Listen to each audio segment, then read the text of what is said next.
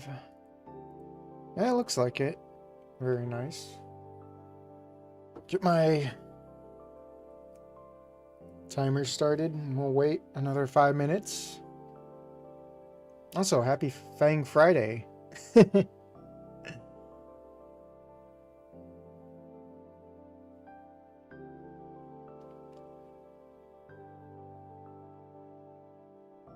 I will miss this Gator.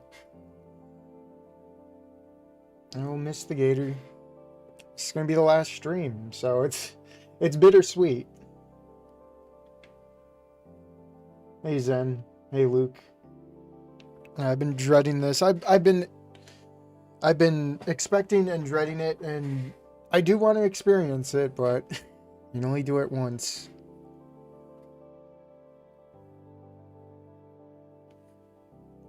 Mr. Halford's Air Force living halfway across the country.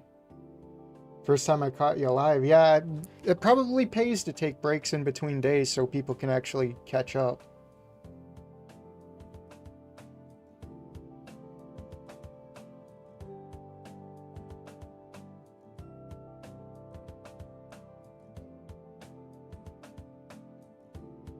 I realize I'm in top chat. Top chat is not based.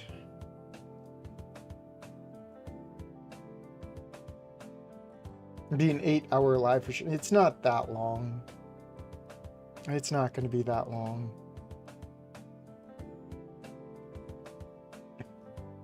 I mean, I wouldn't be opposed to having to do a 2-parter.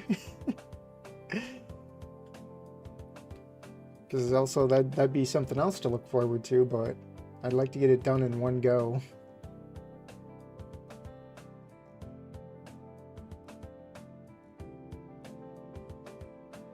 Yeah, we're gonna do the epilogue too. It's all gonna get done. Hey Jack. Welcome back.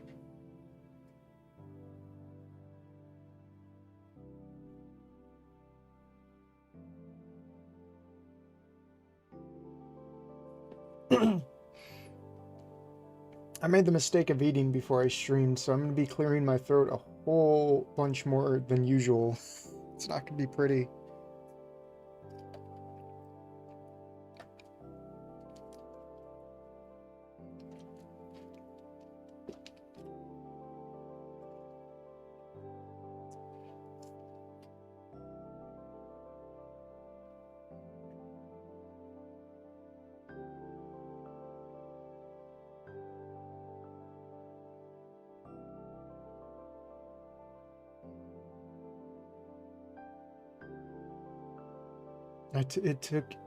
I took 6 hours of just reading the conversations if you add the bathroom stops and reading chat. I hope it's not that long.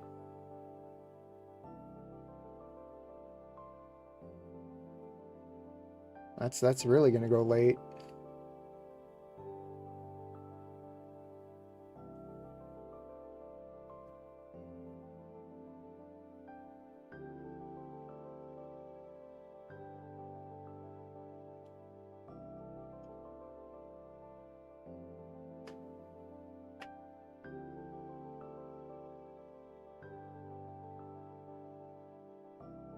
How do you feel about the tier list? Yeah, I was there, wasn't I? I don't know. It's decent.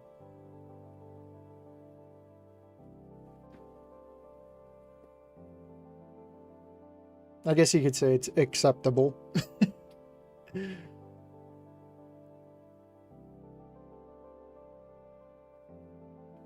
All right, last minute.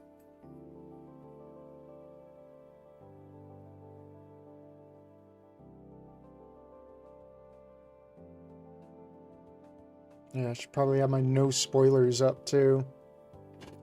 Gotta remember to throw that on the screen.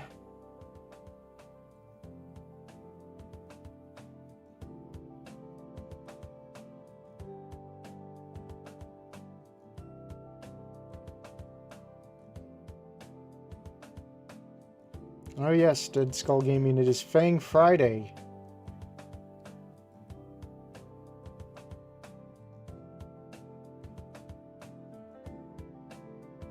both look like 40. Yeah, that was the sad part. They aged so much in like 3 years.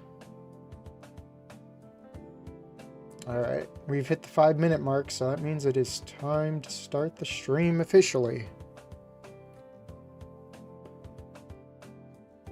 Come on, where's the Gator game? Put that up there. Thank you. And there's the no spoilers, don't spoil, or you're banned. Alright, guide, where's the guide?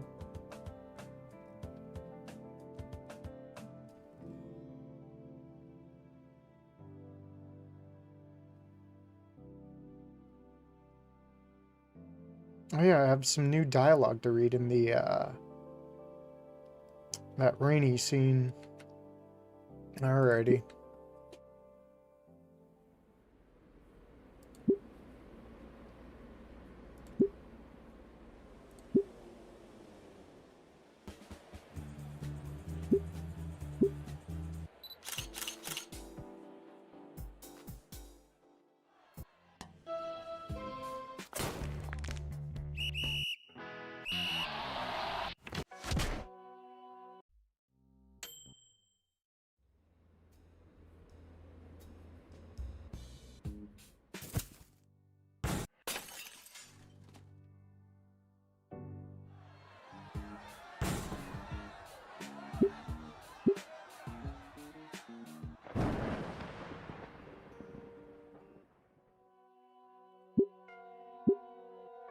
Two-headed Liz. I'm never gonna let that go.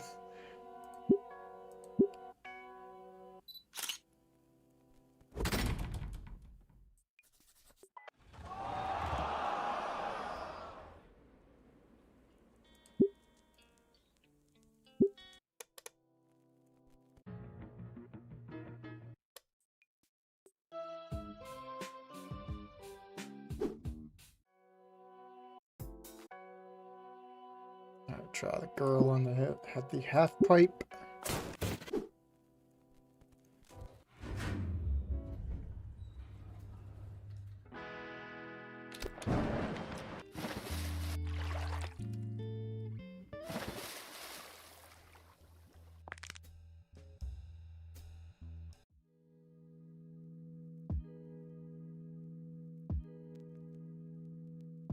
Invite.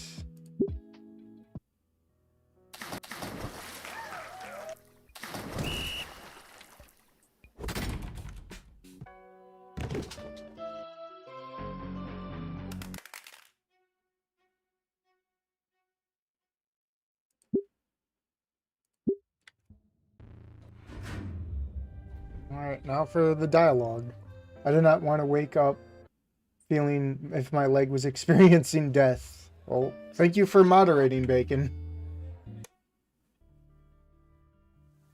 Alright, here we go. New dialogue. I'm going to hate myself for thinking this, but she still hasn't really told me why she did it. I don't want to push the issue too hard, but if not now, when? I just want to know. Why go through all the trouble? What were you trying to accomplish? I immediately regret my words as the pained grimace on her face drives home the mistake she's made.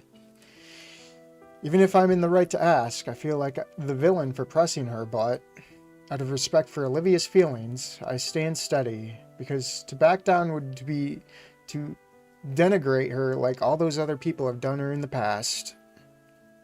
I wanted to see what people thought of my art without knowing that I was the one who made it.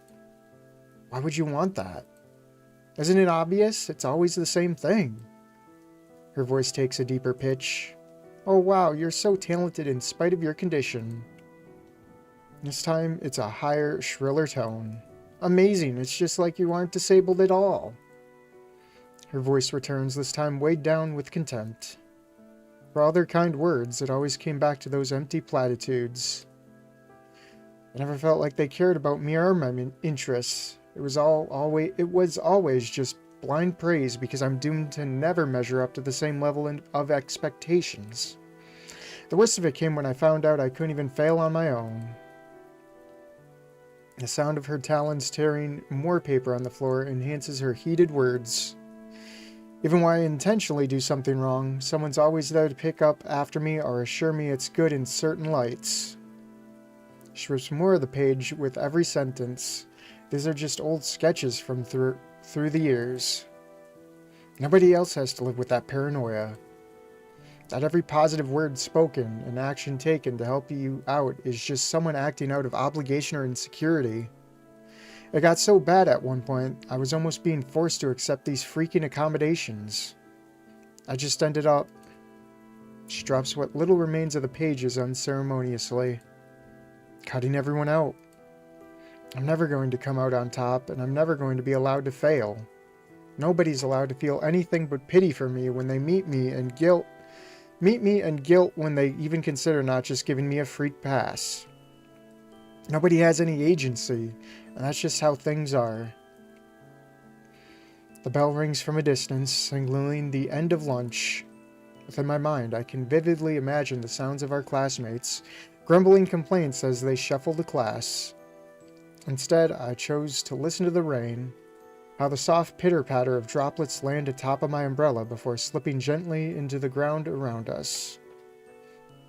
Internalizing that sound alongside the dimmer ambience and the overall wetness has turned the tiny park I'm accustomed to into a near-alien locale.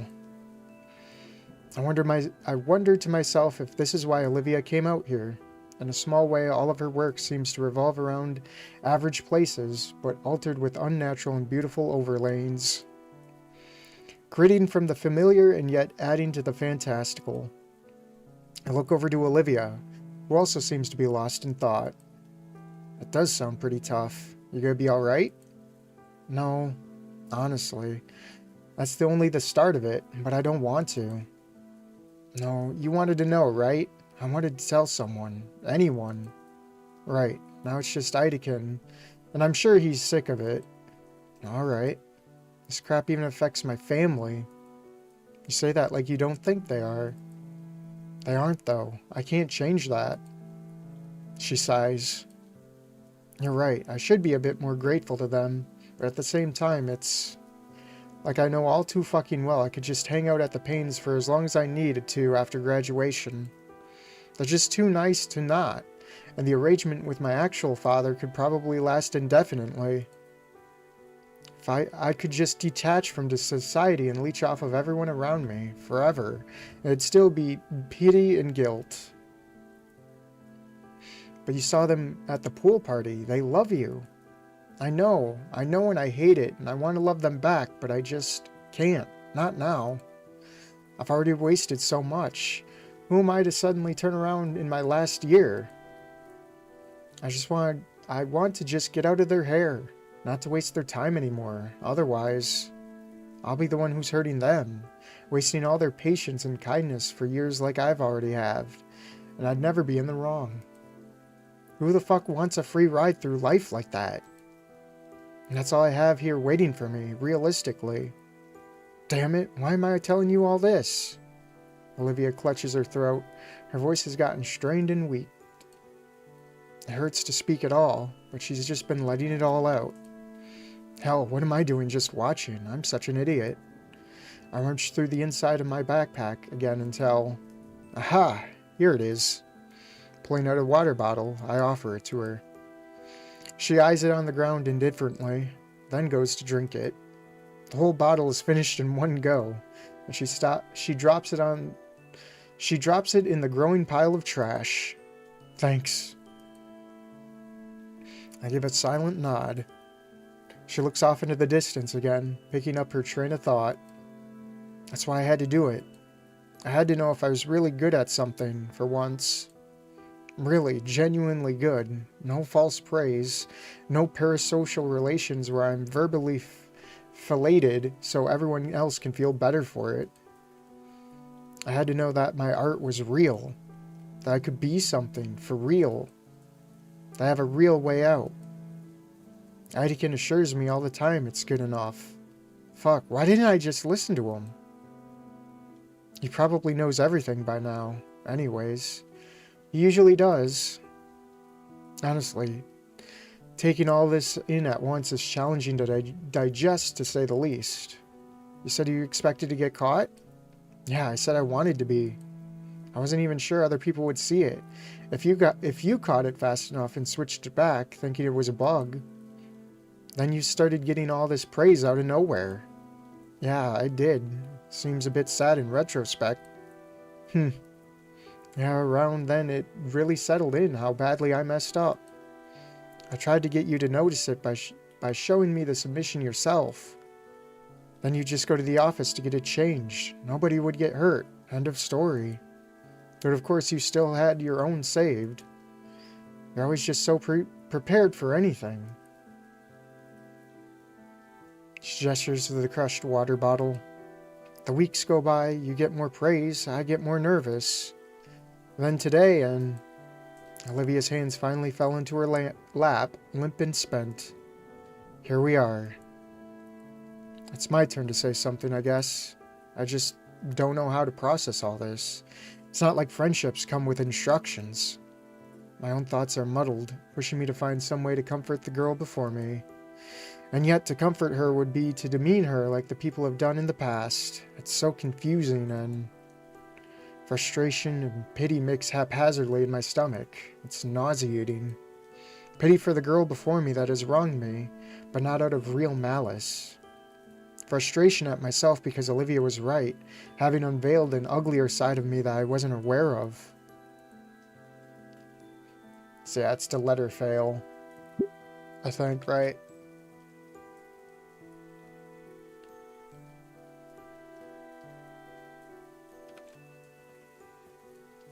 My thoughts land on what Olivia said earlier in your conversation. You going to tell Principal Scaler? Olivia flinches a bit. The principal? Why? About what you did? You said you expected to get caught. We can't tell them officially. Anything but that. Olivia shifts uncomfortably in her spot. Why not? If they found out, it's all over. Isn't that a bit extreme? Honestly, it'll be the end for you too. It's my turn to flinch. Olivia's getting worked up again. New fear starts spiking through her eyes. I don't need to ask. Olivia answers anyways. You didn't talk about it until now, after it's nearly guaranteed to win. With the stakes, it looked like you were complicit. Or worse, like it was your idea. You'd be a fraud. There's that word again. Fraud. No. That word. All over my record? In senior year? I'm about to find a career? Fraud. But even so, isn't it the right thing to do? I can handle it. Don't worry about me. Please, Inko, no. There's more. I told you I'm not even eligible to even enter. I already won before. I got the notoriety and money. The winning piece is featured on the cover of Volcadera Monthly and even gets an article. That's more than a scholarship. It's a foot in the door. I can't do anything about the money. It's long gone, but if everyone knows what I did, and it gets to those magazines...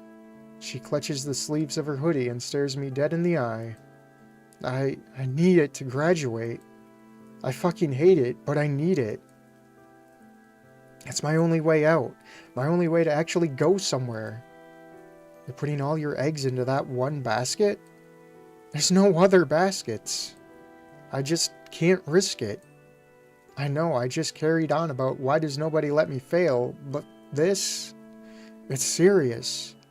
They can't know. Please, Inko. I can't lose everything over this mistake. I just can't. I can't. Fraud. God, not that. But isn't it? Olivia grabs the sides of my jacket and yanks herself close. Oh, it's new art. Perfect time to get a drink.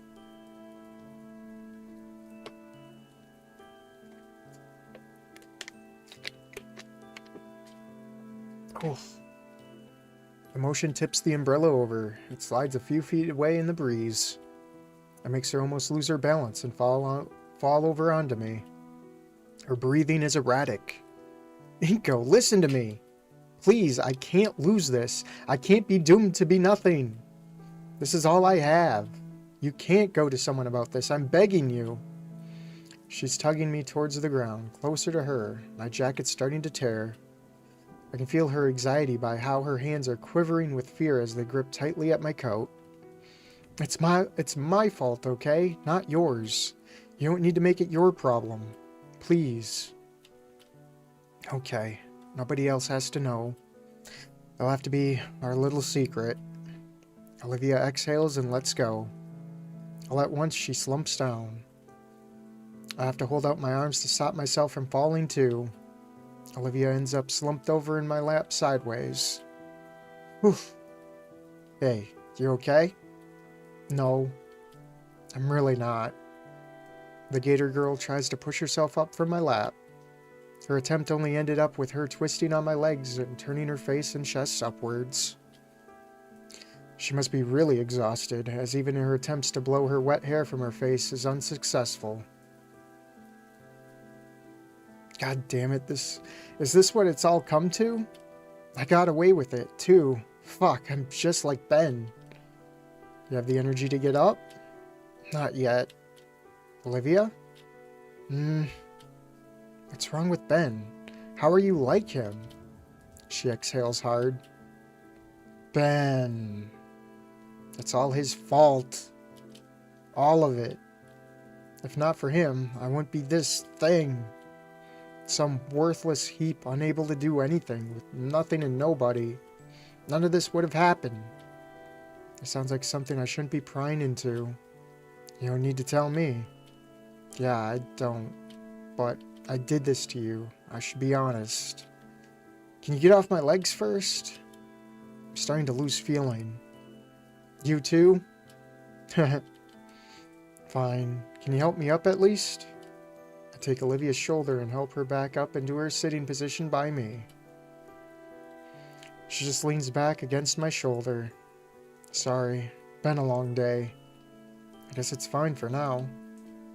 Ugh, where do I even start? That Ben. I don't even remember how we became friends. But we definitely hung out a lot in my last year of middle school.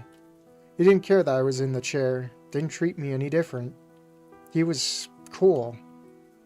What's the issue then? Olivia bops my chin with her skull. Let me finish. He was cool. But in freshman year, back then, Ben was the only student council as a secretary. I was looking forward to that yearly art show. Worked all summer for the perfect piece, Dreamscape. The stain was heavy in her throat as she said its name.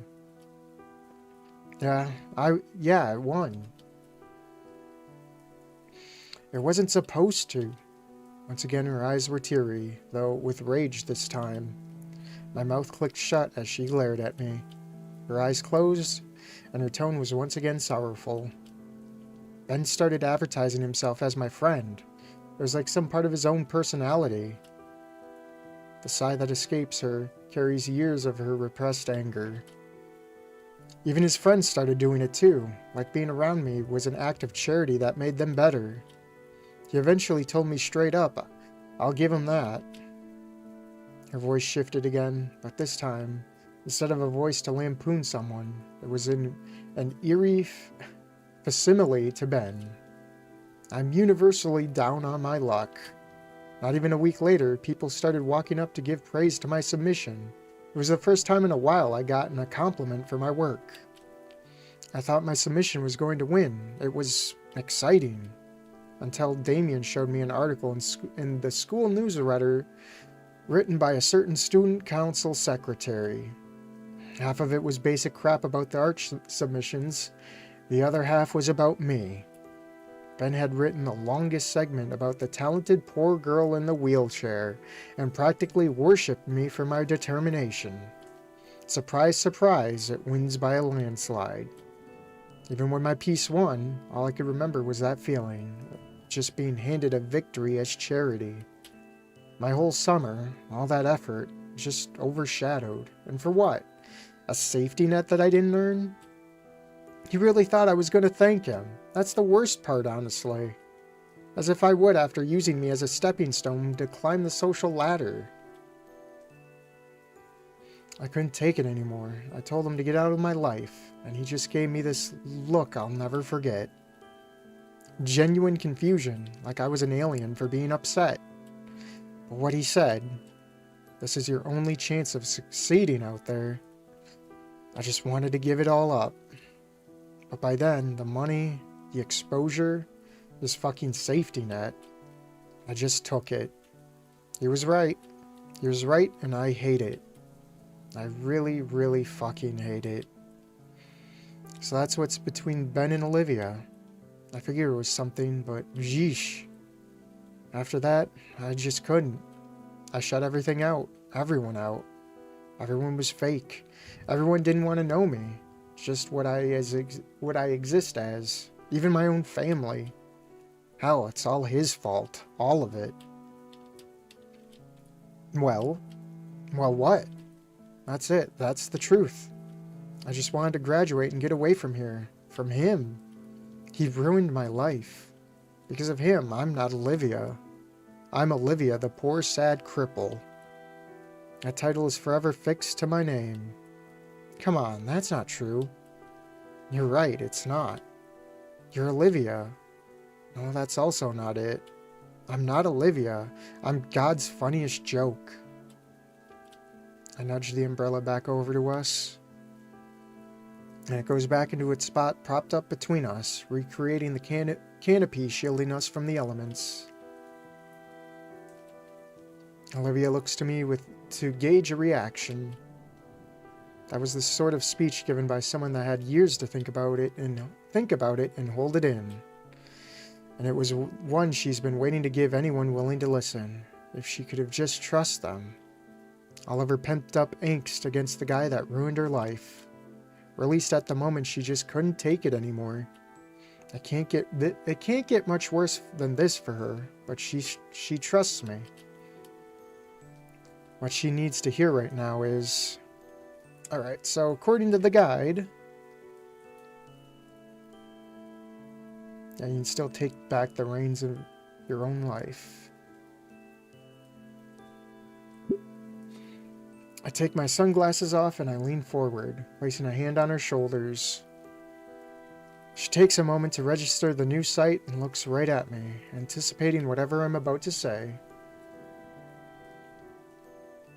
You're not a joke, Olivia. I appreciate you trying and all, but it doesn't matter. The damage has already been done. All that shit is what made me into a nihilist. I wouldn't say you're a nihilist, Olivia. Plus, I don't think that's what the word means. You still enjoy some things. Got a better word? Well, there you go. That's besides the point. Ben did something horrible. But he didn't take away your agency. Are you saying that I ruined my own life? Is that it? Annoyance bubbles up within me as she argues back. She wanted to get caught in the act. Yet Olivia looks at me as if I just spat in her face. Just what the hell are you getting at, Inko? What am I getting at? The fact that you can't keep using Ben's shitty choices as a crutch. Her breath catches. You need to take responsibility for your own life, who you are and what you want to be. My words catch Olivia off guard, and they keep coming unbidden now. You say that you're a nihilist, yet you draw these amazing pieces that reflect these realistic fantasy worlds. And you say that no one wants to know you for you, but you know you have the pains, Idekin, Liz, and me. Can you really blame any of that on Ben? Even the art contest. Ben didn't yank some evil string of fate to make you swap out the submission. You made yourself do it. I know it's hard. I have trouble with this too, but please, for all of us, take responsibility for your feelings, Olivia. Oh shit. Damn it, mouth. My tirade has left Olivia staring at me, mouth hung open, aghast at what I had said. I hiss in realization and try to backtrack.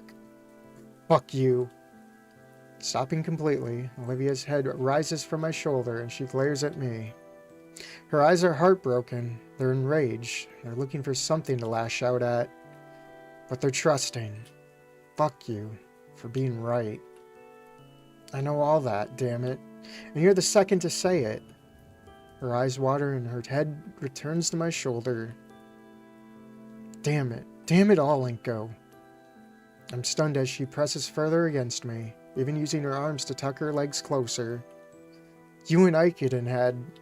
Fine. You're right, but... How do I start? I have no idea what I should do. Her voice sounds so weak, but there's a conviction hidden within it. Honestly, she should have just mauled me for what I said. It's what she wants. I can do this. Well, What do you think is wrong, right now? You'll have to be more specific. Alright. What about Damien and his family? She hums in thought. And then there's Liz, too. All of them would probably like to hear your thoughts. Yeah. What would I say, though? Whatever you're feeling? Hell, just being more open in general would be something. I can feel her frowning, but also not against my shoulder. Fine, what else? Mr. Idekin? She scoffs. He probably already knows. What you're thinking? Yeah, he reads me like a book. But he'd probably like to hear you say it. Yeah, he would. And me too. You got your turn. You told me just now, but I'd like to hear more about you. You're my friend. Alright. Starting now. I can feel her rumbling growl before she sighs. I'm sorry, Inko. For all the shit I put you through since you got here. For being a really shitty friend. For you having to put up with me. I chose to be your friend, Olivia, so don't apologize for that. Olivia looks up at me through the corner of her eye. Ben can't take your agency, and you can't take mine. I'm choosing this. Ha. You're silly. Her words were strained, and not from a lack of water. The regret in her voice was raw, along with the honesty. Thanks. And I forgive you. And once again, silence. I fumbled with my sunglasses, debating whether I should bother with them, given the rain. Might as well, I guess. They are prescription, after all. We just lay back, listening to the patter of the rain against our little tent. Just her and I, secluded from the world that's done so much to crush her. Man, she's really leaning against me. I crane my neck so I can turn and look at her. She looks so at peace now, even with the smeared mascara and wet hair. I'm starting to lose feeling in my arm, though. And watching her like this is... Is that a snore? I guess she would be pretty tired. It's been a long day for both of us. Even if it's only 4th period. Did I do alright? Things turned out pretty okay, but I'm anxious. The best I could do is be there for her. In this case, it's letting her have my shoulder for a bit, pressed up against me. My eyes slide close, and I try to lose myself in the pitter-patter of the rainfall. Oh. Oh my god. Olivia jerks herself up and starts coughing into her fist. Fuck, how long?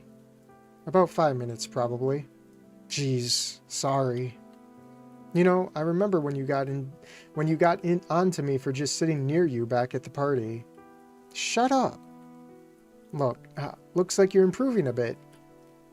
Olivia bonks the umbrella, making it splash a bit onto me. Hey.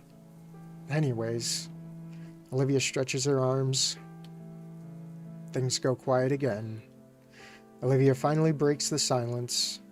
I know you say you forgive me and all, but I still feel like shit for putting you through all this. Now everyone's going to expect you to be skilled at painting. They'll call you a fraud. Oh, yeah, I was trying not to think about it. Damn it, it's all my fault. Olivia rests her arms over her knees, and I'm surprised she manages to bury her long snout in them. An idea hits me. What if you taught me for real? Olivia raises her head from her arms. Taught you? Painting? For real? It's like you say, I have expectations to fulfill. Would you teach me how to paint like you do? I don't know. Tell you what, I'll forgive you if you teach me. You already said that. Olivia looks down in contemplation. Alright, I'll teach you how to paint. But you should know, I'm a lousy teacher. You've seen my work in class. I'm a lousy student. I got a feeling it'd work out. Hey, don't make it weird. Yes, Professor Halford. Stop making it weird. I chuckle as I'm prayerfully shoved by her. After everything that was said and done, things became quiet.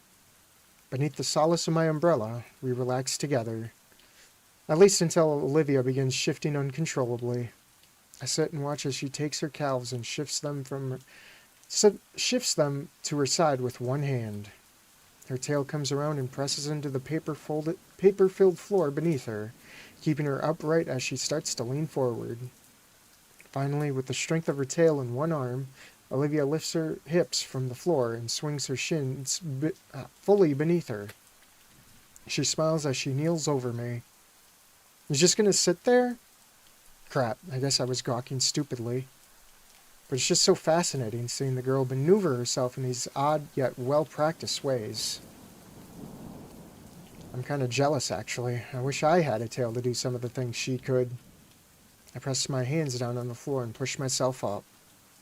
I don't know why I had thought to stand, but instead I shifted myself into a kneeling position too.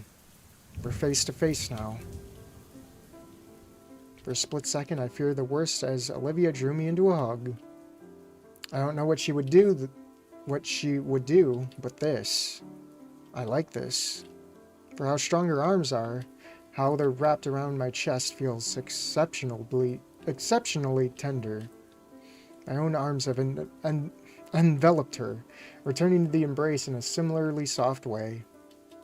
And as her arms loosen, I draw back, though I don't want to take my hands off her. That was nice. Don't make it weird. Sorry about that. Through the sound of rainfall hitting the umbrella, my ears suddenly pick up the noise of what sounds like squeaking. I look down to see that there's something shuffling in Olivia's pocket. Okay, I think this part's the same. I'm gonna hit skip, guys. I'm sorry. Yeah, this is mostly the same from here.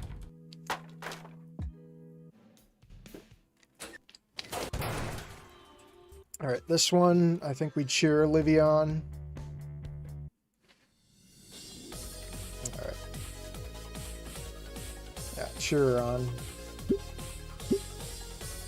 So I think we don't have any more new reading until Ending 4 locks in. This one don't matter.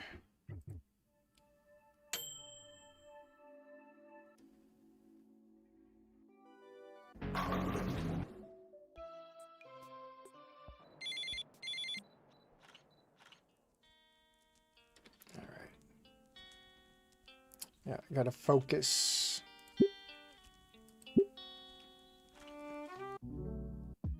Why no guts? We've already seen that one. Oh, this one's new apparently. This part. I think this is the part that determines your ending or where you're at, I guess. Honestly, at the start of the year, I would have told you things weren't looking too good. But I've met some really good friends here at St. Hammond, and I feel like things will be okay for us. I can't help but look towards Olivia as I say that. She stares back in a faint expression of surprise, but it quickly melts away into a warm smile. Yeah, that sums it up pretty well.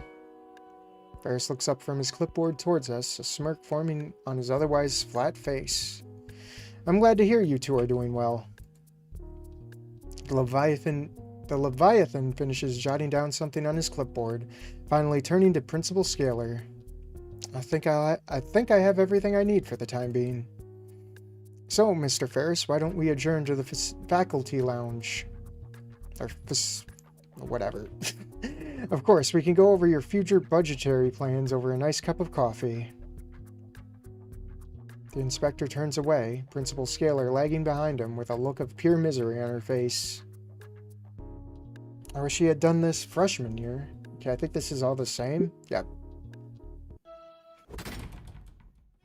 Alright, what's this choice again? Don't take the key. Don't take the key. And skip. Next choice is find Olivia. Oh, is this new? You two did well for yourself, though. I'm proud of that. All we did was run away from Mia. Yeah, this is new. Mr. Edekin sighs, but not long after, he gently smiles at us. What matters is that you two found the strength in each other and reached out for help. With what we have on Mia now, we can justify watching her like a hawk from here on. And anybody else she was harassing ought to thank you. Are you sure she's going to actually get in trouble for this? At this point, we'd look bad if we didn't punish Mia for this kind of behavior. But why did I get that little bit of dialogue? It felt like that didn't even really make sense to do.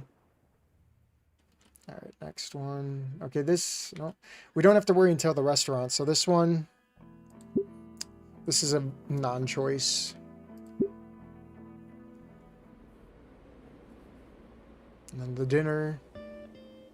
I'll go with the kebab again. Vinny hangs himself. Go find Olivia. And then ask Olivia for help.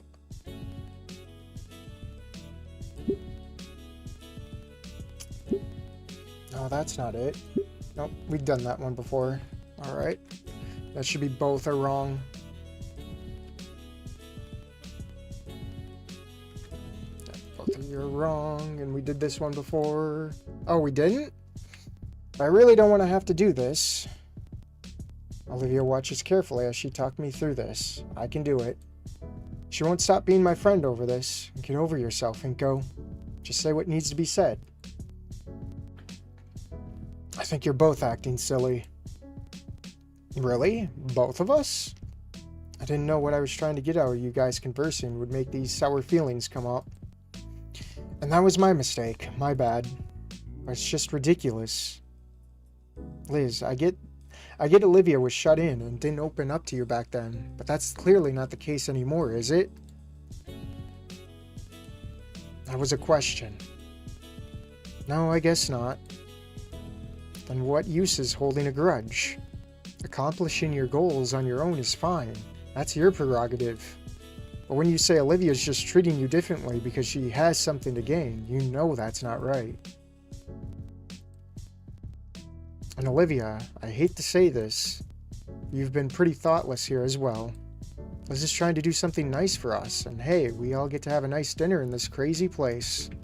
But when you say you'd rather be home painting, it's just not insulting Liz. It tells me you'd rather not be here with me as well. I love how much you've opened up to us, Olivia. What seems to me is that both of you just refuse to see eye to eye. Too much pride going on.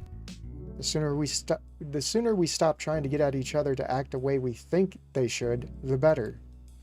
And I thank you for your advice. I hope you won't be mad at me for saying this.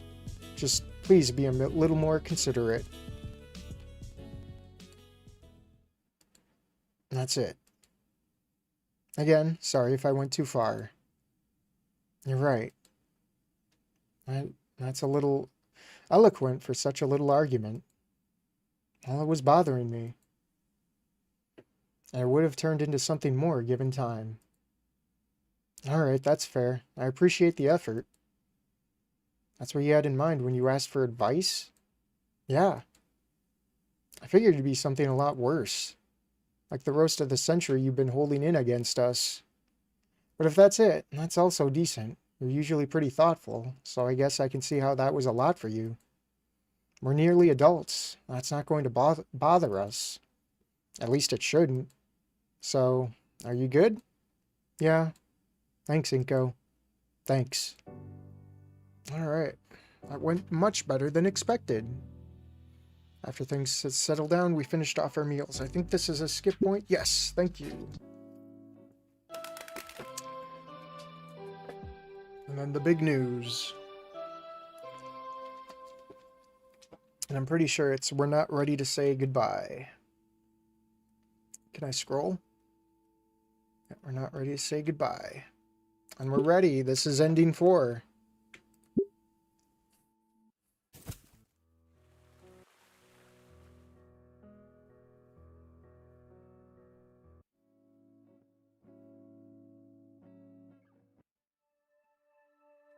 Yes. The clicking simulator. and then Olivia Ash jump scare. Skip. Alright, here we go.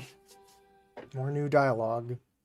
I recount the events as Olivia and I had done with Idakin, including the part where he saved us with a stun baton.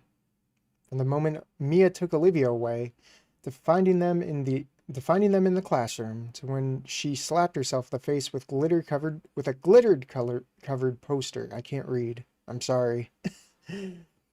Leaving out the nature of the blackmail, of course. Getting everything out in the open is relieving, and I'm able to remain calm and collected the whole way through. While I spoke, Mia leered at me with eyes promising a vicious death. Ben, on the other hand, is looking increasingly uneasy that I'm not playing along. He's not glancing my way, but his eyebrows furl in a way that it's clear he's silently begging me to help him out there. Mia focuses her vengeful stare at him as if to say, "What are you doing?" Inko, I'd like to remind you it's your word against hers. There's no proof anything you're saying is true. Did she ask for evidence, or did she ask for my side of the story? True, but Mia's never hurt. Ben, I'm not interested in these mind games. She's been targeting Olivia and I all year. You want to defend Mia, I get that. Why does that involve throwing Olivia and I under the bus? Still here, dickwad. Mia? Scalar manages to shut her down with an authoritative glare.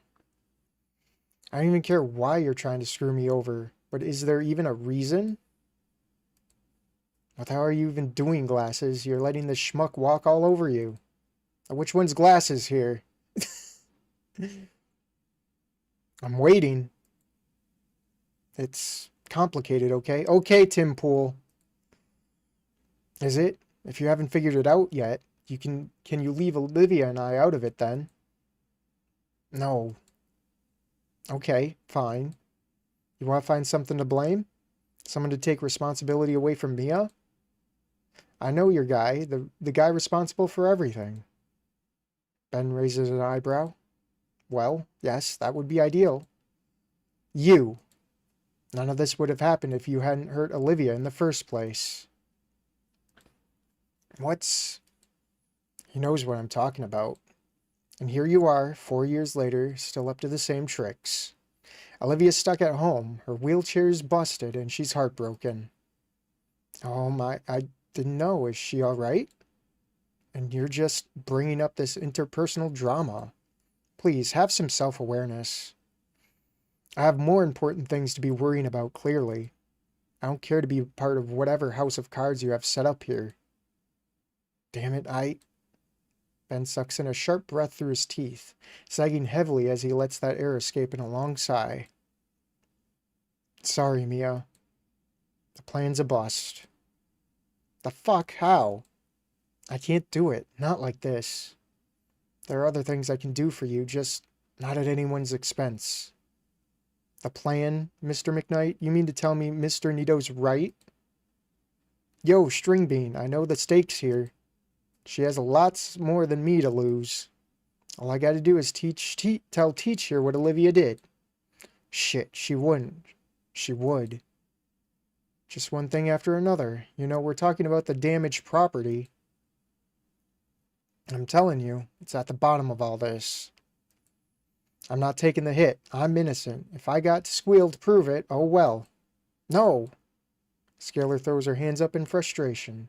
She's resigned to just being along for the ride, reaching for her lunch bag. Ben, I have to. I said no. There's other ways.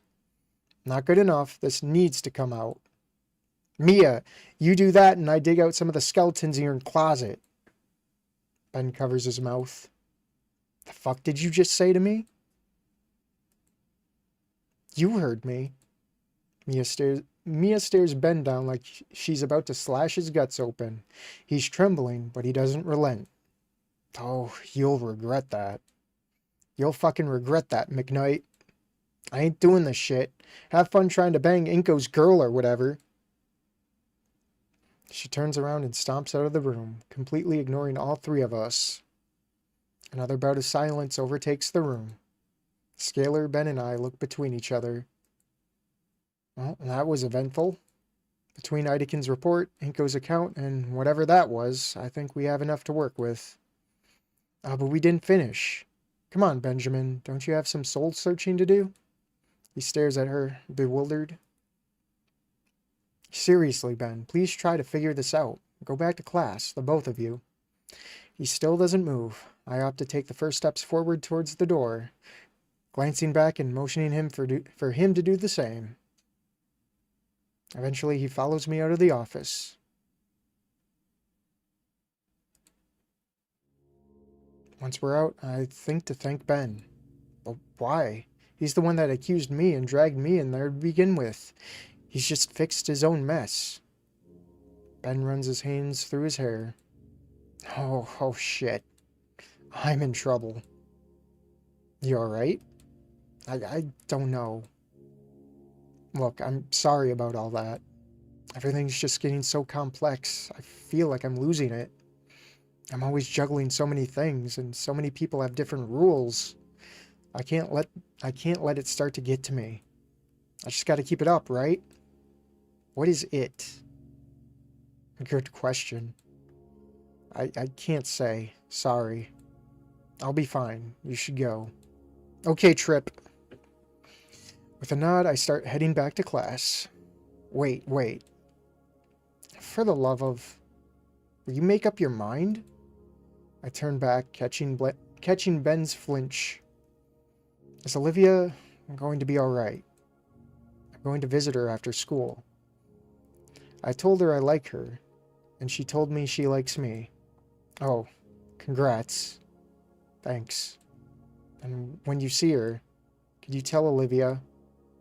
Tell her I'm sorry? About then, I didn't mean for it to hurt her. Does he read the chat? I'm trying not to. I'm sorry. I want to, like, get through the new stuff, too. It's got me hooked, okay? It's got me hooked. But it'd be a perfect time to get some drink going.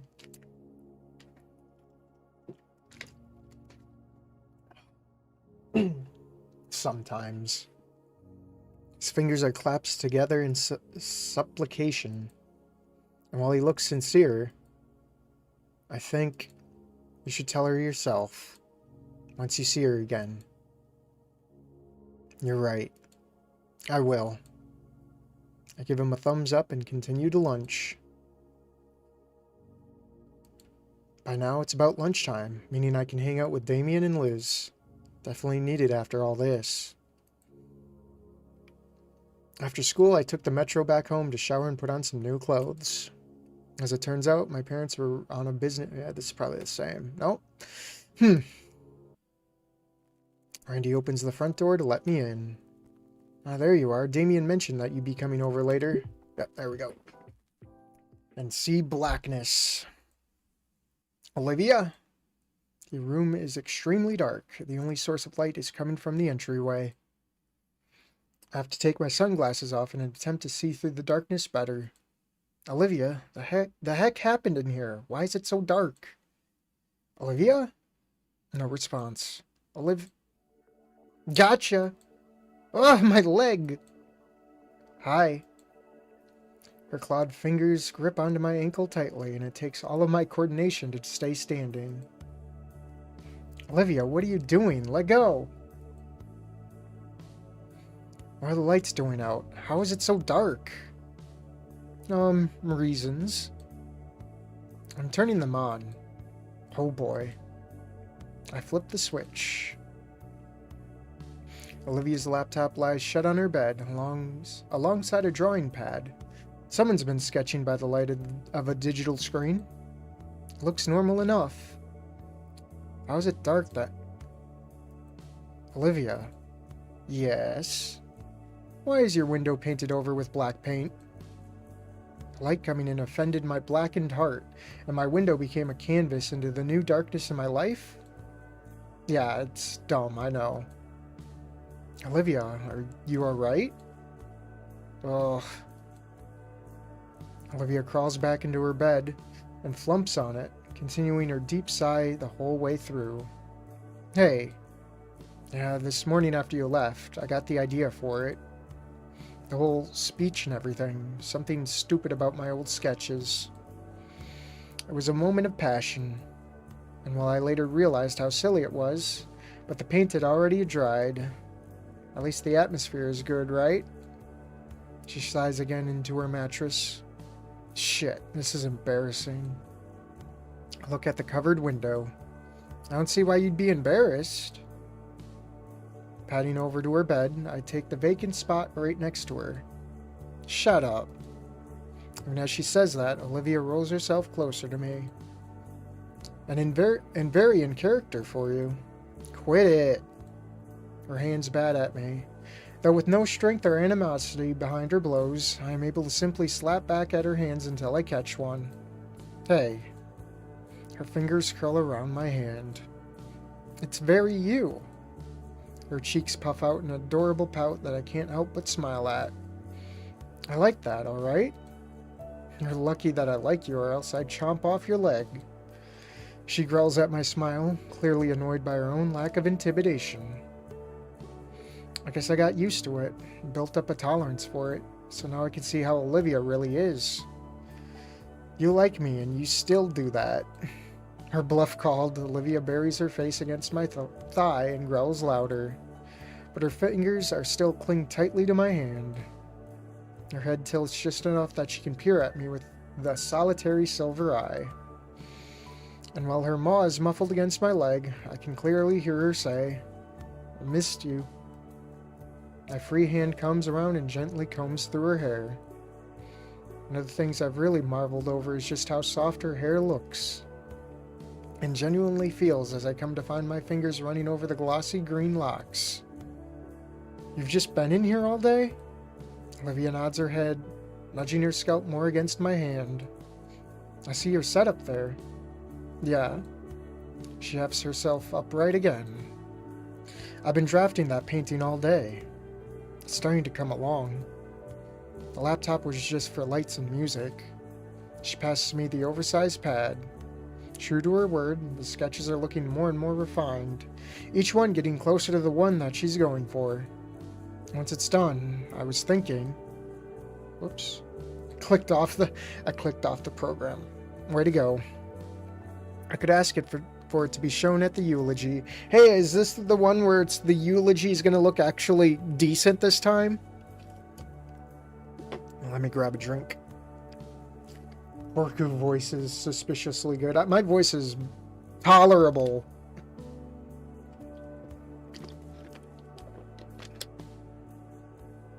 Alright. Oh. Yeah. Think they'll let me? They better, with all this effort you're putting in. Yeah. Want to hear something weird? I've had a long day. Hit me. This painting, I think it's special. When I woke up this morning, I felt lost. Lost enough to block out the lights in my room. Then I just remembered my promise, and I got to work. It still hurts, but when I'm working on it, it hurts less. Like it's what I should be doing, like I'm doing it right. That's not weird at all. Really? Come on now. Alright, it's super weird. I think less of you now. Ha, but really. She bites her lower lip, thinking... Oh, there goes my alarm. Alright, she bites her lower lip, thinking about something. Is it missing something? Or it is missing something. She gestures to the page I'm on, the most recent sketch. I don't see anything wrong with it. It's vague, there's no detail. At the fountain, I tried. I really did. but I can only remember so much, and Inko, hey, absolutely. I'll take the best dang pictures you'll ever see. Thank you. First, though, how about I let the sun back in here, alright? Oh, yeah. It's probably for the best. How would I go about doing that? I move the washcloth across the window pane, slowly but surely scrubbing away the dried up paint in chunks. Good thing Olivia keeps spare bottles of paint in her on hand. Or at least Mrs. Payne has Olivia keep spare bottles, ever since an incident involving a much younger and more rebellious baryonyx smearing paint all over the walls. As I continue scratching some of the errant flakes of paint off with my fingernail, my ears pick up the sound of a digital camera going off. She took our camera! In my peripheral, I see Olivia holding her phone towards me. Taking a picture while I'm not looking my best? For shame, Olivia. Ah, hush, you look fine. What's so special you need to take a picture for? Nothing. Just using you to mess with unstable human women by posting my catch on their forums. That's neat. Wait, what? Most of the paint has gone away. I toss the rag aside and scramble to take a seat beside Olivia. She cackles to herself as a new post with the photo shows up. I've never heard of this place before. It does look like a forum specifically for women. Is this the same forum she brought up in the car? That is to say, non-dinosaur. Isn't this that lizard lounge site Liz doesn't like? No, this is a rival site for only human women. We're always messing with each other. Olivia's posts feature a picture she'd just taken, appended with the text, "Mine now, skinny whores, your days are numbered." There's a reply calling her a dirty trick. Olivia, I don't really appreciate being used for this sort of thing. Nah, don't worry about it, it's cool. See, they just IP banned me. You got banned just for that? Nah, I can get around that super easy. And I get to do it all over again. Their tears sustain me. Okay, that's enough internet. That's it. I'm taking you outside. Hiss. I shake Olivia's leg to get her moving. Come on, you've been stuck here all day. Come to the world of the living. Forum Wars. That's actually that was an old Flash game, wasn't it? Though I insisted to Olivia that I didn't mind carrying her, she opted to shamble her way towards the couch on her own. We have a shit poster. When she reaches the couch, she pulls herself right into the cushion long ways. She sprawls out and exhales. Well, we're out here. Now what?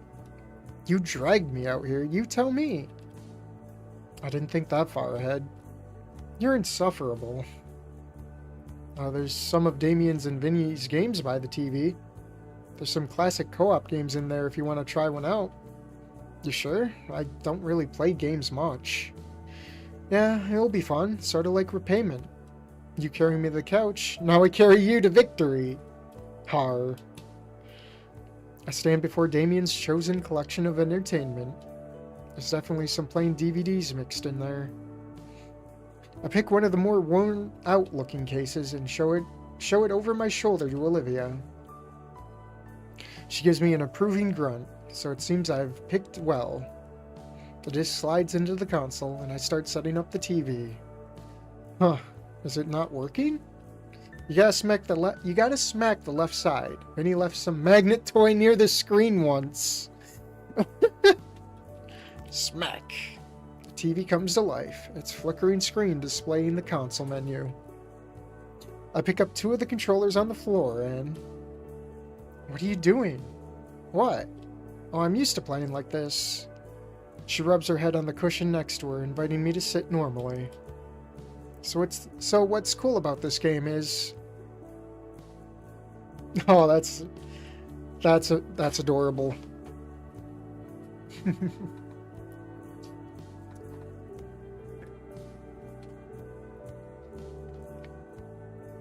Yes, and Snoot trigger would be like the N-word. Oh. Alrighty. Hey. What's cool is the co-op campaign has its own story. We can just play through that because there's no way I'm letting you near the online scene yet.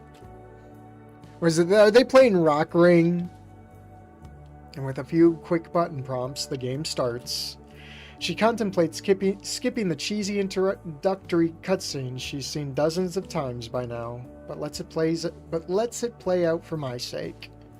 When the game starts proper, I'm faced with a very specific problem. I am not good at video games. I'm good at watching them and listening to other people dissect them, but I do not play them. Okay, just follow my lead and shoot anything that even looks like it's moving. Right, how?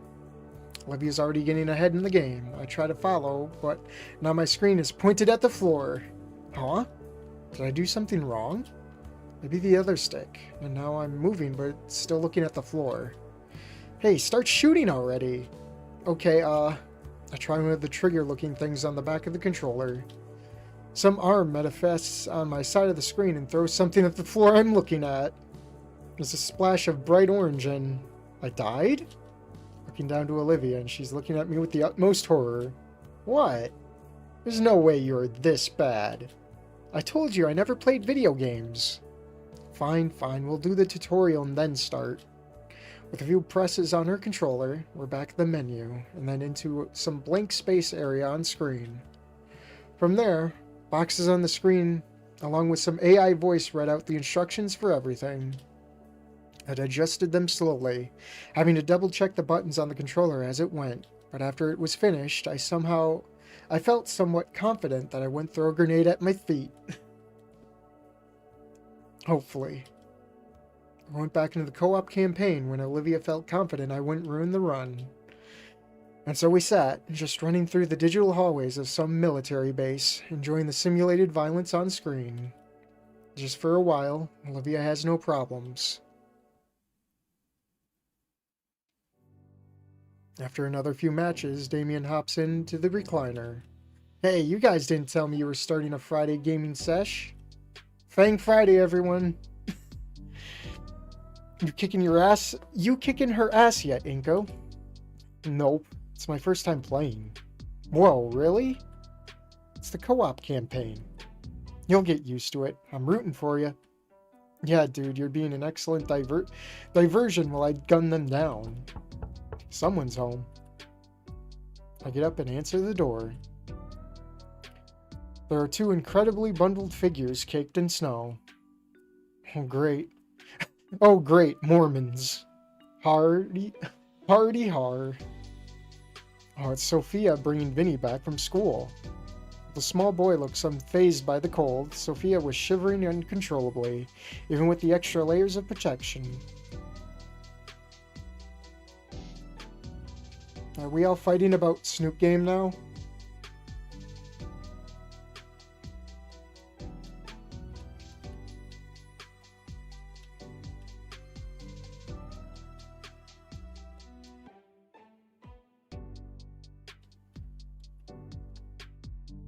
Snoop Wars.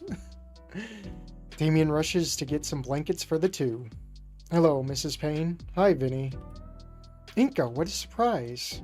Hiya, Inky. When Sophia sees Olivia, she puts on her biggest smile.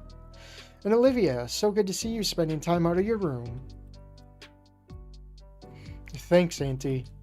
Oh, you guys started a game night? Inko, you beat her senseless yet? What's with you guys wanting me to beat her so bad? It's funny. Nah, he hasn't. He's getting the hang of it, though, so you never know, yeah? Hear that, Liv? He's coming for you. Yeah, sure, when he ties both my arms behind my back. Actually, no, I'd still win. You know the rules. You gotta put up or shut up. That is a weird way to black out the screen. Sorry, back to Gator. We were fighting about Snoop Game. Well, this isn't Snoop Game right now. It may be Fang Friday, but spiritually it's Wani Wednesday. She won. It leaves a certain sting I don't think will ever heal. The uniform, yet thoroughly disappointed grimaces on Damien and Vinny's face tell me they won't let it heal either. There's a knock at the door. Vinny jumps up to get it. Hey, Dad. The figure stumbles in through the blizzard and removes his heavy jacket. Jeez, this weather. Hey, y'all. Inko, I didn't expect you to still be here. Good evening, Randy. Randy tosses down the bag of salt that was on his shoulders to the living room floor with a loud thud. Choose, guys. Hug the gator or boop the snoot. You know what? That's a good poll. We need a poll in here. I knew I was forgetting something. Let me pull it up with you guys. Start a poll. What would you do? Boop the snoot. Hug that gator.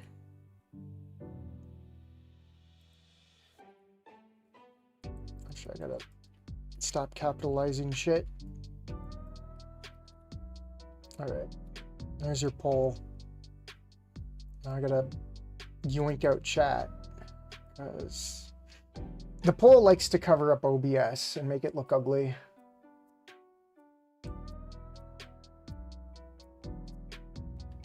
Alright,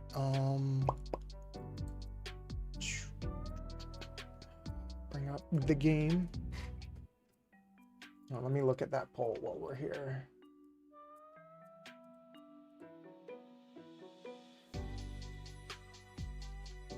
Can people in YouTube even pool? In Snoot Game, you can also hug Fang. That is true. I want to hug the gator, but the snoot is too good. Both. There is no both in this poll. Well, I'm going to let that hang for a bit, and then I'll read a bit. Randy tosses down a bag of... Oh, we read that. Playing games together, I see. I hope that means you all got your homework all squared away. Yeah, it's taken care of. Vinny threw his in the garbage disposal, though.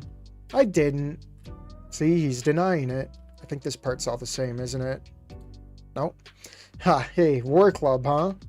So... Nope, he hasn't. It's embarrassing. First time then? Even if it weren't, he's just bad. Fine, you guys want to try? No way, this is something else. I'm watching this to the end. Vinny nods in a respectable agreement. Well, I'd join you kids, but this is my turn to figure out dinner tonight. Need something warm after everyone's been out in that frigid cold all day. Your mother's nearly frozen solid. Something warm does sound good right about now. I just remembered the pizza coupons. Hold on, I think I got something. Aha! I hold out the coupon I was compensated with from the art contest. 2 large, 2-topping pizzas for 13 bucks. I'm unsure if Damien or Vinny's face lights up more at the mention of pizza, but Randy outshines both by an insane price drop. Yeah, this is all the same. Even Olivia's heartbeat slightly intensifies. Yeah, that's all the same. Now we're back here. I take the distraction to snipe her from across the map. That's fair. He got you. Randy shoos Damien off his spot with the recliner. He joins us on the couch. Oh god, more art. Let's go. I see that Gator's still winning.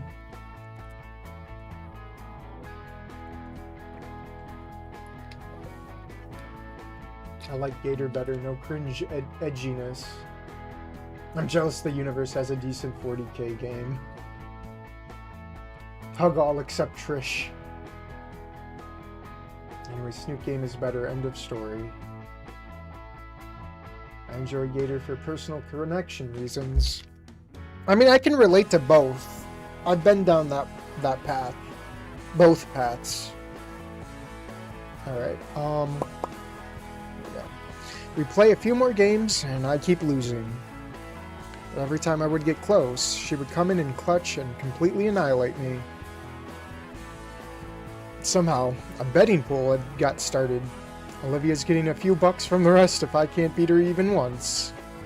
The pains encourage me as I get ever closer to actually scoring against Olivia.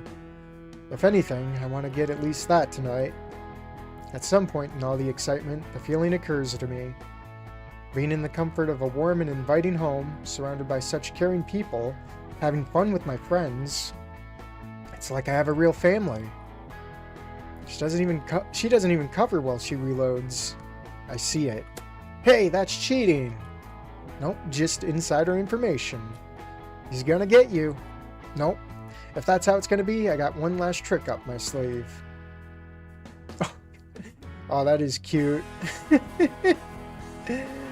Oh. I think you're just Hey! Aw. I don't know how any of you are keeping up with all this. Now that would be our dinner. Randy heads for the door with a hand already reaching for his wallet. Pizza? What's the special occasion? We're gonna treat ourselves good and eat something good tonight. That's the special occasion. Not that I'm complaining about pizza, but isn't delivery pricey these days? Randy returns with the boxes stacked on his arms, flashing the used coupon in his other hand to Sophia. Her face dons an expression similar to the others earlier. See? Okay, everyone, get a plate and get some. Feel free to make a mess if you want cleanup duty. Alright, this should all be the same. Alright.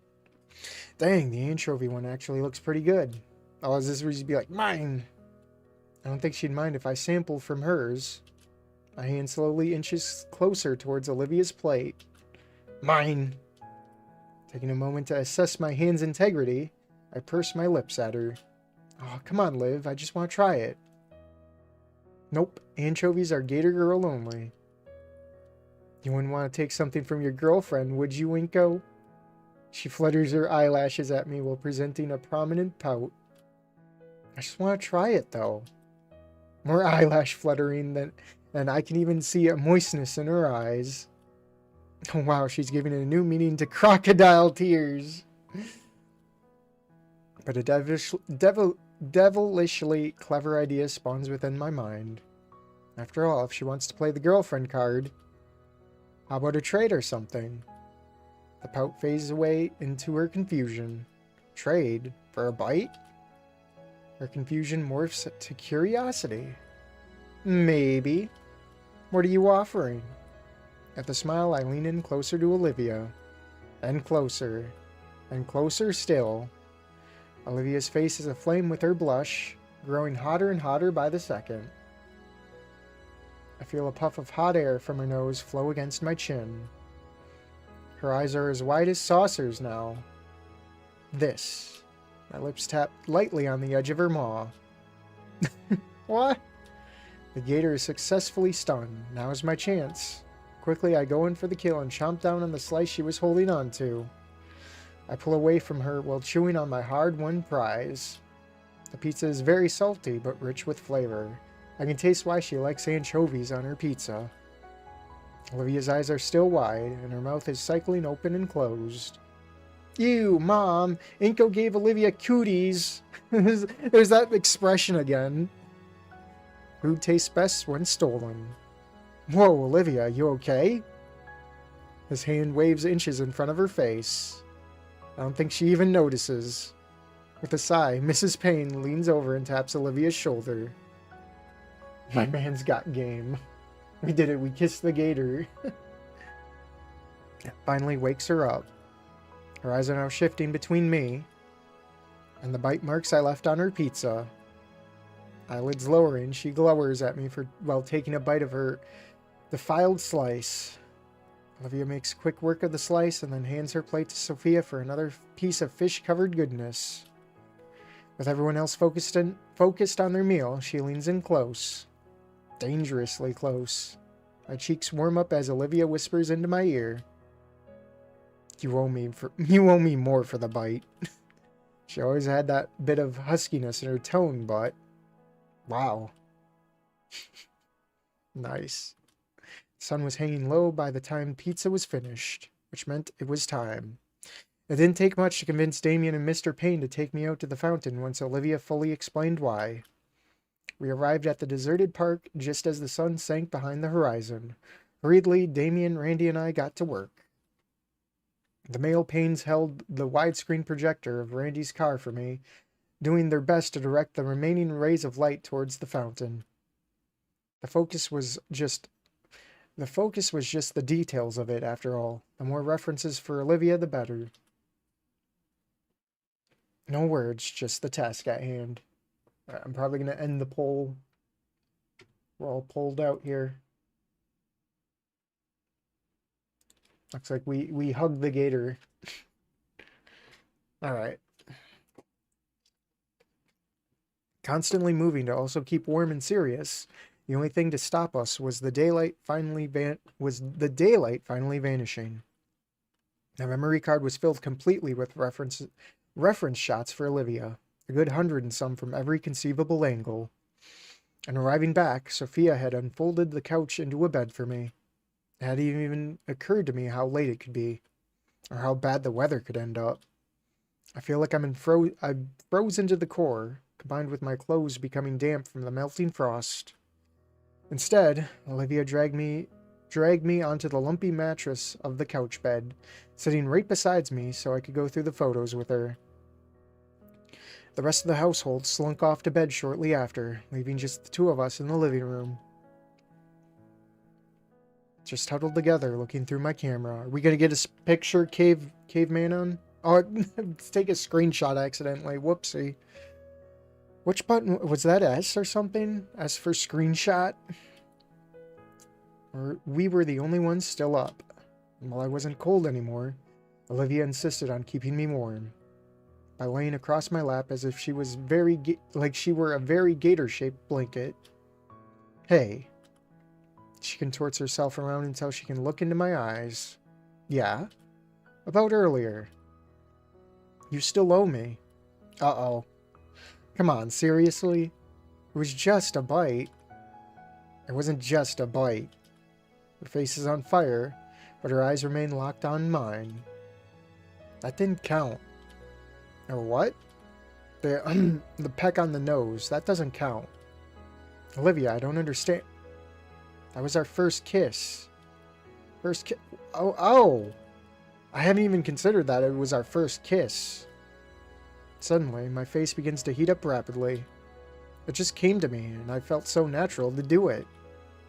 Well, alright, She crosses her arms. Olivia might have looked intimidating if she weren't also splayed out across my lap while she did it. So you want an actual... with interest. A fair trade. Even as I look down at her with incredulity... I don't know how you say that. Olivia maintains a serious face and posture. Locked in a staring contest with her, I feel my lack of shades has weakened my defenses. I cave in. Alright, I owe you a real kiss. And what else? I want to go on a date. Oh, she's asking this time. An actual romantic date. The split second I get my chair back. Alright. So, the first part. Olivia's hands reach up, latching onto the sides of my head. I expected her to drag me down roughly, but instead I could feel her hands shake as she slowly guides me downward. It's awkward and slightly painful how I have to twist at my waist to meet her, but it's worth it. Come on, picture, picture, picture. It's soft. Chast. Skin and scale pressed lightly together. The hot air of our breath intermingles. I support myself with my arms over her. Her arms move from my head to around my neck. Our eyes grew heavy. I don't know who faded first, but Olivia clung to me as we drifted to sleep just like that. There's no picture. Are you kidding me? That's it. I'm refunding the game. Just kidding. I stir from my sleep as the morning sunlight begins peeking through the glass back door. It's quiet. The only signs of life is the light breathing of the girl holding me close. She's wrapped her arms around one of mine, gently nibbling on my shoulder in her sleep. She's warm. I start drifting back to sleep, lulled in by Olivia's soft breathing. My thoughts adrift between sleep and awake. They're puzzle pieces that slowly come that slowly come together in a single unified phrase that wholly captures what I'm feeling. I love her. I feel that horrible disturbance. It's Vinny. Yeah. Inky, live, wake up. The cursed beast plants both his feet into my chest, shaking me by the collar. Olivia responds by swatting him clean off of me with her tail.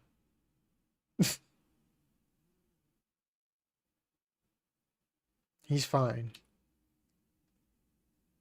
Olivia sets herself up, wiping the sleep from her eyes. Morning, Ninko. Saturday morning. Checking my phone says that it's still 7:30. 4 hours too early. Barely. I sit up, narrowly missing Vinny's second landing zone. He's got the cable remote. The TV flickers to life, and Vinny starts flicking through the channels at a speed only he can comprehend. Morning, Inko. Damien enters from the hallway. Sorry about the wake-up call. It's Vinny's favorite season. Winter? Hockey. Vinny cheers loudly, and I look to the screen to see a player being brutally slammed into the protective glass of the ice rink. So should we move? Nah, too comfy. Yeah. I'm hungry. Go make breakfast. What do you want? A big plate of eggs and bacon. I think I'd burn the kitchen down first. There's plenty of cereal out there if you want some. Olivia drones dramatically. Fine. Gently untangling myself from Olivia's grasp, I shoot Damien a thumbs up as I make my way to the kitchen.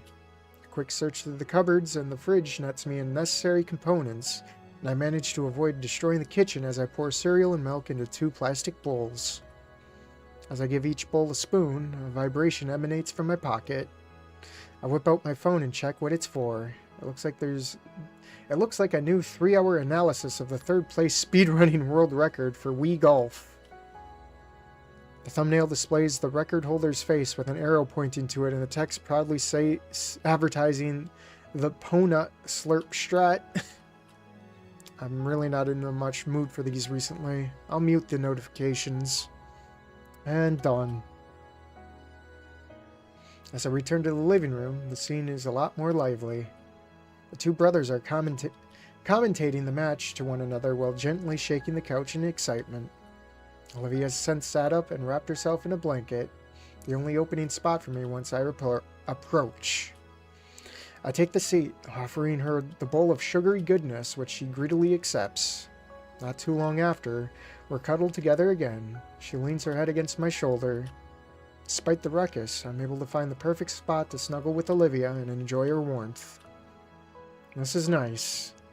We do our best to withstand Vinny's rambling about hockey teams, though it would seem like he's more interested in which team gets the most fights rather than wins the most. I look towards Olivia every so often, worried that she might be losing interest in just sitting here. She always reassures me with a gentle smile, one that says she wouldn't have it any other way. Sharing in her contentment, we continue to snuggle on the couch together, occasionally cheering when the brothers as they celebrate the success of their hockey team. Damien and Vinny start shouting in victory as the home team gets the final score. What a slap shot! Heard the excitement in the room, watching hockey again? Sophia settles herself into the recliner, opening up her laptop, so this might be the same. Nope. Oh, the school's weekly newsletter just came in. Turn on the volume, Damien. Sure thing. Alright, first it says there's a basketball game this Friday against the Stale Spikes. In preparation for the finals, tutoring will be open after school for everyone that needs it. Damien. I got it covered, Mom. Liz is helping me out. I hope so. Senioritis won't be tolerated here. Oh, this is interesting. To all our students, you are invited to St. Hammonds High School 201M 2023 BC Winter Formal. Winter Formal? Damien yawns and stretches his arms behind his back. Yeah, some event for seniors they got every year. Basically a dance, but more fancy. It's like the biggest event of the year. You know, next to graduation or prom or whatever. I don't think any of my previous schools ever did something like this. Just regular dances. Immerse yourself in the serene beauty of the wintry night sky with music, food, entertainment, and much more. We will also be hosting a special memorial for one of St. Hamon's finest teachers who has recently passed, Mr. Trent Iketon. Shoot, that's going to be tough to see. The event will take place at Volcadera Convention Center on Friday, December 15th from 7 p.m. to 10 p.m. Tickets for the winter formal are now on sale online and are in Mrs. Prockling's class in room 211, $15 for one and $30 for couples. Please read our event dress code to know what will and will not be allowed for the formal. Have a great weekend. Go Feathertails! Well, it seems like you three have something to look forward to next month. Mrs. Payne closes her laptop with a smile and sets it aside. Mom, it's about that time. She gasps and checks the clock on the wall. I nearly forgot. Vinny, get your kimono on. I'll start the car. It's called a gi, Ma. I'll probably be running some errands while he's at karate practice, so I'll be out until dinner. I'm sure Vinny didn't mean to karate chop my throat as he got up. He's just eager to get to class. I didn't know Idekin was fucking dead. Yeah, you should have watched the other videos, dude. The back rub from Olivia helps to clear my air way quicker, at least. Well then. Damien switches on some game and slumps into his familiar position in the recliner in mere seconds. I don't even know how he keeps track of the blurs of colors on screen. I feel like it's going to give me seizures if I look too hard. Olivia tugs at my arm. Hey, want to head back to my room and watch something? What do you have in mind? Nothing in particular. I'm sure I'll find something good. Alright. Drink time. In fact, I should probably go out and get another bottle of water. Be right back.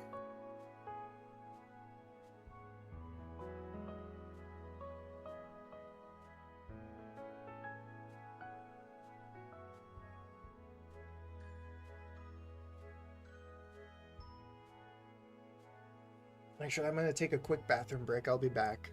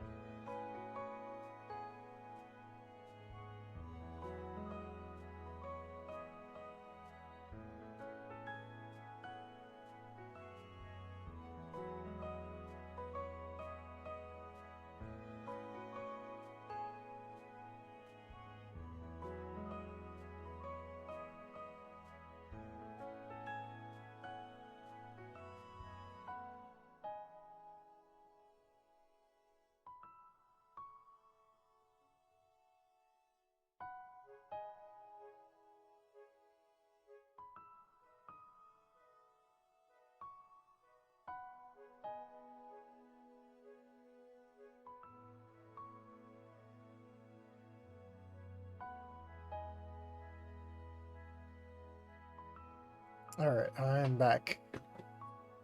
We're seeing her chest with this one. Really? Don't simp, that's how we got E2. E2 simp ending is painful. Looking at Olivia in that ending was painful. Alright, let's continue. I follow Olivia's proud march into her room. The scent of paint is still a bit strong. When is it not in here? It's impressive how she managed to actually hop from kneeling onto the floor into kneeling into her bed. Her tail pats the open spot next to her as an invitation. But not for me, as Guts seems to scurry out from wherever he was hiding to curl up right against Olivia's thigh. So I take the spot opposite of him, settling in right next to Olivia as she opens up her laptop. On the screen, I see a plethora of folders with incomprehensible names, with multiple brackets alienating between kanji and English. What a weeb. Olivia's cursor flies between each folder, her eyes scrunched in concentration as she tries to find the perfect show. She finally makes her choice, though. For what it is, I don't know. The name is all Japanese, written in English. There's like 6 different things in brackets denoting the language, aspect ratio, and more obscure details. A media player pops open, and the first thing to pop up is a silhouette of a Pachysaurus in an old Japanese attire. And then the pop music started in English. At first, I was apprehensive with her pick, but it really is a good show. I'm fully enraptured by the Apache samurai's story, along with his budding romance with the young human girl who maintains her family's dojo. We fully settle in, Olivia splaying out across her bed and giving me just enough space to sit with my back against the wall beside her. While I'm fully enjoying the story, split equally between intense sword fights and bouts of light-hearted comedy, my thoughts go back to something else. The formal. And how to actually ask her to it. She's already going since it's also Mr. Idekin's memorial. Olivia's already asked me out on a date. Kinda. I'd argue strong-armed into it, but then again, I want to go out with her, so... It was very Olivia of her, so... What would be Inko's way of doing it? Looking around for inspiration, I noticed that my girlfriend has left out a lot of her sketch material. Balled up papers in her sketch pad right by my knee. Guts laying on top of her colored pencil case. And a mechanical pencil digs into my palm. Heh. Olivia's focused on her laptop screen and the oddly not-so-bloody sword fight on it. I begin my greatest plan to date. Oh, don't tell me I have to draw this. First, I sketch out what's meant to be a full body portrait of Olivia. Oh my god, here we go.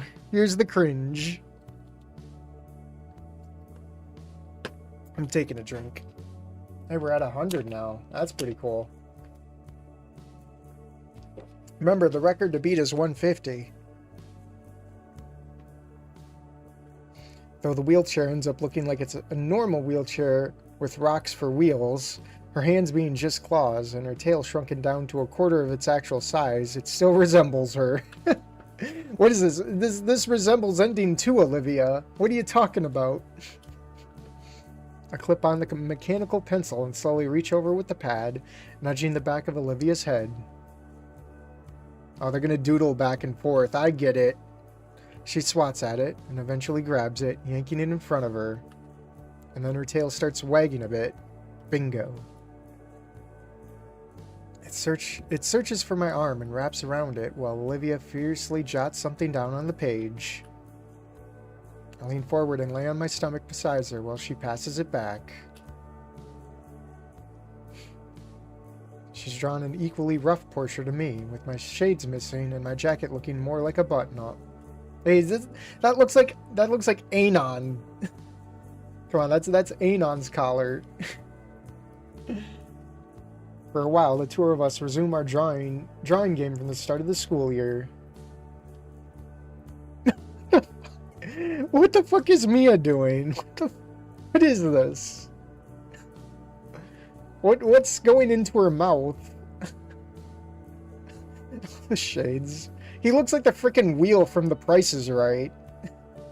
You got the stupid ass. This is tail piercing into like Inko. Dirty mind. Fat chonker. Olivia with gun. Is this supposed to be John Wick? Racism. Inko plus racism equals frowny face. Your face, when? Racism. There's the S again. The S's are all over. Oh. The Saturn painting. She drew Inko as Anon. Mia devouring Ben. Is that Ben? Greek. Oh yeah, the Greek painting thing. Oh.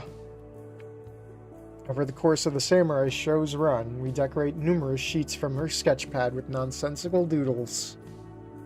Alright, it's time. I make sure that my arm's position is shielding the page. This next drawing has to be special, and I see just the spot for it.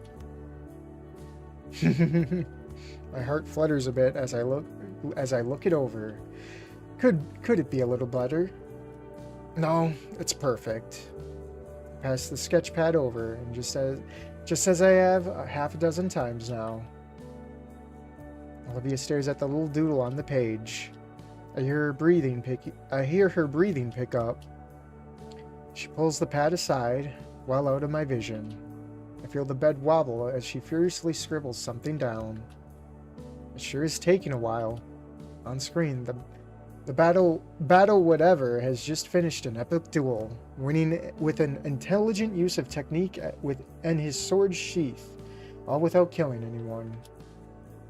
The pad is flopped in front of me. You in 3 seconds, uh-oh. Oh boy. Oh. God damn it, Cavemanon.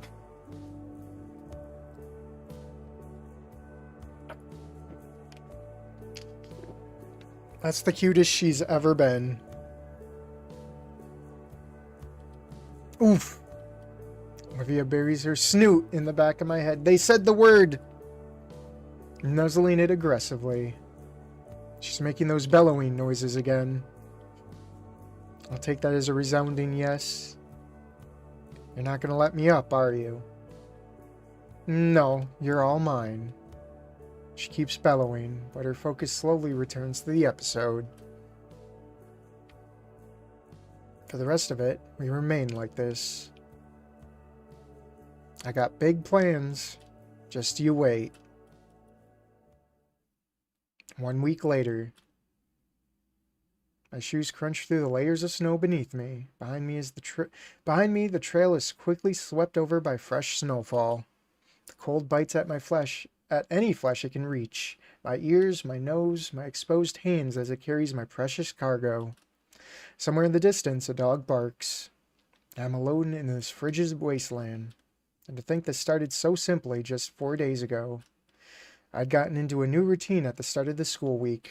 Wake up, head to school, do my thing until the bell rings, then head on over to the Payne's residence to check on Olivia.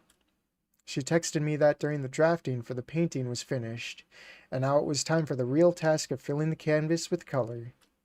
Every time I'd come over, I would find her sitting at the edge of her bed with a brush in her hand, analyzing the canvas with the kind of fire in her eyes that's only a visionary like her would have. Back on Tuesday, I got a real craving for root beer. Root beer's pretty good. Olivia told me there was a gas station up the street and around the corner and asked if I could get her a normal cola with a strange side-eye. The trip was frigid and I probably should have seen where this was going, but the soda was well worth it. Once Olivia found out I could survive the journey, she started requesting I go make more resupply missions. Then I got caught up on a return trip by Vinny and Randy. Short version of the story, now I'm the resupply man for the household. I go out and get the precious rations for my poor, freezing, shivering girlfriend and the other survivors of this inhumane climate of 31 degrees. It's been a tough work, but it's been a blast. As I approach the front door, one of the survivors eagerly smushes his face into the glass window, ecstatic to see my triumphant return. The door opens for me and slams shut as I'm yanked in before the chilly air can creep in with me. I stumble forward and finally collapse onto the couch, into Olivia's waiting arms. The moment my butt hits the comforter, she spreads out the large blanket she has opened and enshrouds me in a warm, scaly embrace. Can't let my personal heating rock lose its warmth. Appreciate it. Olivia nuzzles in my crock of the crook of my neck and wraps her tail around my waist, trying her best to warm me up. One would assume that a literal cold-blooded Saurian would be a terrible way of warming up. Well, whoever they are, they're dead wrong. Setting the plastic bag on the floor, it begins getting passed around by everyone, and everyone removes their various goodies. In seconds, Damien's chugged his battery acid energy drink. Ah, that's what I needed. Say, you up for another trip, Inko? Olivia signals to Vinny, who takes the empty bottle and bops him in the back of the head with it. Oh, Inko, while you were out, I finally thought of something. For a date? Yeah, you'll love it. It's... Knock, knock, knock. Olivia's breath catches as the two of us wait in anticipation as Randy gets the door. But we both know what it is already. It's the wheelchair. Olivia, package for you. My head jostles to and fro, Olivia's excitement translating physically to her arms, quaking wildly around my collar. Settle down, settle down. Randy hefts a box containing her new wheelchair parts into the living room and sets it in front of the TV. Want me to set it up for you? Actually, Olivia lifts herself off the couch and starts pushing against the box, sliding it towards her room. Inko and I can do it. All right. Olivia waves me over to join her as she pops the door open and pushes the heavy-looking box into her room. Come on, what are you waiting for? Let's get to it. Take another drink of water. Yeah, they weren't lying when they said it takes a while. We sit on the edge of the bed with the box before us. Olivia takes a deep breath and extends a single claw, and in a single motion slices the tape open, letting a box flap loose. She starts picking the individual parts out and laying them around. While she does so, I pick out the instructions. Really? What? Come on, give me that. She takes the instructions and rips them into bits.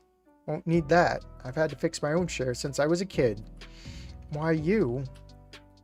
I break it, I fix it. Simple as, and I broke it a lot when I was younger.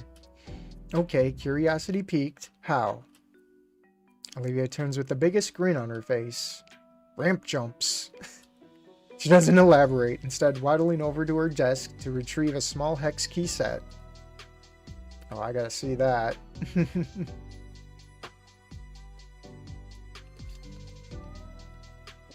Oh, I was never good to swallow the energy drink down wrong.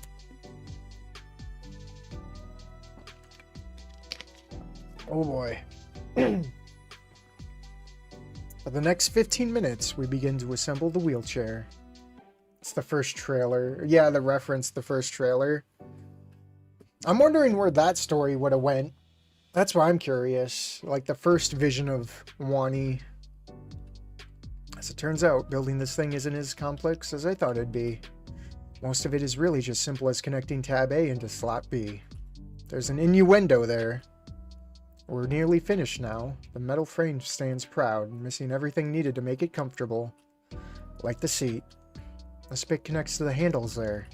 Alright. So you were about to tell me about an idea that I'd love for a date. Oh, yeah. Have you ever been to a hibachi grill? I have. Those are good. I've been to one once. I've heard of them. They're great. You gotta try it. They sit you down at a table, right? And in the middle of the table is a big flat top grill. Then the chef... Hand me that piece right there. Thanks. Then the chef comes in with this cart full of the stuff that you ordered. Once the grill gets hot, they start cooking the food right in front of you. And they bring a whole new meaning to playing with your food. Sounds pretty sweet, right? By the way, that goes the other direction. Clank. Whoops. Yeah, that honestly sounds pretty fun, Liv. It's like dinner and a show, but dinner is the show. I've been wanting to eat at a place like that for years. Oh, she's never went before? For shame. Wait, what did the last part say? Alright then, as soon as we finish this, let's call for a table and go. Yes! Olivia's arm and tail wraps around me in a big hug. Her other hand preoccupied with adjusting the chair seat to the perfect height. After attaching the armrest to the handle, I stand up in triumph over the fully built mobility chair. Well, I can safely say that your new wheelchair is completed by yours truly. You put the wheel on backwards there. See, if I had sat in that, it would have crumpled and it would have killed me. Oh. She lightly taps me with one of the spare parts. Yeah, so stop trying to kill me, dummy. Just to be safe, we're probably going to have to go back a few steps and make sure this thing's built correctly. Wonderful. Finally, it's done. Thwump.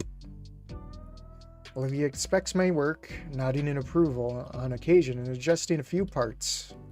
Carefully, she moves herself from the bed into her seat. Oh, there's no thwump. Come on. So, how is it? Darn it, my legs still don't work. Yeah, you did great. Just feels just like the old one. Great job, Inky. Whew. Don't sigh yet, the night's just getting started. Her tail slithers around my wrists, inviting me to take the wheel. You ready? Yeah, it'll be cold. I'll be fine, I got a personal furnace with me. Moon silver irises turn to me half-lidded, letting me know what my real role in Olivia's life is now. Furnace? Not something sweeter like heated blanket or comforter? Yeah, no, I say that and then my aunt and uncle would be giving me the talk all over again.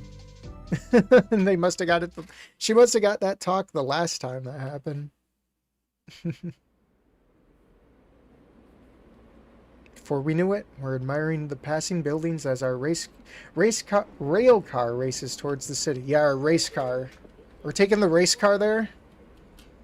One thing we noticed were the Christmas lights tangled about inside the metro, which gave it a much cozier vibe. Any bets on how long it'll take for Olivia to just go for the hibachi meats? As we near the concrete jungle, even the streetlights and buildings grow infested with the holiday cheer. I can only imagine what this place will look like in the coming days. Definitely coming back later with Olivia along with my camera. After a bit of walking and sightseeing, we arrive at the city's Japanese district, Little Trudon. Oh, we're back again, baby. There's that reference. As eager as I am to look around and immerse myself in the surroundings, Olivia's appetite for hibachi outranks it. We can always check it out after, anyways. Off to dinner stories going good, though it'll be nice to catch it later. Are you heading out? Well, we'll be here. The stream will always be here. Heading inside, there's a distinct scent in the air that enters my nose. I can't pinpoint what it exactly smells like, but the word aromatic comes to mind. Konnichiwa, welcome. A table for two, I presume. Yes, I called earlier for a reservation. The waitress takes a moment to look at the tablet placed in front of her. Ah yes, table for Mr. Nito and guest. Follow me. She grabs us a menu and leads us to the main dining area. As we're guided through the restaurant, I take in the interior design, seeing various set pieces, decor, and portraits of famous actors posing with who I assume is the owner of the restaurant. Troadon, 3 symbols. Right, Troadon, but it looks like Trudon. I don't know. I'm set in my ways. I'm sorry.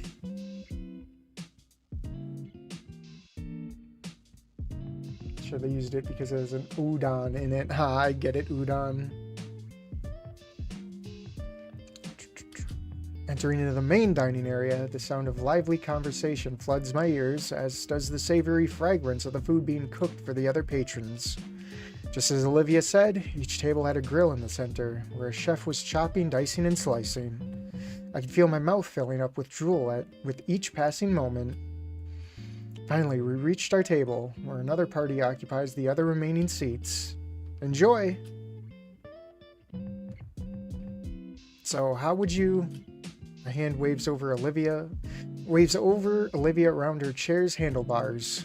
Olivia seems to understand what I'm about to entail, because without a word, she effortlessly hoists herself from out of the wheelchair and onto the dining chair. I fold the wheelchair and place it by a nearby wall and seat myself next to her. Nice, so how are you feeling so far, Liv? Olivia smiles, letting her cold fingers play out near the grill before us. Her tail curls up over the counter and joins them. I join her for a few seconds, warming my knuckles. I already like this place. It's like a combo of a show, a diner, and a sauna. I reach for the menu that sits between us. Let's see. You already know what you want to get? Sushi. I got the good stuff here. Yeah, the hibachi bar, or the hibachi place I went to also had a sushi bar. But I didn't grab sushi because I'm not that much of a fan of sushi. I know I'm probably going to lose half my viewers for saying that, but that's just my opinion. She points to something on the menu, and I don't have hope of ever pronouncing correctly. Nevertheless, it looks appetizing. What about you? I'm thinking something warm and filling. Oh, what about this dish then? She points at one of the specialty dishes titled Trudon Delight. Chicken breasts, hibachi steak, and colossal shrimp lightly seasoned and grilled. Kind of like a variety dish. Sounds good enough for me. At variety, an idea overcomes me and I scan the menu thoroughly. Sushi is kind of overrated, to be honest. I mean, I tried it once and it was okay. Whoops, I didn't mean to bump the mic. Sorry, guys. Don't be a savage. Cook your food.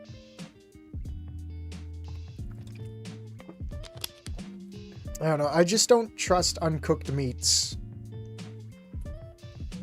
The section in particular takes up nearly the entire page. It's something I recalled from some of the foodie blogs I've read. Hey, why don't we try all the appetizers? What? Eyeing the menu flat before her, the appetizers page, her eyes widen at how many choices there are. Yeah, like we should try sampling everything and see which is the best.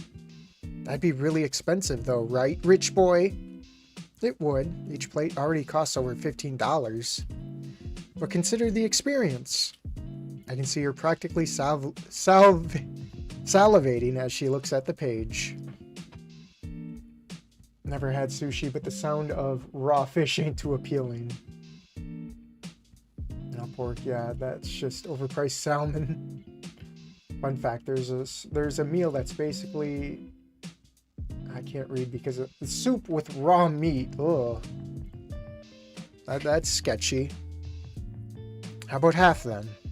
Look at her eyes. She's like, what? That'd still be around 7 plates, but I'm sure I can cover that much. Yeah, it's better than buying a shitty-ass dress, Inko. Okay. She cuts me off before I can cheer. But not all at once. Huh? I want to appreciate the show, too. So 2 dishes at a time. It's a weak concession, and I already figured Olivia's plan to fill up early to save my bank account. Sure. So which do you... We debate which appetizers to pick and start with, our voices now mingling with the rest of the ambience as we wait to order. By the time somebody comes around, we've compiled a list of the most appealing sounding options. Raw fish back home, we call that bait. Inko is rich. Yes, he is. Eventually, a chef approaches our table with a large fork and blade in hand, scraping the two against each other in a theatrical manner before greeting us and heating up the stove. He uses a nearby container of oil to cover the cooking surfaces in the shape of a smiley face before setting the assortment on fire and spreading it across the stove with a blade. A second staff member drops off a cart filled with the uncooked meats and veggies that will soon become our dinner. With his ingredients ready, the chef starts his performance, expertly spinning his razor-sharp utensils with a grin on his face.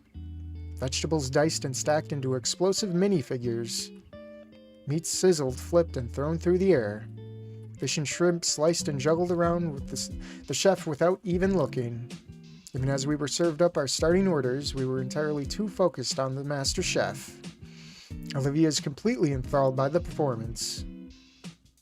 Not that she's the only one. The dexterity and skill the chef has with our food isn't like anything I've seen at any high-class restaurant. Okay, alarm shut up.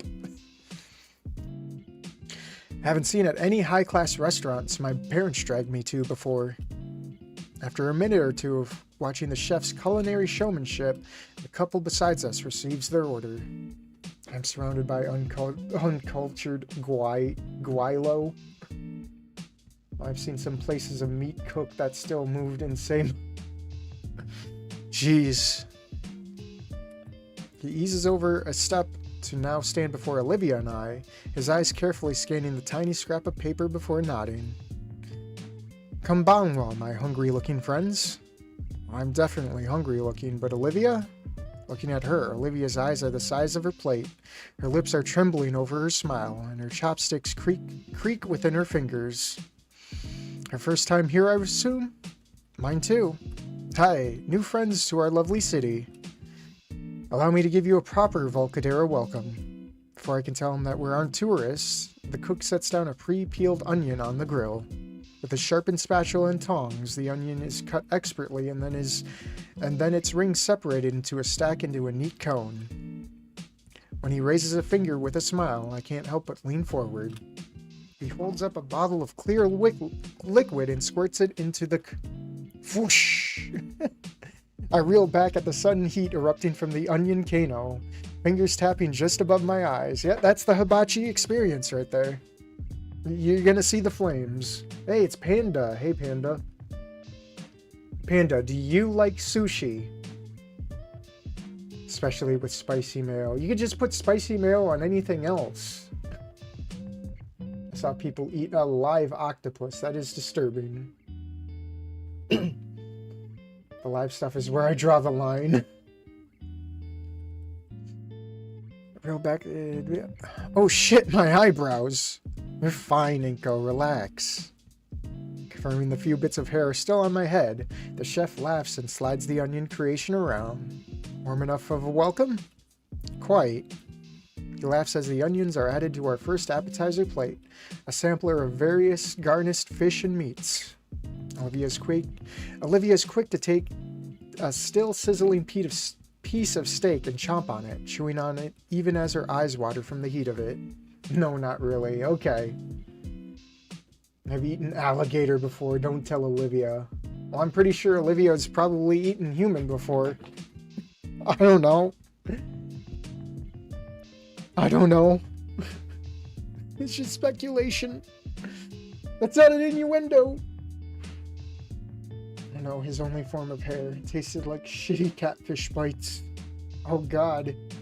I've had catfish once before, and it made me almost want to throw up. Not because it was bad, but because my body didn't like it. The chef notices and uses a spatula to slide Olivia's glass of water closer to her, which she uses quickly to cool her tongue.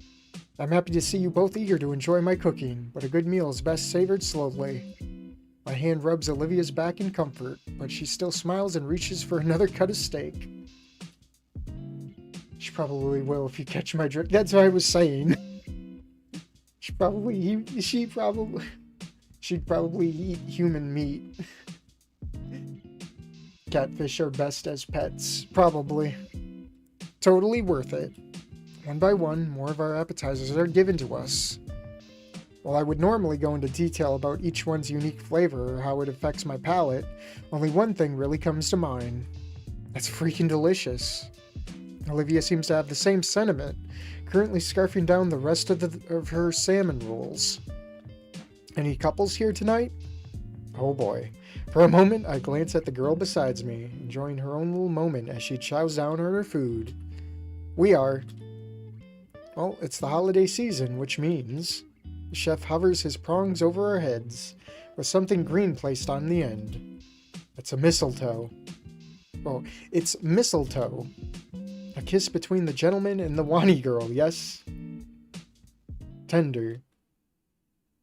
Oh, they don't even show it. Come on. There better be updates for this. A lingering pleasantness fills my heart as the chef tosses the mistletoe on a steak, revealing its true identity as garnish. Hey, what does Wani mean? Why is Olivia asking? What does Wani mean? It means gator. Oh. I guess I do look like a gator. Yeah. I'm always thinking of you as the green gator girl. Really? What, as opposed to the green baryonyx girl? Do you see Damien and refer to him as the red Dilophosaurus guide too? Hey, I'm Inko. Wow. Wait. Hey, I'm Inko. Wow, I just heard a noise. I craned my head towards the direction of the pink Delaphilobilatosaurus and the blue Apholodontosaurus. I get it. Good. Everyone I just met a Triceratops. In fact, I met two. Shut up. I use my chopsticks to fling an onion over to her. She deftly chomps it out of the air. Yeah, that's a Fang moment right there. There's the Fang party trick. Oof. Bro, I'm mad now. I'm mad. Even in Snoop Game, they never showed the kisses. That's dumb. You know what? Probably the Snoot Art Encore is probably going to show all the kisses. They bet. I don't trust Encore, but they better pull out all the stops. So a 6-year-old dino phase. I don't know how to pronounce things. You're just going to have to deal with me. Okay, who ordered the scallions? Oh, that's us. With one last bite of shrimp, we finished our meal. The chef spins his utensils and gives us a bow, bidding us a wonderful evening. I managed to slip him a generous tip as thanks for his hospitality. As the waitress hands me a bill, she asks me if we'd like some complimentary ice cream, which Olivia happily accepts. Some dessert sounds good right about now, so why not? It's not long until we're cutting open sweet flaky shells of fried cake batter to get some of the cool and tasty ice cream cores of our free deep fried ice cream. I've never had deep fried ice cream. Cold be damned, I need something sweet to cap that off. Actually, hey, will you be alright for a while? I got an idea. Alright. Trust me, I'll be right back. Hey, did you all know that Cavemanon actually removed an image? What do you mean, from this game or Snoop Game?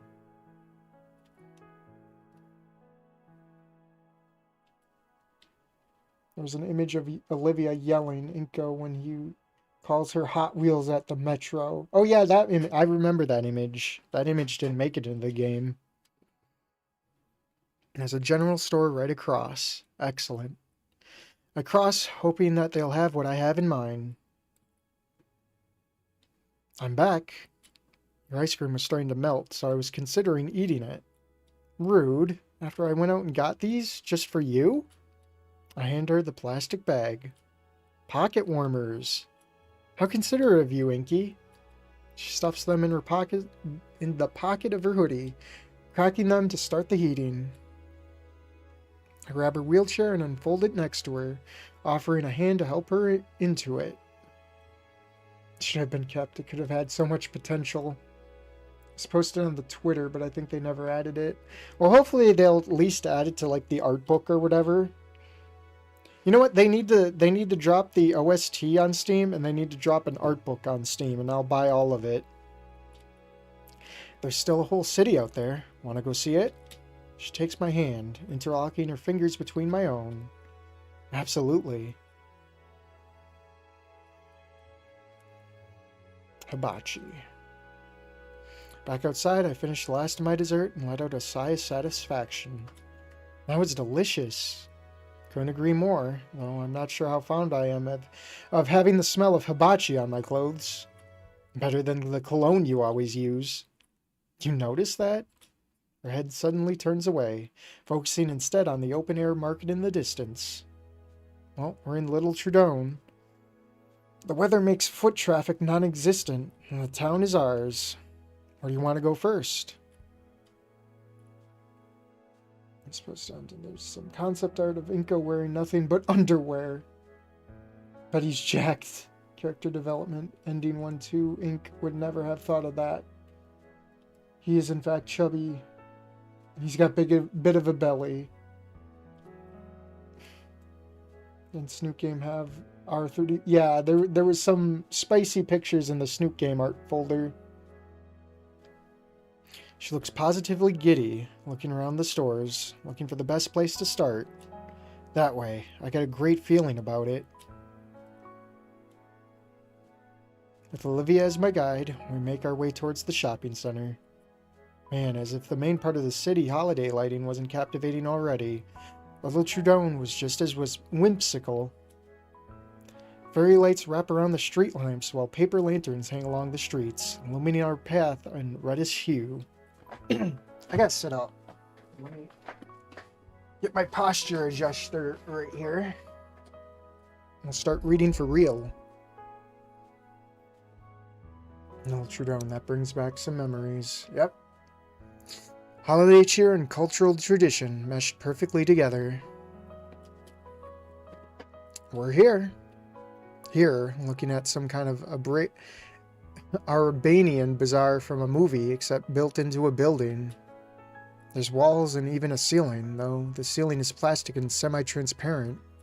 But the walls are all cut into, with cheap canopies jutting from the top of the openings, and so many colorful knickknacks hanging from them, and over tables equally filled to bursting with a plethora of items. I really like both games, but I only got into them to support my fellow Anons. Actually, the concept art is in the game, but the finished version isn't. You're talking about Wani, right? Every other stall I see a seller stationed right next to a cheap heater, waving and shouting at anyone who passes by.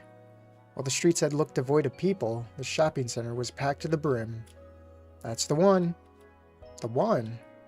I just know it. I'll lead the way. As we get closer, I can't help but notice the variety of interesting items being sold. Cheap-looking toys that light up and make music, t-shirts with various decals and vulgar jokes, and jade jewelry that looks like it was handmade this morning. All of which have signs marking their prices that, frankly, reflect their quality very poorly. Further down the shopping center, we reach a section of the indoor market that looks almost like a convenience store. Shelves upon shelves of exotic produce are placed along every wall of the store. In the center are displays showcasing snacks and candies with ineligible signs and cutesy mascots. The ceiling's now covered in greenery. More paper lanterns and banners adorn more Japanese text. Olivia's eyes light up with glee upon seeing the wide array of oriental goodies. You know, let's make this our Christmas shopping. She nods and grins, and we start scanning each stall slowly. Immediately, I'm drawn to the one that's exceptionally vibrant, from all the toys on show. Some of the plastic figures are even making noises, though there's certain rattiness to them. Still, I'm sure I can find something for Vinny. Recalling our first meeting, I looked for any Power Raptor figure I could find on the table. If I can make a VN, I'd hold no stops and you would want to punt them into the sun after taking on the incel ending. What?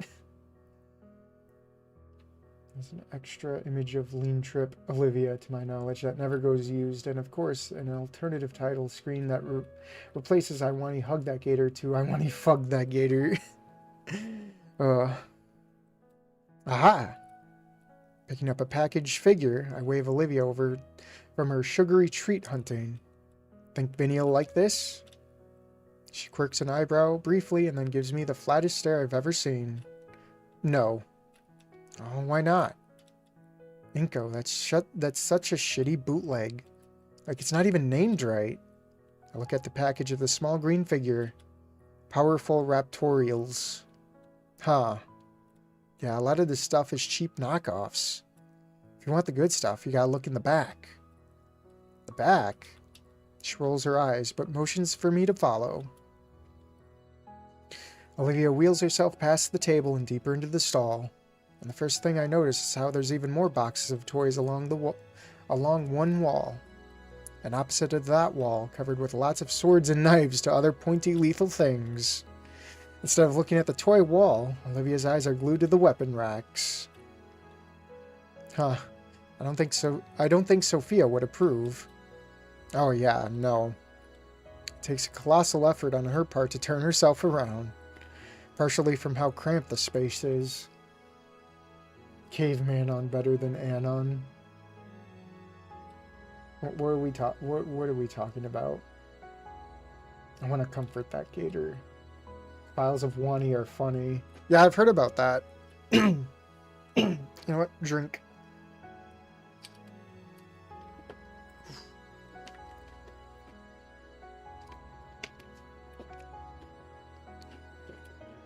But mainly how her eyes lingered on a particular sword on the shelf. Looking closer, it kind of looks like the one from a show we watched together.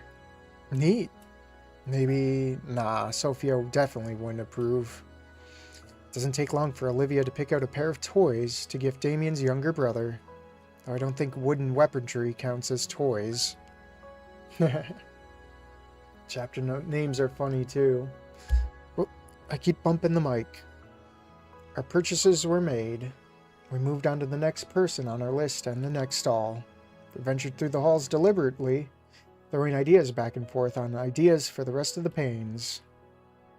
I was astonished to find a jacket close in design to mine, but for a fraction of the price, and just the right size for Damien. And Olivia pointed out a little neat statue of an insect carved out of amber stone. She said it'd be perfect for Randy, so it's added to the pot.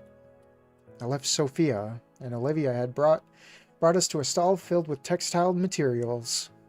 I hadn't known she was a seamstress, but Olivia explained that's one of her favorite hobbies. Not knowing much on that matter, I let Olivia go and talk with the shopkeeper about what she was looking to buy, while I stayed close to the front. Near the cash register, I spot one of those tiny novelty prize dispensers. One in particular catches my eye. Looks like some variation of whack-a-mole, featuring little alligator heads. They're cute. She'd love one of these. Just so happens I have 5 quarters. I turn the crank and get a spherical capsule in exchange. What you getting? Olivia, I got this for you. Ooh. I place the little toy in her hands. She brings it closer to examine. You can barely see it. It's like that one Gator game or whatever. Or is that the one where you have to press the teeth down and not get chomped? Let me check again, actually. Does the wood weapons area have a wooden anime sword? Crocodile Sunny D, I think. The purple drink. Purple stuff. Look, you can bop it with the little hammer. Ine. Ine. Ow. I know just the place for it. It's going right in my little treasure hoard. Thought brings a smile to my face.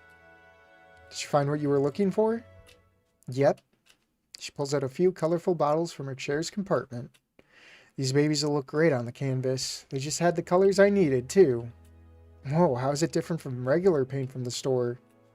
It just is. But it just is. Okay. I also got Auntie a roll of faux silk. She's always wanted to work with silk. I'm gonna cry.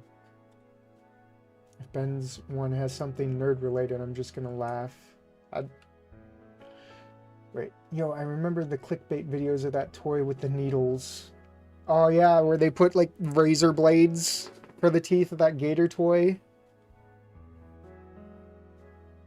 There's one called Icodin stars as David Bowie. Go get yourself some Gatorade. Hey, Snessie. I have energy drink. That counts.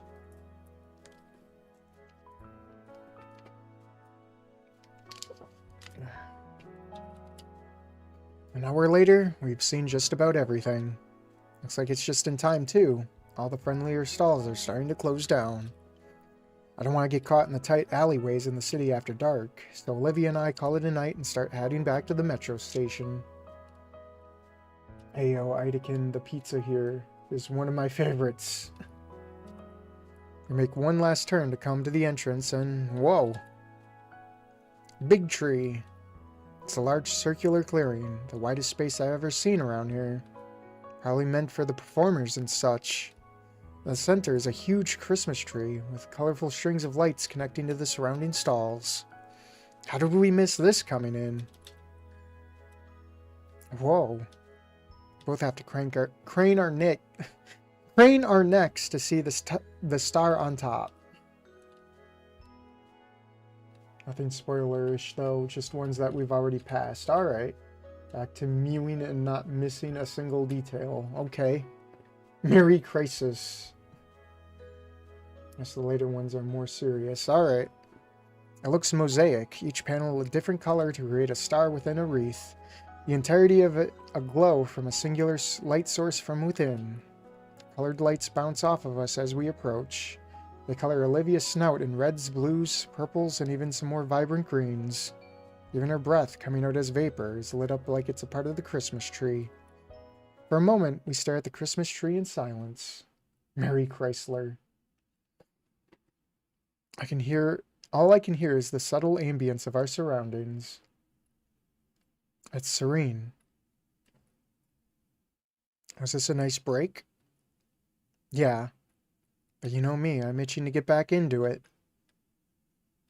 We look back up at the tree. It's bright. Merry Christmas, Olivia. Christmas isn't until another few weeks. I know, just felt like saying it.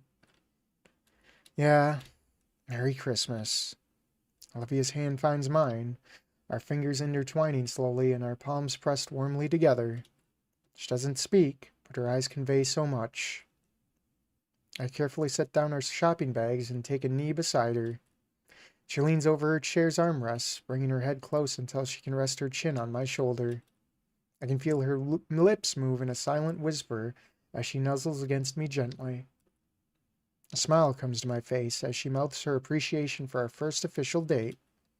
Following her example, I lean my head back against her. My jaw moves, but no words come out. After all, we don't want to disrupt the peaceful silence. But still, I know Olivia understands my own wordless thanks as I feel her lips quirk into a smile. We stay pressed together for some time, at least until my knees couldn't bear the stone floor and her scales couldn't handle the cold. Allowing the comfortable silence to continue, I stand up and slowly take us back to the station. Christmas is just a week away. That was a comment in the Boru. Right before the ending one, Olivia's animation in the chapter was just Inko the Terrible. The ride home, we were lucky enough to get the whole train car to ourselves. Olivia huddles close the whole way back. It's officially winter in Volcadera Bluffs. Oh, here we go. Formal time, right? And as if to celebrate the occasion, tonight is the St. Hammond's Winter Formal. I think this is all the same, right? No?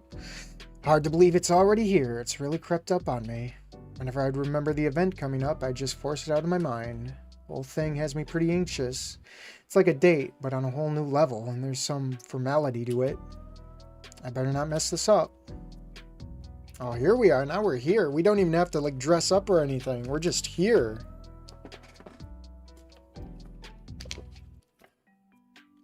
There's also Mamma Mia, Mean Girls. It's a big night for myself and Olivia. I'm at her place now. She sits beside me on the bed, hard at work finishing the painting. I hold her hand while she carefully brushes. On occasion, Olivia glances nervously at the clock. Each tick is another second possibly wasted. She's really working down to the wire.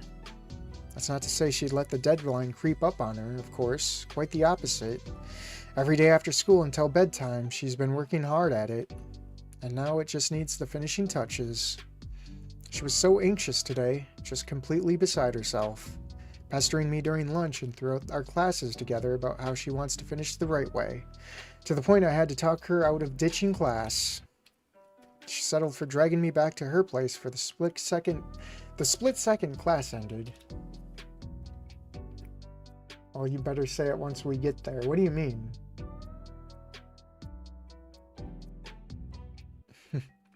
Good thing I thought ahead and brought my formal clothes the night before. Brand new Mauve blazered by Jacquard Barrianchi. What are these words? Freshly tailored slacks pressed to perfection. and polished black leather dress boots to give myself that extra height. Tiny errant flecks of paint jump off the canvas beside me. Each one gives me a mini heart attack. She told me not to, but I could probably sneak a glance out of the corner of my sunglasses. As I try to get a peek, however, a cloud gently flicks my cheek, followed by a little growl. No. No peeking. Come on, you said you needed me here for support, and I can't even see it? No peek. No peek. Just sit. Sit and watch peak fiction. She gestures to the TV she set up to play Manic as background noise. You think you'll finish in time? Absolutely. Careful not to wear out your fingers. I can make it. I just need you here. Just being near her was enough as support. Though her tail would slither its way to me. It, along with Guts, preoccupied my lap, and my actual support became evident as my hand ran over both scale and fur, elicting cooing noises of comfort from my girlfriend and her pet. Really, I felt more like a glorified pet sitter watching over the oddest friendship between a snake and a rat. There was a part of her process for this, so I obliged, content to wait and see Idekin's tribute in time. Plus, Olivia really did have good taste in shows. I'm a little disappointed I won't get to finish this one tonight. Alas, we have more important matters. Okay, I think it's ready. She holds up a finger to my lips, appraising her work. Scanning for any minute flaws. Yes, this is it. Oh, can I see? Not yet, it needs to dry. But I need to wash up for my big date. She holds out her arms, absolutely splattered with purples and blues. And get changed. So, out. Wow, I'm being kicked to the streets, no longer useful. Darn right, go mingle with the plebeians for a while. I squeeze her hand and get up from the bed. Come on, I want to show you my dress. Alright. No snoot, just hug. 'Tis the season to be jolly, and the Payne's place lives up to the saying. From roof to floor, the house is decked out for the holidays, completely changing its atmosphere. Warm, nostalgic, inviting, comforting. Even outside, the house is adorned with an array of colorful Christmas lights.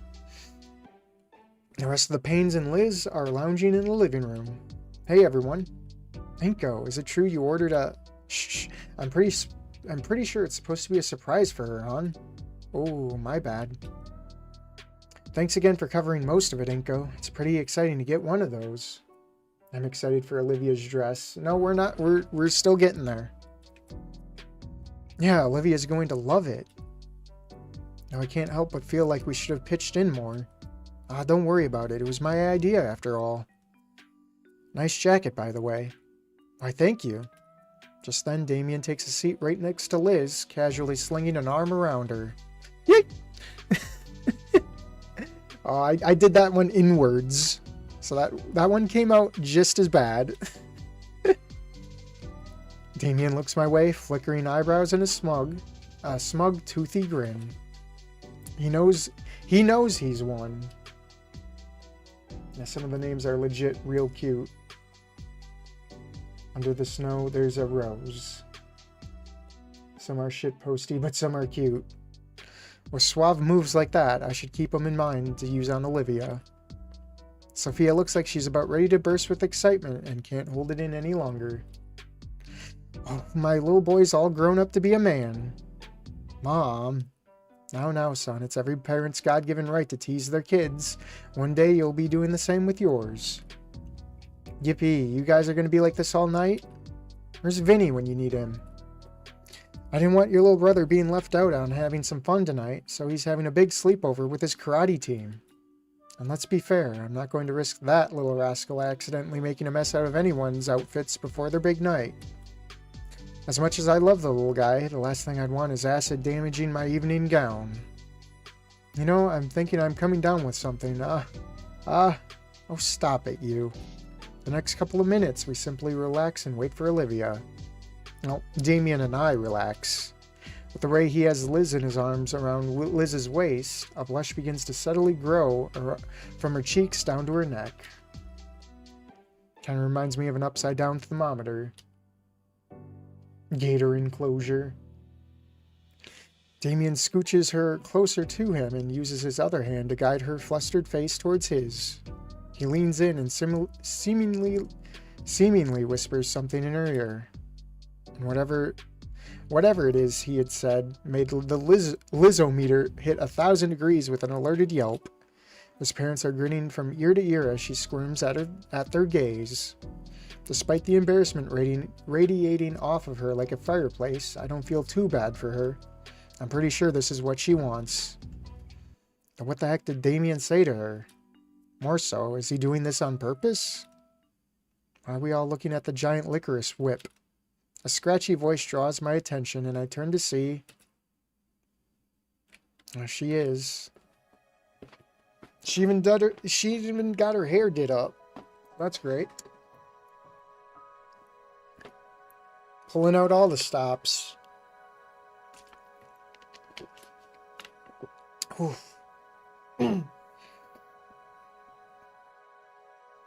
Nico drinks the purple stuff. I'm genuinely floored. The dress, the accessories, the makeup. Elegance springs to mind. Yes, slay. Regal, too. What escapes my lips is beautiful.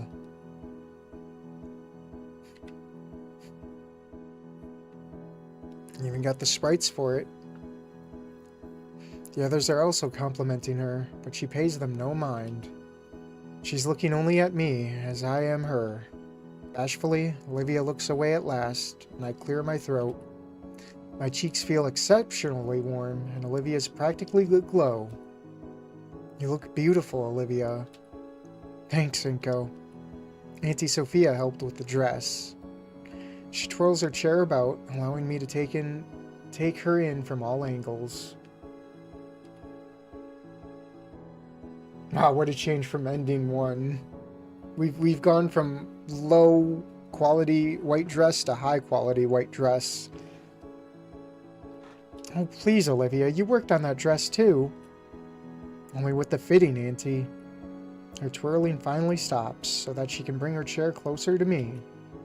I find myself on one knee, hands and arms helping to ease her from her wheelchair and onto the couch. It's been second nature for a while. With Olivia seated nicely there, I retake my spot just beside her. Save? What are we saving? You should save. Save for what? Save the game quick. What are we doing? Why do I need to save?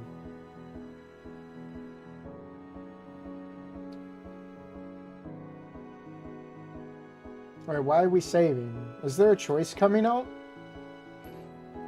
I mean, I always save at decisions and stuff. In case. You guys are nuts. A satin-gloved hand finds its place in my palm, and Olivia's head leans lightly against my shoulder. I feel as though my face is aflame with heat, yet I don't mind it as the girl beside me presses closer. Now, don't get cozy, you two. Your ride to the formal should be getting here any minute. Olivia's head leaves my shoulder that she could look to Sophia. Are we taking Liz's car? I wouldn't mind, but with these clothes? Nuh-uh. Inko thought of a better idea. No, because we're far in. So it's just cuz you want to remember this. Well, I might be looking at other people's playthroughs too, you never know. Inko thought of a better idea. We all pitched in, though. Olivia's looking at me now, squinting ever so slightly with scrutiny. What did you do? Well... Honk honk. That. I did that. Damien and Liz are already moving towards the door. I get up and take hold of Olivia's wheelchair, stabilizing it for her. Inko, what? Good night, Randy. Sophia, I'll have her home tomorrow morning. Tomorrow morning! Oh boy! Inko! Have fun, you two. Don't do anything we wouldn't. Randy! Olivia's head is still turning wildly between us all as I wheel her out to the open front door. The gator head finally stills, and I'm sure her eyes are as wide as saucers as she sees what's parked in the front of the house. Figured for such a big night, we deserve to ride in style. What about the tomorrow morning bit? Oh, we're gonna hang out at my place after. Is that why I'm missing my favorite PJs? The limousine driver is already at the passenger door, holding it open for us. I gently push the wheelchair towards the vehicle as she continues to stare at it in awestruck silence. Okay, wow, alright, this is... If I may? You may. I carefully take the painting from her with both hands and place it against the back seat. Once Olivia is satisfied, it's her turn. Oh my god. I like how they went overboard. Well, they went hard with all of these kind of sprites with her dress, with like every dress. Except maybe Ending 3. Ending 3 didn't have the limo. Oh wow, it looks even nicer than on the website. Hey Inky, the bar's free game, right? I throw Damien a thumbs up. It's all paid for, amigo, with a little help from Liz, of course. Awesome. Damien's already pulled 2 glass bottles of cola from the tiny fridge. Spop! Using his tooth like that was impressive. Using his tooth like that was impressive, not gonna lie. There's booze. They actually do serve booze. In limos. He cracks open the second one with relative ease. For you. He gestures with his bottle if I'd like one. Sure. Careful you don't spill on the painting. Even if a drop lands on it, I'll murder roll you. She just gives me that look. Yeah, of course. Can I see it? No. No one lays eyes on it until we set up the memorial room. I promised myself that. Whoa. You made the whole painting without even looking at it? She did. Wow. Shut up, both of you. Oh no, someone's simping between 2 girls. Nice neck lace. I lean back to the plush seating, letting my arm rest gently over Olivia's shoulders. She leans her head into my shoulders in response, a low coo escaping her mouth. The skyline of Volcadera is painted in an evening glow as we relax to the low rumbling of asphalt on rubber. Christmas lights dancer and flicker across the face of buildings, turning what would normally be a bland color palette into something much more vibrant. The whole ride there, we shared drinks and stories of the past semester. Sorry, had a stroke one moment. I see what you're like typing. You have heard lemon, you're welcome. Lemon. You're doing more than hugging and cuddling. It's like the party's already started. I've heard they got a big name disc jockey this year. Can't wait to dance. I'm dying to check out the buffet they've been posting about on the school site. I didn't know you checked that. Special occasion, they got everything tonight, man. You name it. Burgers, pasta, steaks, tacos, cakes, even those yummy leaves for Liz. I'm glad you thought of me. I'll be gunning for the buffet room first thing. You guys will be joining us for dinner, right? Maybe, but first... I want to get this painting on display as soon as possible. Thanks for helping me do this, Inko. I smile and squeeze Olivia's hand. She squeezes back. And we're here. I want to make that gator happy. They're gonna get shit-faced and call each other dino-based slurs. Shining moment finally comes as our limousine pulls into the open carport in front of the venue, drawing the attention of the crowd. We'll wait for another minute or so in anticipation before the passenger door opens wide. Taking initiative, I step out into the open as the driver sets up the wheelchair with a flourish. That reminds me, we're going to be running into Ben, so we're going to have to see what happens there. Our ride makes a great set piece and naturally draws the attention of everyone nearby as I ease Olivia into her chair gently. Whoa, that's Inko and Olivia. Her dress looks amazing. Man comes in a whole ass limo and I get here in my beat up wagon. Olivia is smiling nervously while she carefully removes the painting from the back seat.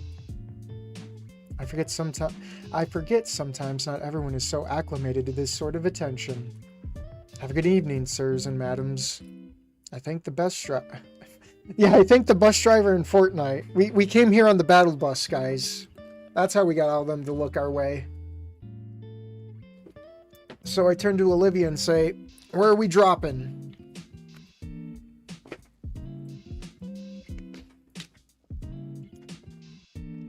And then we pile drive drop onto Ben. And then we get the victory royale. That's the joke. I thank the driver before we make our way to the entrance.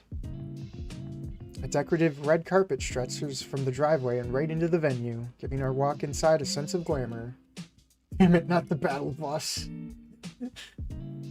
I know that carf looks promising. What? We approach the sign-in table where a sizable line of other party-goers looks our way. Figures. Oh, I'm an organizer. With the painting for the memorial, you are too, sorta. We're dropping at the party. When Inko said that, I literally wanted to krill myself. Oh, Anon. Wait, I gotta scroll up. Going off of Snoop Game Ending 2, I think the slurs wouldn't be limited to just Dino Base. What does that mean? It means we can just waltz right in. Sweet! Circumnavigating the line, we see a familiar blue dino handling the sign-in and looking exceptionally exhausted.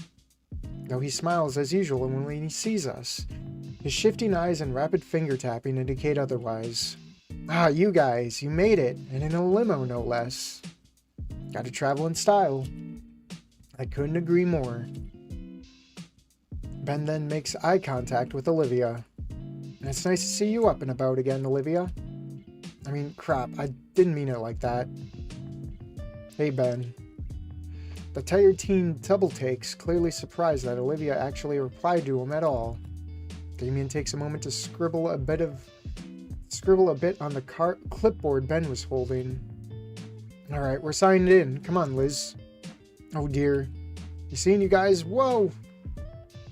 Oh, I'm so sick today. Well, you should get some sleep and good rest and good food. Lots of soup, lots of water. Ben, nerd emoji. Default dance on Ben. Ben clears his throat, as though to dislodge the shock clogging his airways from Olivia speaking to him for once. How have you been? Olivia scans him over briefly. I'm holding it together, okay? I feel like making this has really helped. I would have liked for Mr. Idekin to see this, but... Her snout motions down to the frame she's clutching tightly to. Heavy breath escapes Ben as his shoulders sag. Yeah, What's the hold up back there? He sucks back in that breath, squaring his shoulders. I'm sure he's happy with it already, Olivia. My date looks down to her lap, eyes shut tight. But she has a soft smile and nods. Well, gotta keep the line moving. Don't want to keep everyone waiting out in the cold. Right. Ben hands us a clipboard along with a pen. I think that's my problem. Ben is just, he's Ben. Ben looks like Harry Potter. Olivia and I sign in and hand it back to Ben. Great, you're all set. Thanks, Ben. Of course, enjoy the night. I offer Ben a slight wave and Olivia and I continue forward. The memorial room is probably in one of the side halls. They should have just given us a map. It won't be that hard to find. Olivia, I like how, Inko actually thinks about going to the memorial first, because in every single ending, it's the last thing from his mind. Olivia smirks as I take head, letting her hold the covered piece of art closely. Wait, baby tie, teeny tie, yeah. Like, why would you, unless he shrunk it in the wash and it was like his last tie, why would you wear something that's so short? Like his, oh, he's compensating. And please don't be a shithead in this ending. Don't make fun of his tie size. He's self-conscious. Oh. So it's not that much better. Just as I predicted, the memorial room isn't hard to find. It's a smaller room, well lit with little furniture. On the far end is a framed picture of Idekin and some of his old pictures from his classroom. Some from him, some from his students. There's a few other students here paying their respects. Also 116 viewers, and I'm not going to be freaked out until we hit 200.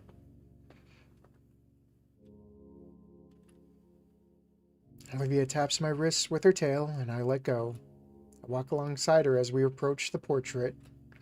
I wonder when this was taken. It can't have been that long ago. He looks just like he did earlier this year. Olivia slowly rolls up to the memorial, still clutching the covered art piece. Is there an easel around or something? I was told there'd be one. Oh. There's an adjustable hanger on the wall, with bits to attach the painting hanging with a little baggie. Wow, they thought of everything. Yeah. Can you put the hangers on? I'll hold it steady. Sure. I get the baggie and Olivia stands the painting on her legs. Alright, take the covering off gently. Olivia watches carefully as I lift the cover. From this angle, I can't make anything out other than the same blues and purples.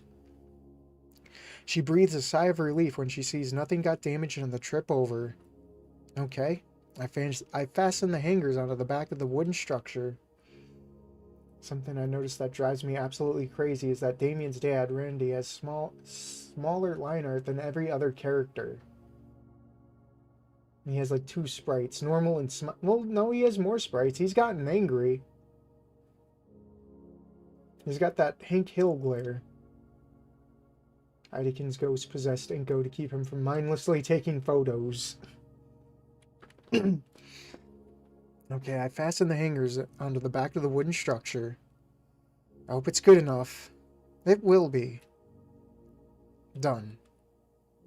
Damn, that looks good. That is really good. Olivia gently raises the painting, carefully hanging it up on the wall like it could come off at any second. Finally, we both back away at the finished painting, and the finished painting is revealed to me. My hand clasps Olivia's shoulder in support. Olivia's head turns down towards the floor for a few moments before a smile curls on her face. Finally, I can appraise the painting fully. Or even get a fuller shot.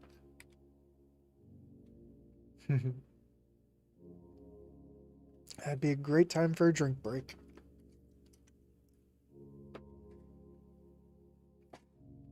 When Inko mentioned the synthetic meat, yeah.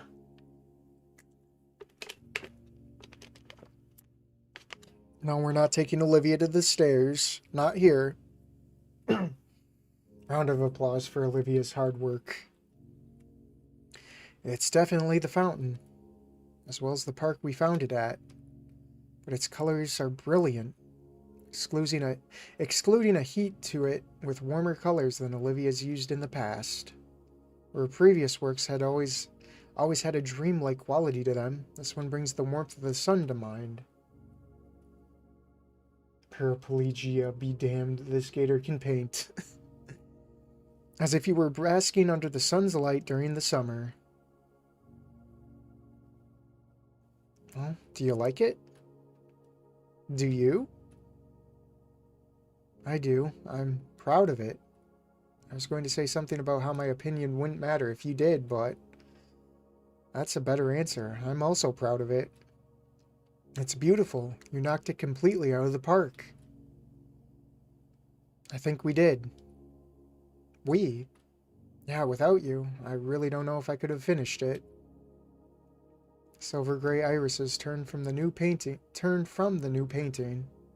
and focused entirely on the portrait at the center of the display.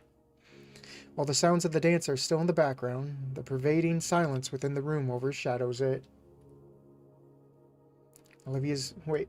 If Inko's camera was timeline traversal, are we doing, what is that, the butterfly effect thing? That movie thing?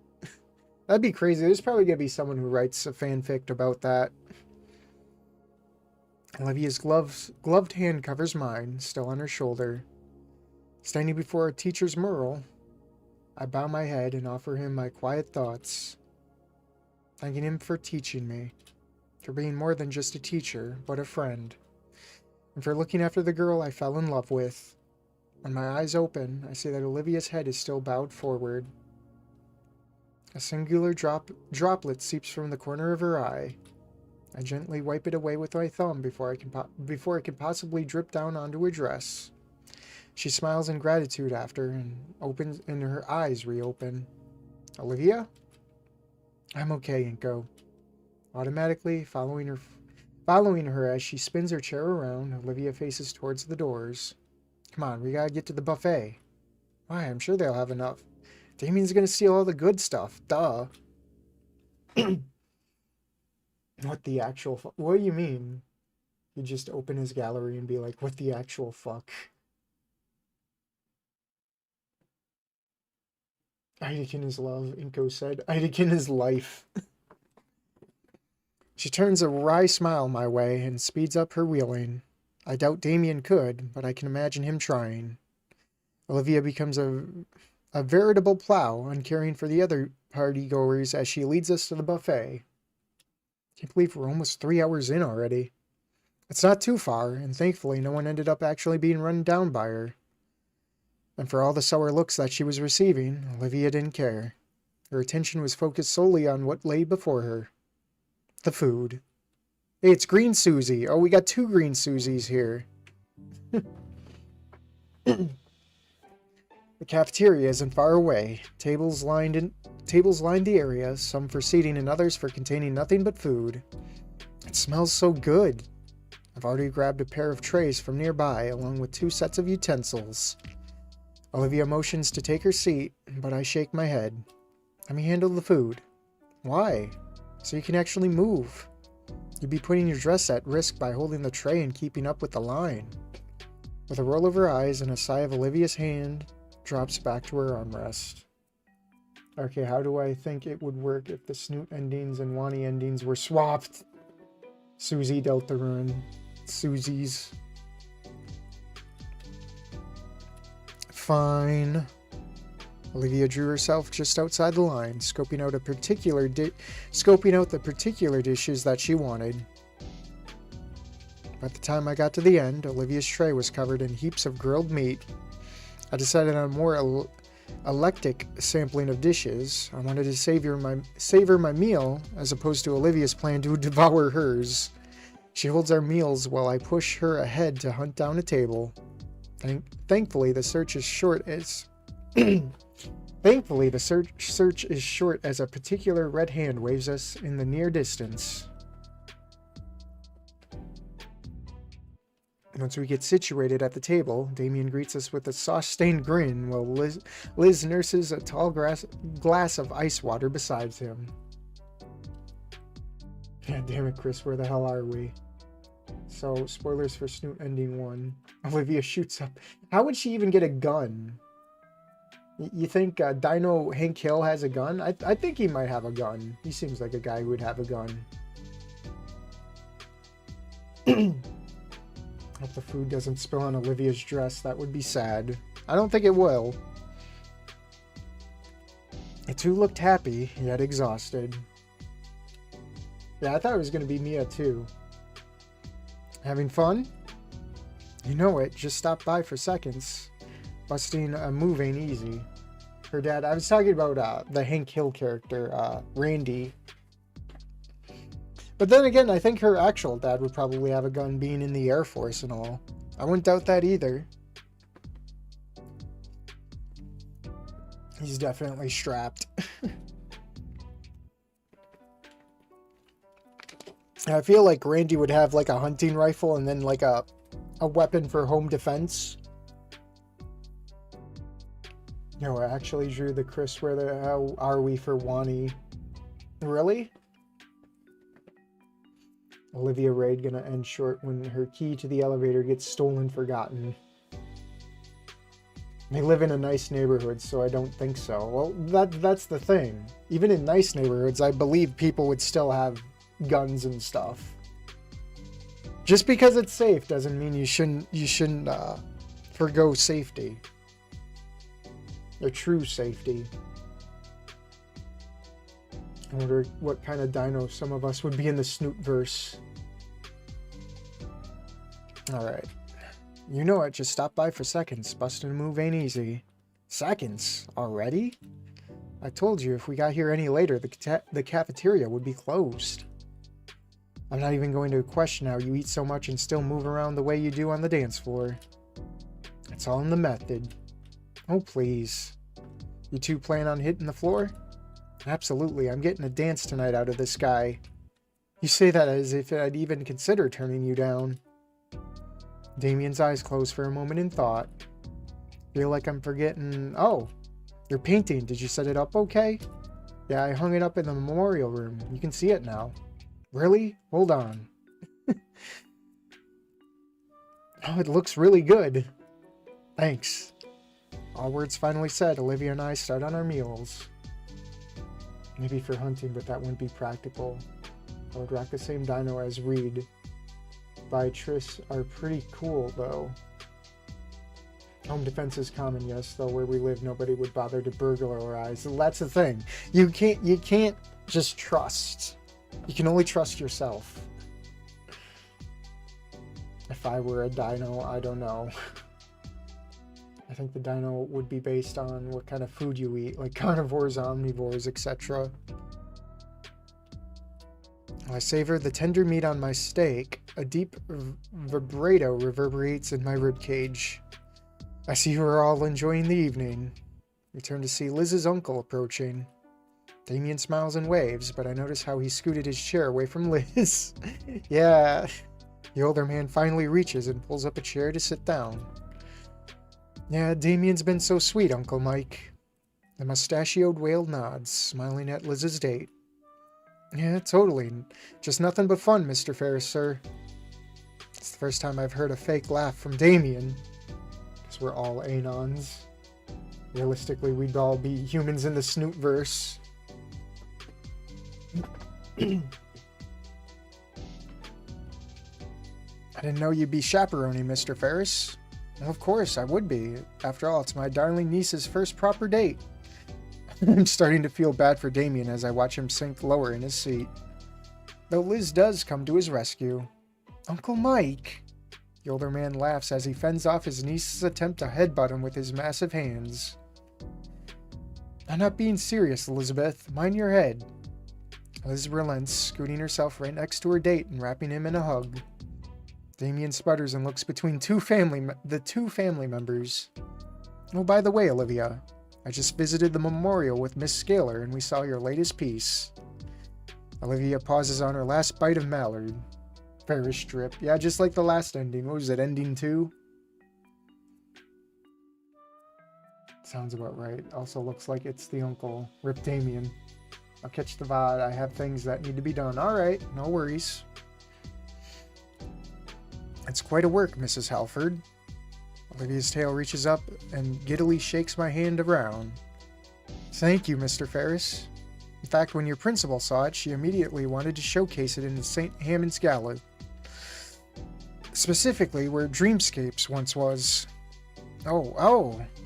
It's your painting, so it's up to you. I figured I'd come and let you know before you try to take it later tonight. Olivia ponders it while her fork spears at a particularly slippery piece of greasy bird. I don't mind, but I'd like to take it with me when I graduate. Mr. Ferris nods, taking a small notebook from his pocket and writing some notes into it. Of course, Olivia. How's the brisket? I may spring for some when I get around to dinner. Try the roast duck as well. It's amazing. I think I will. Have a wonderful night, everyone. He starts to turn, but stops and looks at Damien. And stares. Wait, I just had the worst thought of my life. What would that be? Damien nods his way, and then with that, Mr. Ferris leaves us to our meals. I'm by no means a fast eater, but I managed to finish my own meal before Olivia finishes hers. I lean back in my chair, stretching my arms back. Across the ballroom, I see Ben heading behind a curtain on stage. Say, that reminds me. Hey, Olivia. Finish what's in your mouth. What? Has Ben talked with you recently? No, when we saw him earlier was the first time I talked to him in years. Weird. What's so weird about it? He told me weeks ago he wanted to apologize to you for everything, and I said he should tell you himself in person. He said he would, and it hasn't happened. Maybe he forgot. He's been very busy lately. Well, we got some time, right? Why not go say hi? Olivia finishes off the last rib on her plate, gnawing at it as she calculates this decision eternally. Wait, what? What's going on? If dinos reptiles can't produce milk, why do they have tits? It's called being a furry. It's being a furry. Alright, I guess. If you think it's a good idea, you guys go ahead. I'm about ready to get back into breaking it down. How about you, Liz? Don't want to tire you out. Oh, I can go for a bit longer, yeah. I'm here to party the night away. I collect our plates and quickly walk them to the collection spot for them. Olivia's moved to the side, freeing the table for another group to take it. Taking her chair's handlebars, I take us around to the dance floor. It's called being a furry. There you go. It's either being a furry or furry adjacent, because I know a homofa exists. I mean, you can appreciate the furry art without being the furry. But some of us weren't so lucky, sadly. And here I am. We can clearly see Liz as we pass it, though Damien is hidden by the press of bodies. Her face and neck are once again scarlet. Geez, wonder what Damien's doing to elicit that kind of look from her. Dude, I've seen the unsafe stuff in Snoop Boru. Yeah, we know. We know what's in there.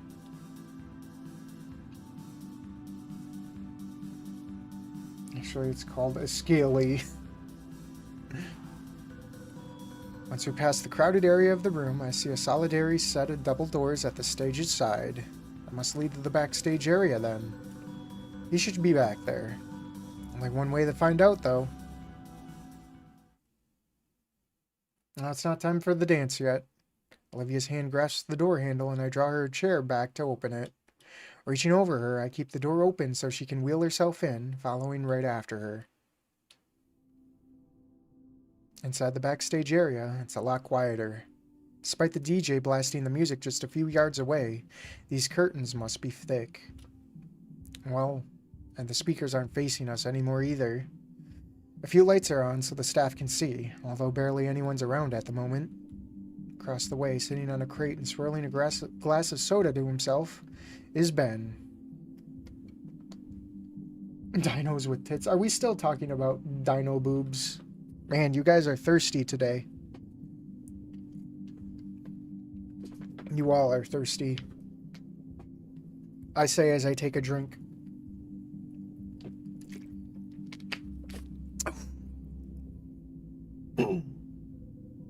Alright, let's go. He doesn't even notice our approach, and jumps a little when he sees just the two of us. What are you two doing back here? This place is off limits. Olivia and I wanted to say, hey, check in on you. Okay, hey. This place is still off limits. Right now I'm on the only break I get all night. You said you and Olivia wanted to see me. How to delete? Please delete. Boo-hoo. It's going to be immortalized. And even then, it's going to be immortalized in this video. You see this chat right here? It's going to stay here. It's immortalized. Welcome to being a furry. Or whatever. I don't want to hold a grudge anymore. Well, what? He puts his cup down, suddenly more attentive. That's surprising. I told her about our conversation from a month ago. She said you never went to see her, so I got curious. Oh yeah, I did say I would, didn't I? Sorry, I forgot. I've been busy. Alright, let me gather my thoughts. Ben runs his hand through his hair, thinking about how to string his words together. Forgot about the VOD. Yeah, you got caught in 4K. Welcome to be a furry. You're one of us. Time to change your profile picture. Olivia, I'm sorry about all those years ago. I thought I was doing something to help you out. Instead, it pushed us apart and hurt you. Made you doubt yourself. Made you feel cornered so that you felt you had no choice but to shut everyone else out. I didn't know it'd affect you that much. I've been regretting it for years. I'm sorry. Beyond the muffled beats of the music playing, just beyond the curtain, a silence hangs in the air. Thanks, Ben. It means a lot to hear that from you. I still want to ask, why?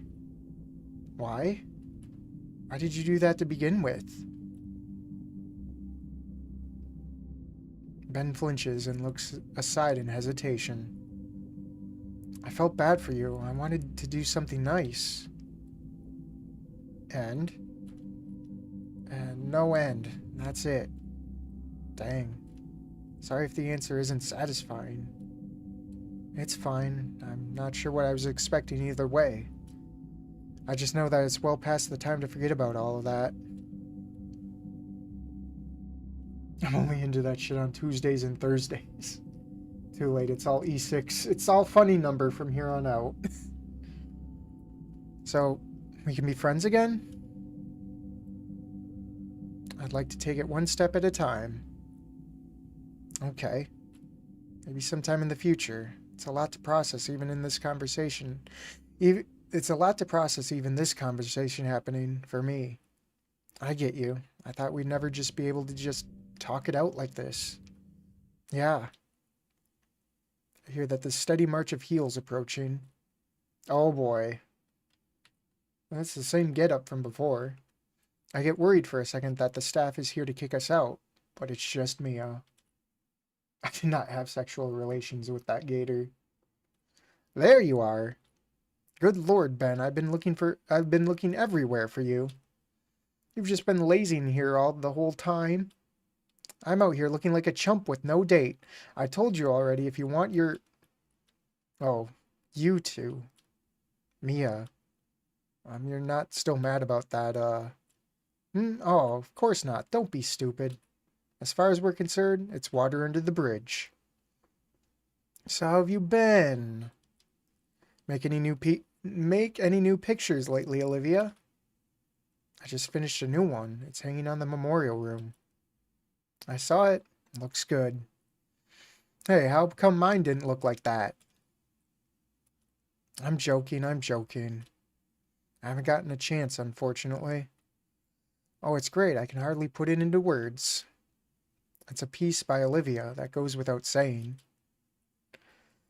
An odd air of calmness settles on us as we just stand here in the low lighting of the backstage area. Quick, get the tomatoes. Even Mia seems to have fallen into its grasp as she leans against the box Ben is standing on nonchalantly. Well, only one semester left. Yep. And then we're all out in the real world. So we're all cool with each other?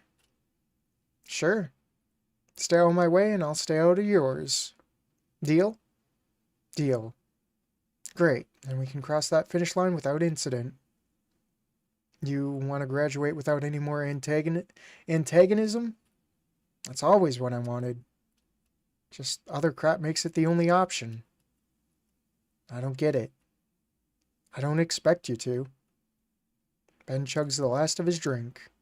Well, this was nice, truly. Now, alright, we should get going. Right, Olivia? You guys enjoy your night. Thanks. Be seeing you guys. See you, Ben. Ciao. Wait, what? What?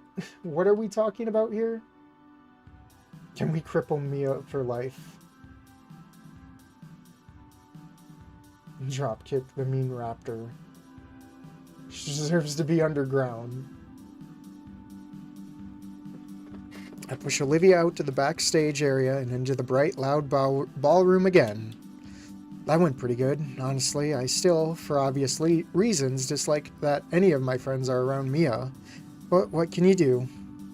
That's just how life is.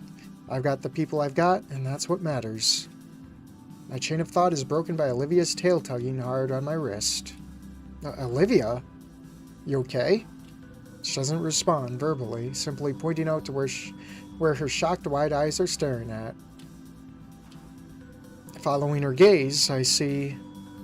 Is that Mr. Ferris? Couldn't be. But then again, he's the only whale in attendance. Am I seeing things?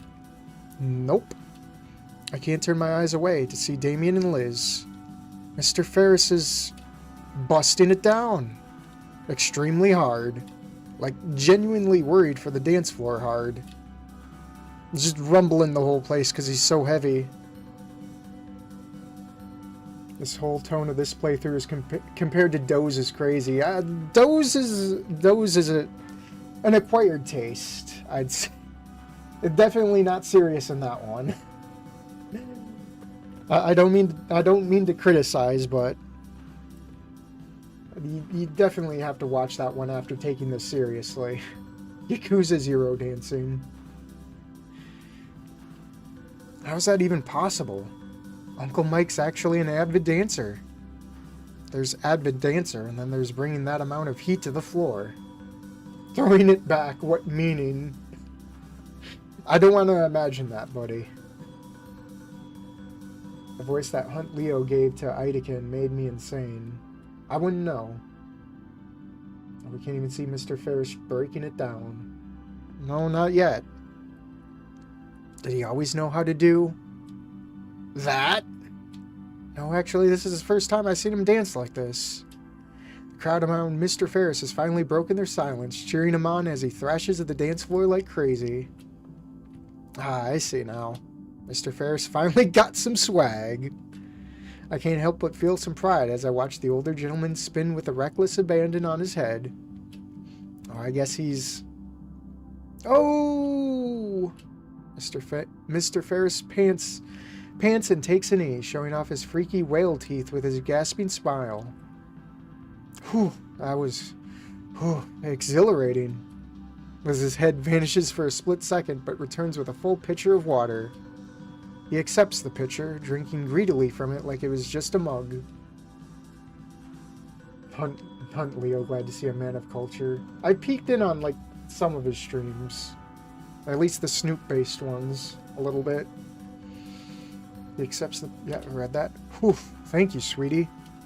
That was awesome. You gotta teach me. Gladly, though not anytime soon. He practically collapses on the chair beside us, sipping from the pitcher some more. Why don't you all take my spot? I left a sizable opening on the dance floor, after all. So we did. Our peers are still in the middle of uploading their phone recordings of Mr. Ferris. And that music is still pumping. Until it wasn't. Once I start wheeling Olivia to the floor, her shock vanishes completely. And switches to excitement. Oh, is this going to be the video? Damien and Liz aren't too far behind, and soon enough we're amongst the throng of seniors dancing to the fast pulse of the music. Good thing to rehydrate after breaking it down. YouTuber focuses on Snoop Game and Wani memes. What's his channel name? Are you talking about Hunt Leo? I mean, that would be the name. Oh, Doe. Yeah, Doe. That's the other guy who was streaming the game. I feel myself completely captured by it, most of my limbs flowing with the rhythm. Though I keep one arm on Olivia's chair, causing her to also fall into my rhythm. We danced together like that, Olivia's arms and tail moving together with the swaying of a wheelchair while I dance alongside her. Song after song, that's the only measure of time that I have left as all I care to do is move beside Olivia, sharing her overwhelming cheer as she moves beside me.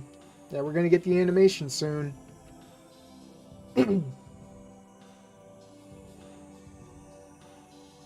At a certain point, my throat's too dry to ignore. Olivia caught me rubbing my throat and decided it was a good time to break for soda. So we were sat at the outskirts of the dance floor, resting against each other and catching our breath. So, good night so far? Yes, absolutely. Probably the best of my life. Wow. Of her life? My thoughts go back to the parties I had gone to. There had been dancing and talking and lots of people, but when I compare tonight to all those small house parties... Too much? No, actually, I think you're right. This has been one of the best nights of my life, too.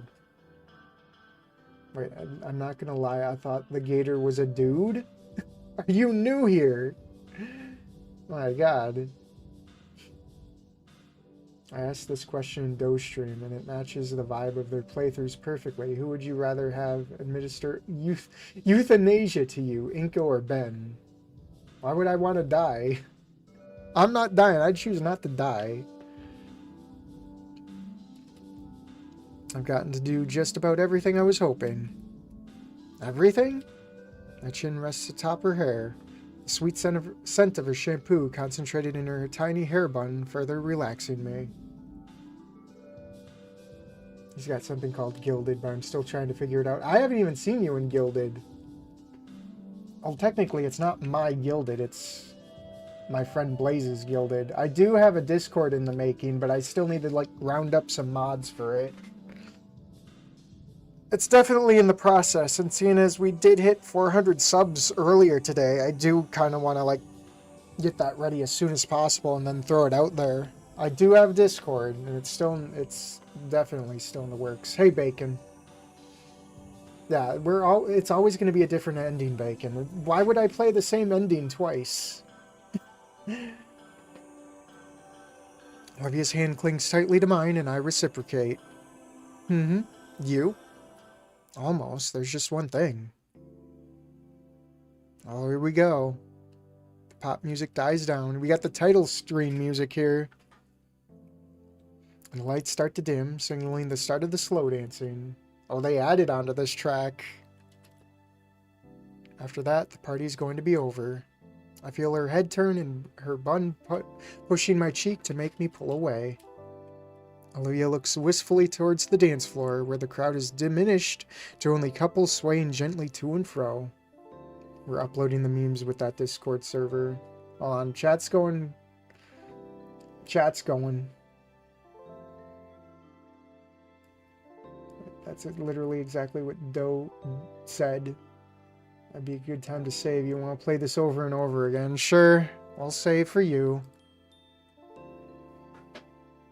I really choose me, like, playing Library of Runia and then decide to watch Wani hug that Gator. Bad ends would break me. My heart is beating so hyped. Enjoy what comes next. Yeah, I'll probably, you know what? Probably after this stream, I'll drop the Discord.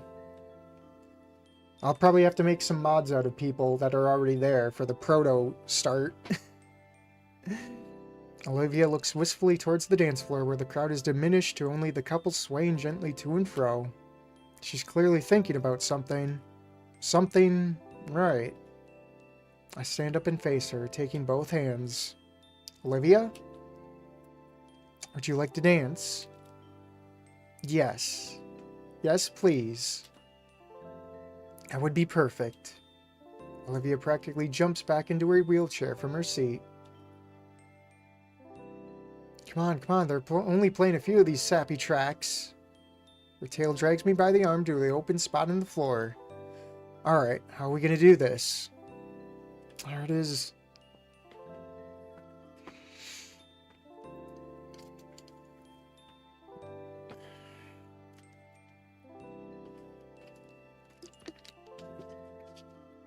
The moment we all waited for. Hey, it's Blaze. Almost 150 people again. Yeah. Glad to see you here, Blaze. How did your date go with your girlfriend?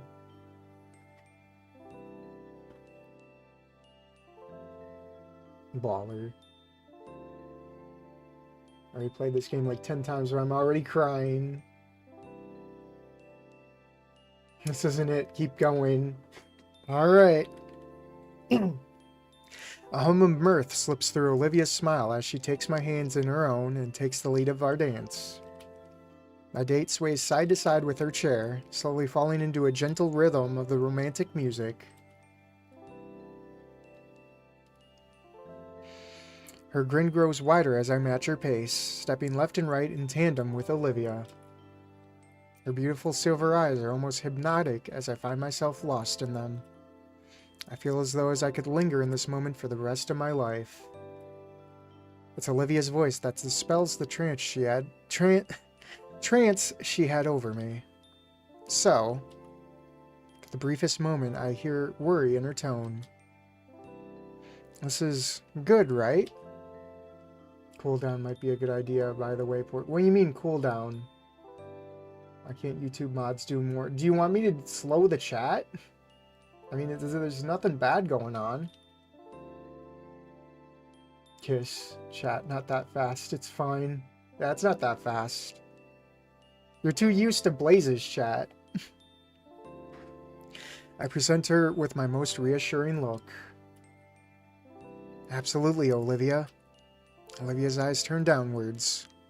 Yeah, but there's still hesitance in her voice. My fingers squeeze tightly to draw her eyes back to me. Olivia, what's wrong? I've been practicing just for this. Yeah? Yeah, because I've been thinking about a whole lot, too. It's been bothering me that we can't really dance, you know? This is perfectly fine, though, Olivia. I mean, I want this to be the best it can be, without letting any dumb condition get in the way. And you do too, right? Except I don't mind one bit. We can't dance like everyone else, so what? We're still dancing. Olivia smiles, though it carries a hint of mischief. Trust me, alright? I want to show you something. She breaks away from my embrace. Huh? What? Just keep your eyes on me and go.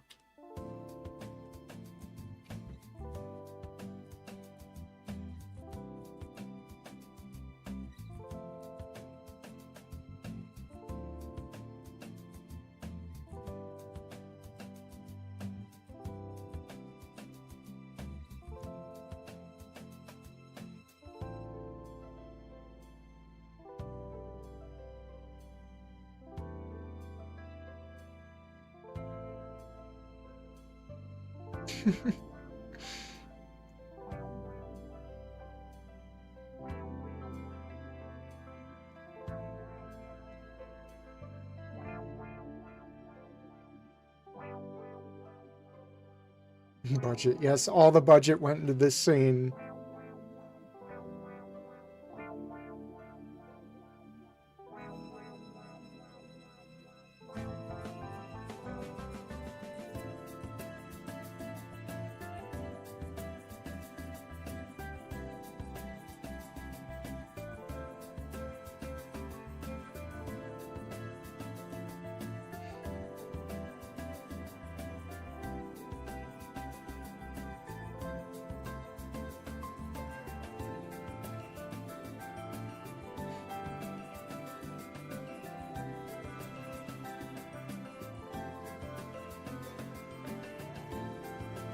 Man, I'm tearing up.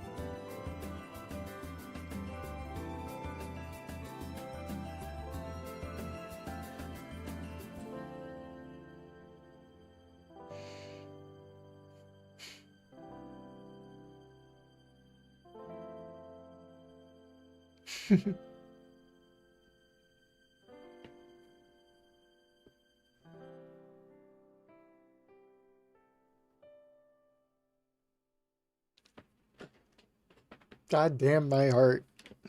That was beautiful. Oh. We did it. Even if it was momentarily, it was still amazing.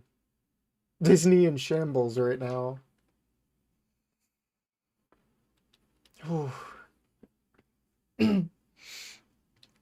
I'm exhausted.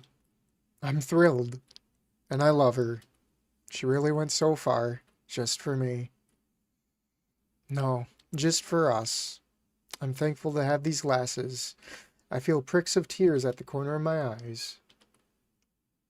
The final song ends and the lights brighten once more. Crowd around us shifts. Some people are leaving, probably to go home now. Now this is ending for Bacon. Someone get rid of those damned onions. But others take their place, looking towards the stage for whatever ending ceremony there might be. Ben approaches the mic stand on stage, leading into the microphone after making sure it's still turned on. Good evening, everyone. And thank you all for coming tonight to the annual St. Hammond's Winter Formal. Yeah, Olivia still has to give her speech. And a huge thanks to our student council team for putting this whole thing together. I hope everyone here has made some memories they'll treasure forever. At that last dance, our time here is up, so you're all free to go. Good night, stay safe, and enjoy your winter break. We'll be seeing you all next year. He waves once more and returns backstage. Some students start milling out towards the door to their cars. Why, is there not going to be a speech? Did Cavemanon forget the speech? Damien and Liz find us through the crowd. Hey, that was amazing out there. Thanks. You guys ready to bail? Yeah, the limo's still out front still. We got them until midnight. Heck, we could stop somewhere too if we wanted. Oh snap, like ice cream? And this weather? And any weather. Olivia? I'm steaming hot. I'd actually like a root beer float. Sounds like a plan. Olivia's tail trembles from the overexertion, but still snakes around my wrist as always. So I guess there's no speech. I thought there was going to be a speech for this one. Or did Cavemanon just forget?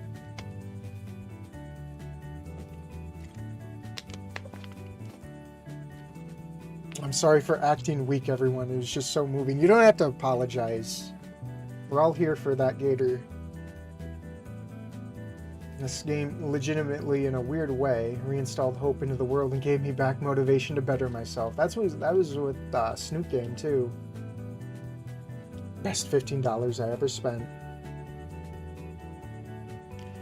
She huddles to herself as we leave behind the Grand Con Center and out into the freezing air of the city. True to my word, the limo awaits just outside down the walkway.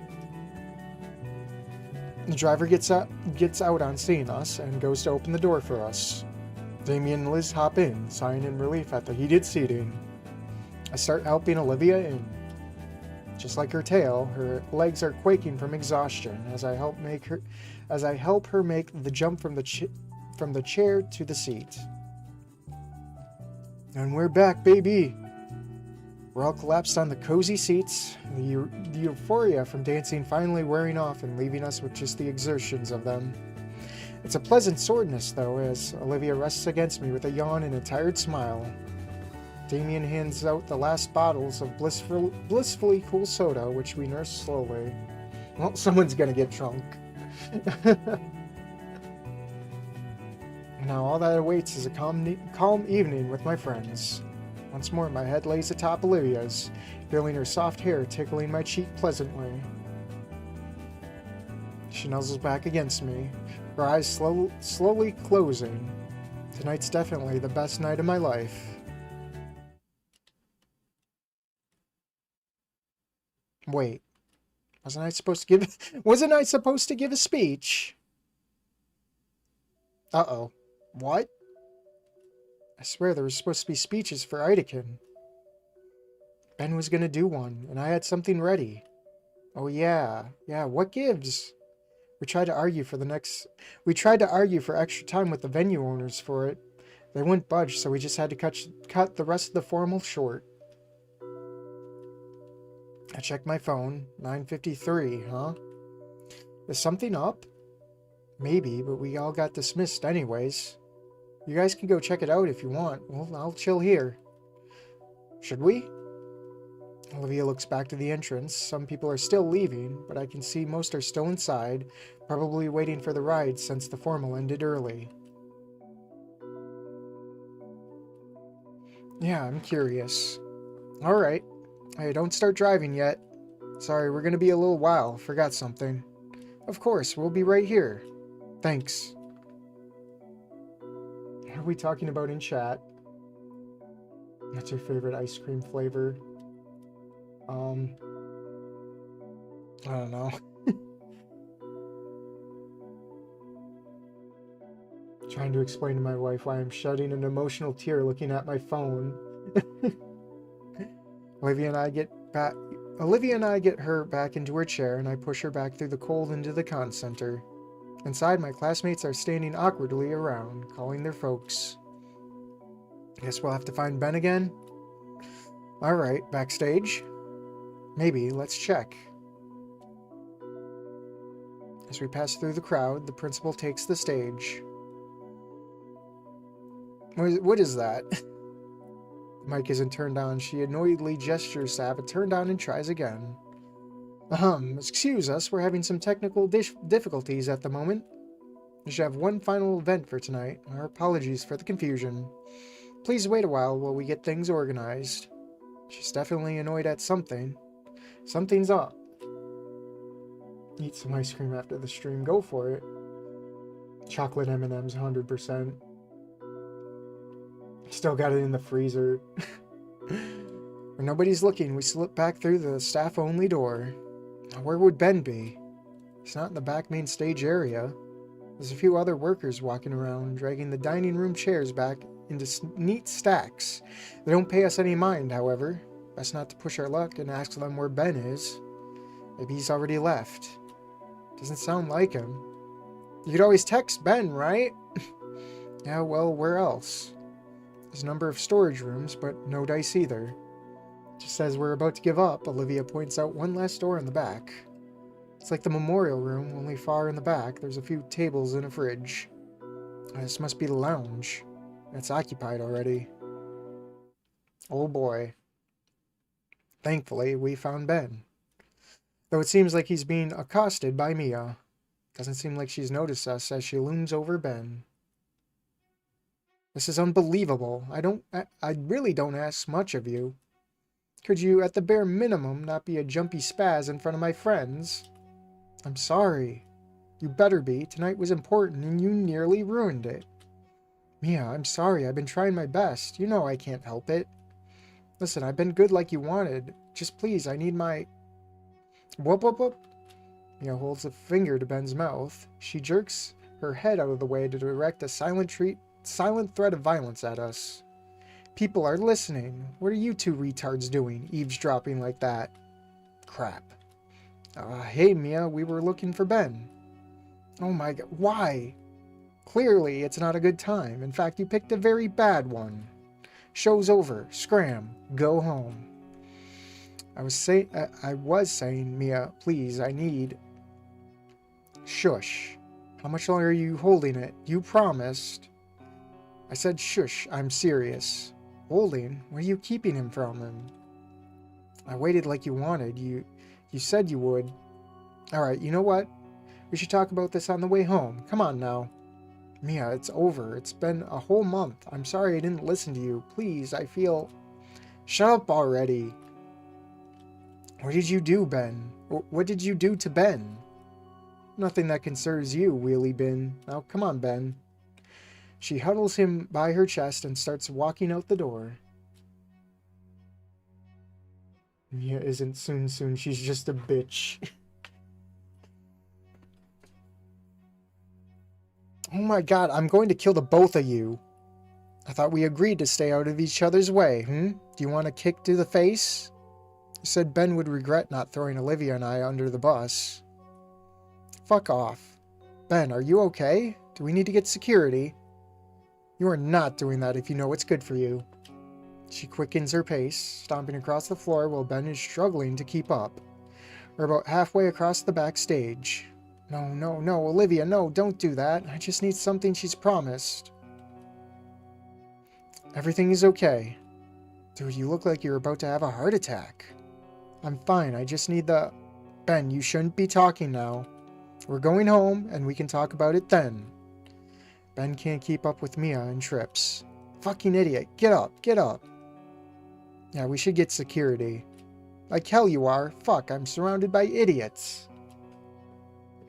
Mia, I can't wait any longer. Just please, I need it to be normal.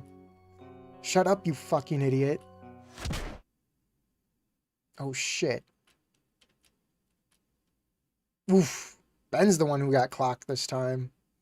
Ben lies still on the floor. Mia's fist is frozen where it made contact. She pulls it back and stares between it and us.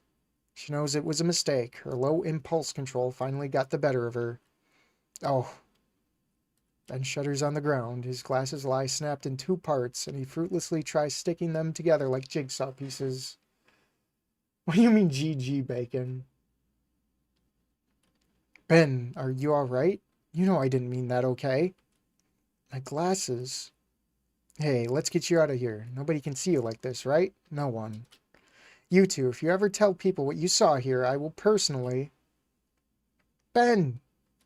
Scalar opens the curtains right where we're at, lit up by spotlight aimed at that spot. Goodness gracious, I've been looking everywhere for you. Where have you been? Did you forget about the memorial? I miss Scalar, No excuses, get out here. Just bleeding, like get out here. Scalar grabs Ben by the shoulders and yanks him through the curtain. Alright, now can we get... There's still a sizable crowd. Any murmurs clear out to the dead silence as everyone gawks. Fuck. Scalar jerks her head back into the gap in the curtains and rips it wide open. We're exposed to the bright stage lights, and Scalar rips her gaze between Olivia and myself, the broken glasses, and then the person trying to hide them. Mia. She's caught like a deer in the headlights. Ben's fresh wound is bleeding bright red, and it drips to the floor below. When he whimpers in pain, Miss Scalar finally looks back at him and fully takes in his condition. The droplets splattering is deafening. The audience's eyes are on Mia. Mia, are you mad? Benjamin, you stay here. I'll get you some help, okay?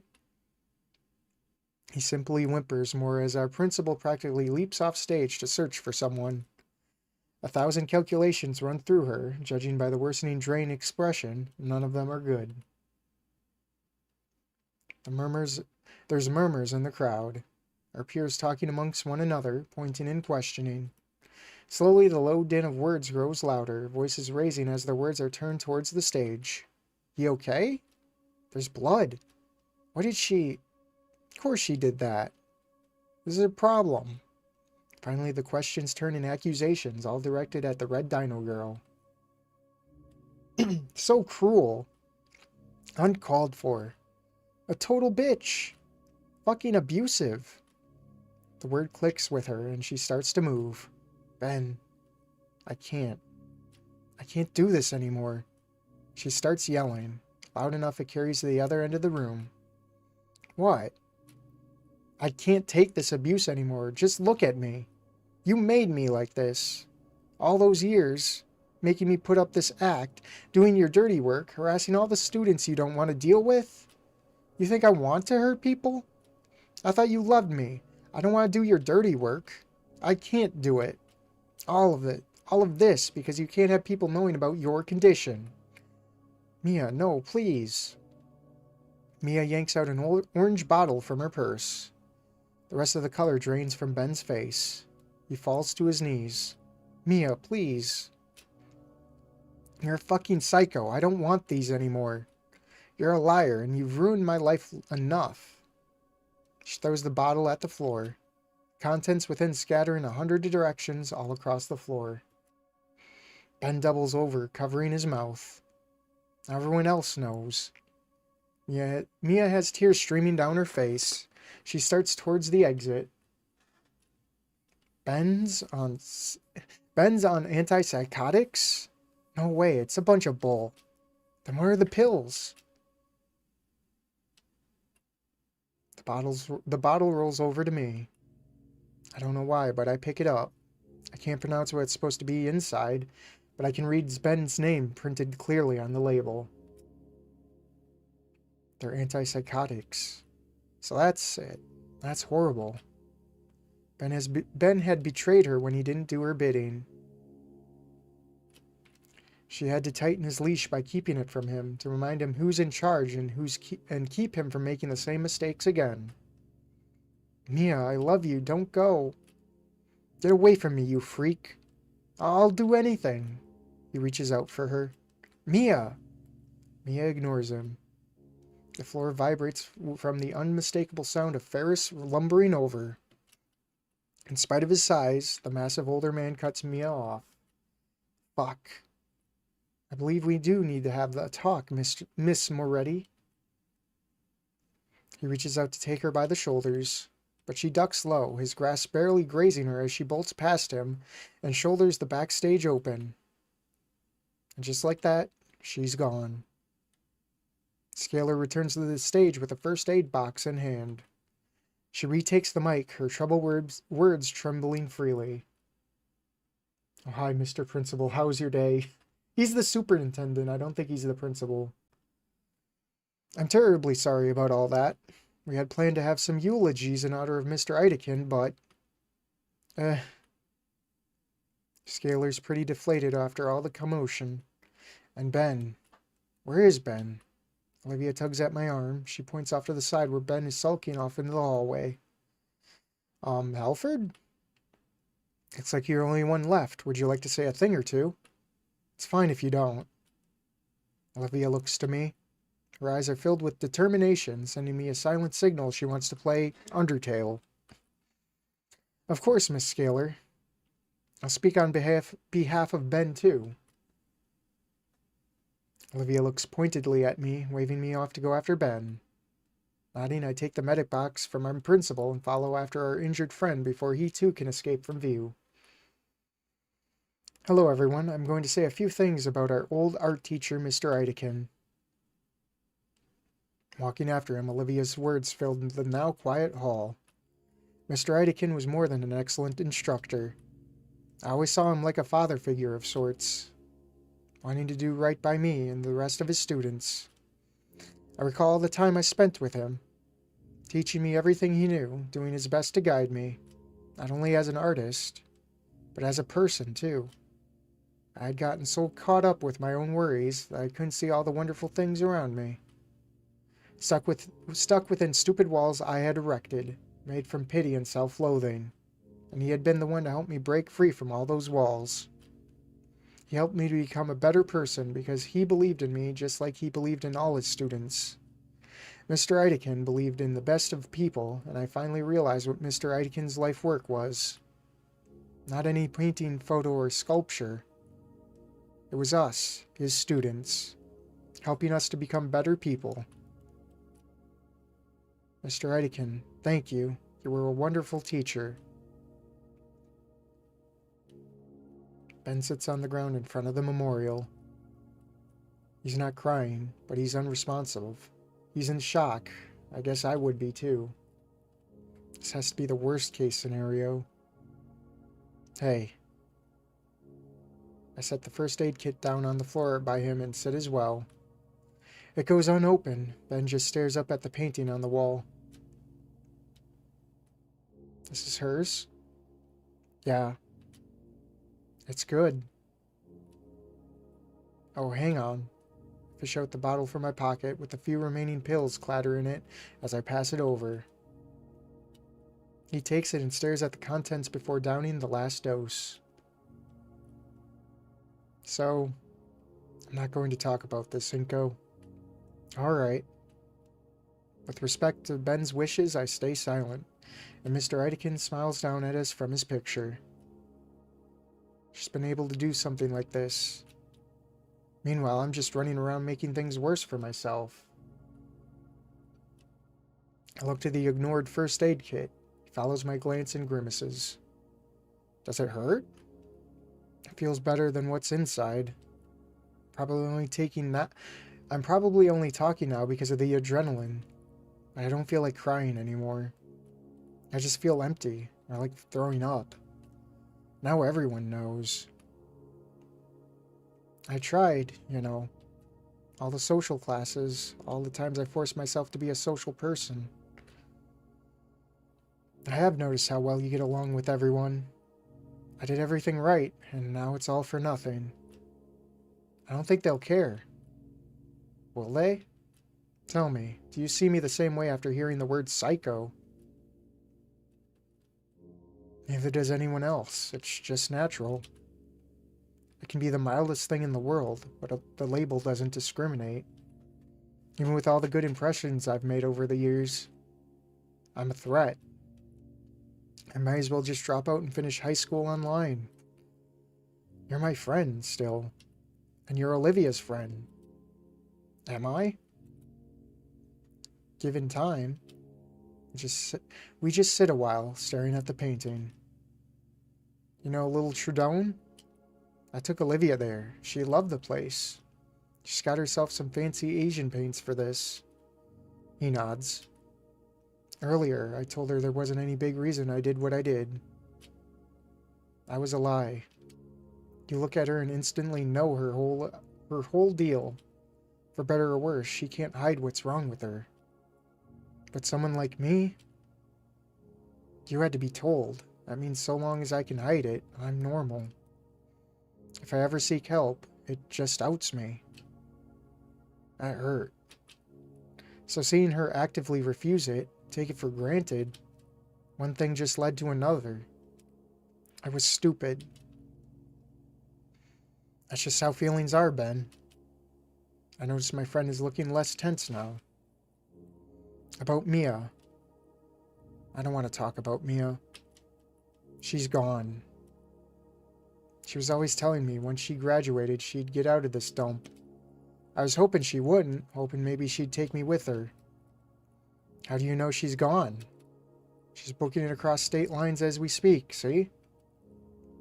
Ben shows the lock screen of his phone, the most recent message from Mia. Sorry, I'm going. He sighs. 4 years. I loved her. He plays with the broken halves of his glasses he picked up. He said he didn't want to talk about it. I won't pry. We just sit. Idekin's warm smile seems a bit brighter from his frame on the wall. I wonder if he would be happy with how everything turned out. I think he would. It was long and painful, but we finally made it. Became the people he had aspired we'd be. Everything that's happened led up to here. Whether through resolving old grudges or finally escaping horrible situations, things are changing. Once we leave the room, our new lives start. But for now, we can wait in transit just a bit. Ben's like me in a lot of ways. I remember seeing him earlier this year, effortlessly turning social disasters in his favor. But I struggled to do anything without someone's approval or attention. Looks like he couldn't either, and Mia used that against him. Could I have ended up like that? After so long, I get a message. Still in there? Yeah.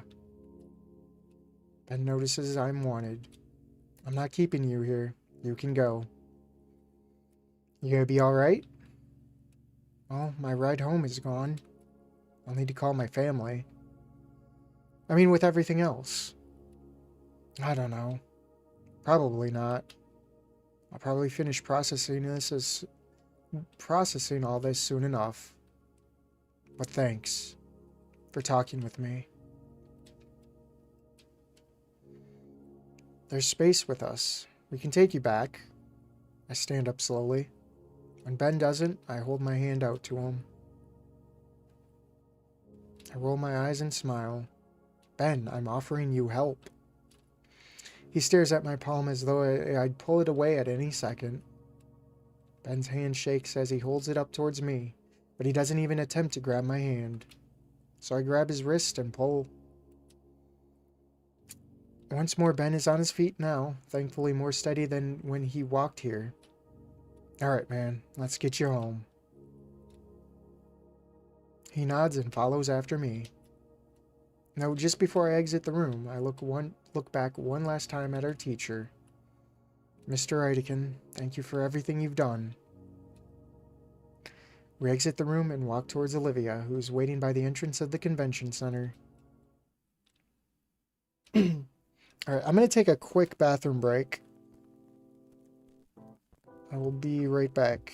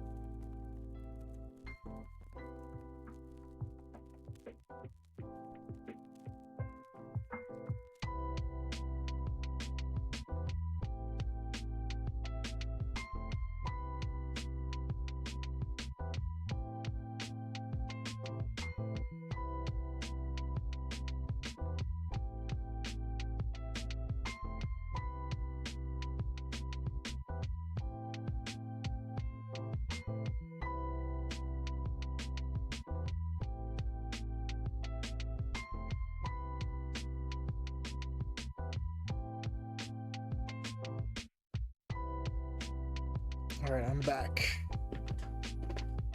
Moment of urinating to compose everything that happened. Oh, I mean, when you're on the toilet, you gotta think, right? The rest of the place is in full cleanup mode as all the lights are on and staff are lugging around all the decorations to be stored away. When we reach her, I automatically take her handlebars and push her out of the building. Her head turns to Ben, eyes expecting him thoroughly. How are you feeling, Ben? His mouth moves to speak, but stops. He shakes his head, but keeps following. So, what flavor? Pardon? Flavor of ice cream. I told everyone we were going out to get some on the way back. I think I'll get some sea salt caramel. Olivia sticks her tongue out in disgust. Why would you ruin ice cream like that? Hey, don't knock it till you try it. Fine, I'll try it and then ask again. How about you, Ben? You know, sea salt caramel is great, right? Finally reached the limo and our driver moves to open the door for us. I don't know, I never had it. I motioned for Ben to get in before us. they make the effort to like hide his wounds. It looks like a weird Ben. That doesn't look like Ben. It looks like someone else. I don't know why, but it does. The toilet, the place designed to do the thinker.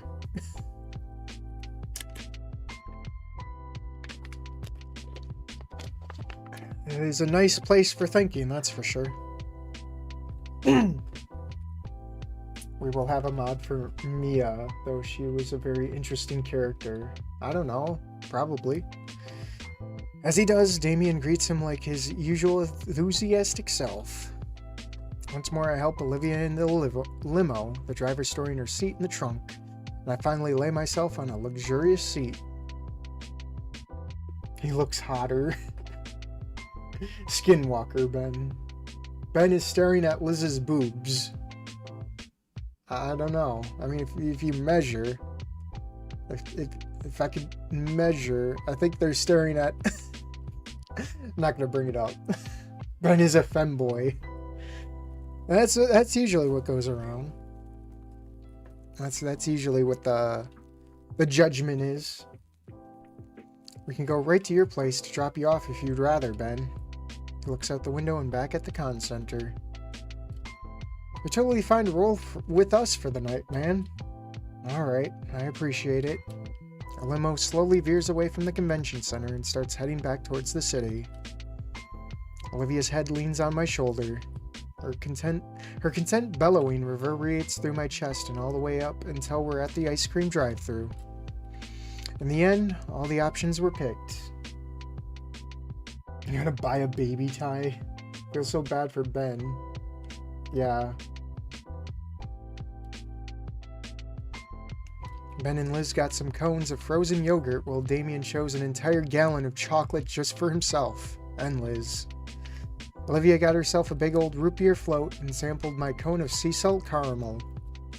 While she acted like the Icy Delight had personally insulted her, I saw my girlfriend gaze longingly at the tub of it in the shop's standing cooler.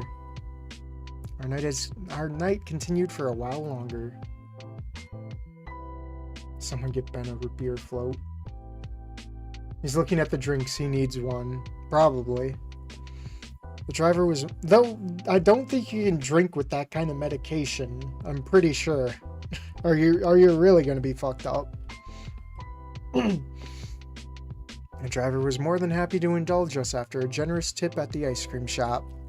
We were driven around aimlessly, enjoying our ice cream and simply talking the night away about our winter break plans. As our curfew drew near, Ben was the first to be dropped off. We said our goodbyes to him, and he smiled and waved from his porch until we could no longer see him. The walls between him and Olivia seemed to finally be coming down. I'm hopeful they'll come around to each other. Our next and final stop was my house. We were going to make the most of tonight after all, which meant enjoying the rest of these gallons with some good shows.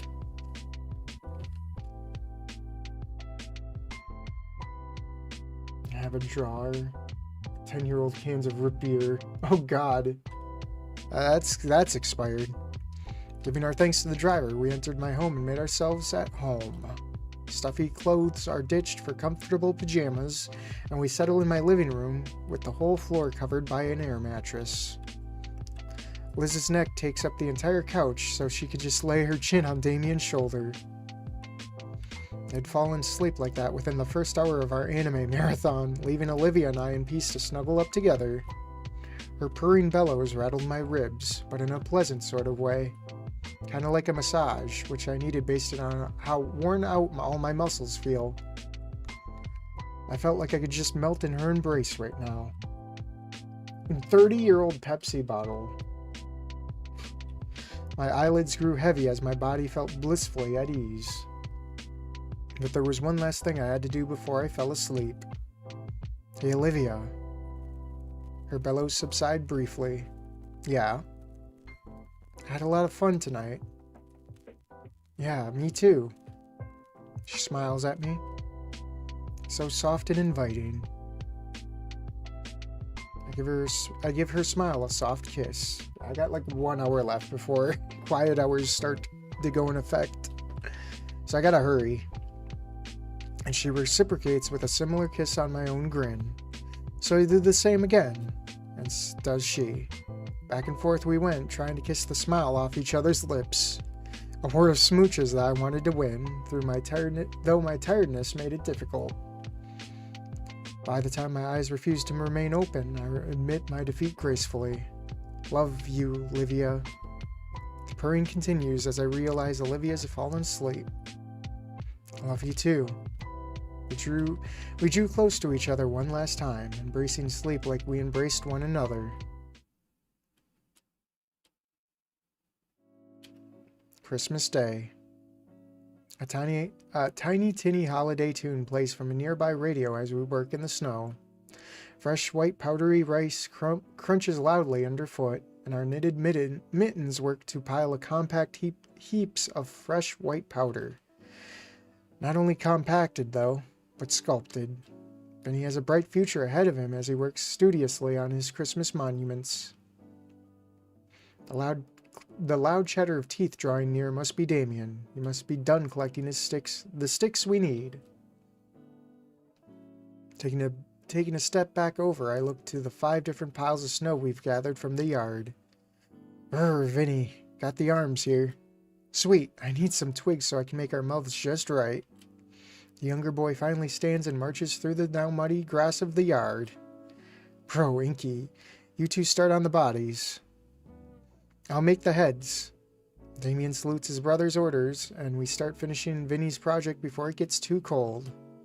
While I'm fine with my new mittens and scarf, the brothers are nearly freezing themselves for Vinny's art, which at least motivates them to complete the 5 figures in the time it'd take to finish for me to finish a single snowman. Originally, Vinny was begging me to make a snowman in his stead, but he got ahead of himself and ended up giving himself an artistic vision of a whole family of snow people modeled after the family. I wouldn't have to do it all myself, but Randy decided he had enough of all the yard-related tasks being delegated to me this season. At least we have the promise of lunch. Olivia's hard at work in the kitchen. Do we see Olivia's mom? I think her mom's dead. As far as I know, I think. I've made a few snowmen in my day, but never snow dinos. Tails are easy enough. What's not easy is the beaks. As powerful as Christmas magic is, it's no match for basic physics. Damien tries making a very tall one to resemble Liz. It ends up crumpling under its own weight and falling right on his face. After so long, I actually do manage to get the snoots right. He said the word, and it's just a matter of how you pack it together. And we get no pic. Oh, there it is, right in the back. And before long, there's a nice group of snow dinos for each of the panes. Olivia's is special. It's sprawled out flat, like how she lays in her bed. I don't get to see it, though. I see Olivia judging from the window. It's a playful glare that knows I'm right, but demands satisfaction for the hazing. Hold on, it's not quite finished yet. Vinny quickly begins forming another frosty figure next to the snow Olivia. Let me guess, it's gonna be Inko. Soon enough, it begins taking a humanoid shape, though lacking any significant details. Inky, can I borrow your shades? Oh, sure thing. Handing him my shades, the little dino presses the hinges straight into its head. There, now it's everyone. I see it down there, that's adorable. Aw. I'll let Inksicle keep those for now. I think it's about time to head back inside. I fear Damien's frills might break off if we stay out here any longer. I wave to the brothers towards the door, and they run ahead in search of warmth. For a moment, I consider adding some finer dinosaur-related detailings, but I don't want to keep Olivia waiting. I make my way inside, making sure to stamp off the snow off my boots beforehand. You were here the whole stream. What a legend. Well, you guys all watch the streams. And by the time I see them, Damien and Vinny had already changed into dry clothes. The jackets they had worn, designer-made and thoroughly insulated for the cold, hung heavily on the coat rack nearby. I knew they'd be good gifts, especially for Vinny. I'll remind them how to clean the jackets later. The brothers sit on the couch, wrapped in down blankets and sipping hot chocolate way too quickly. It was 30 seconds. How did you get changed that fast? We're just trying to freeze to death as little as possible. It wasn't that bad. Says the Argothoid? Argothoid? That's not a slur, is it? In either case, I'd rather not get the couch all wet, so I'll have to stand for now. At the very least, Damien gestures to the thermos of hot chocolate and spare mug on the coffee table. After yanking off my new handmade mittens, I pour myself a cup to savor the heat as my fingers regain feeling. Soon enough, the familiar sounds of rubber on hardwood signals Olivia's arrival. The first thing she notices is the two Payne brothers clumped together on the couch. You two look like you're having fun. Yeah, did you see those snow guys we built? We made one that looks kind of like you. I saw. I'm flattered. And I just finished lunch. You hungry? I could smell it ever since I entered. The smell of well-smeared meat and veggies. Ever since she came over to visit that one time, I've been dying to try her cooking again. Absolutely. Can't wait for the Discord server. I still gotta, like, mod people up. It's gonna be hectic having everyone pour in. My god. I don't think I'm ready. I think I'll stay here for now. Damien, I'm offering you food. No, sir, not getting out of this chair.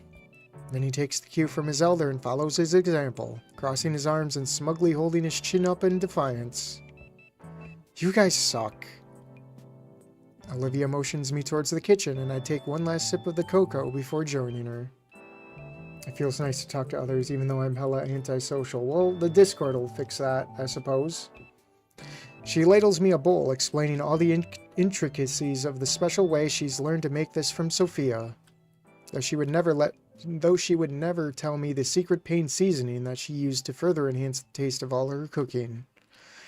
I carefully set the bowls on a large tray and hand the tray to Olivia, who sets it carefully across her armrests. Our meal set, Olivia's holler for food shakes the house to its foundation. You know what? How about a drink? My voice is drying.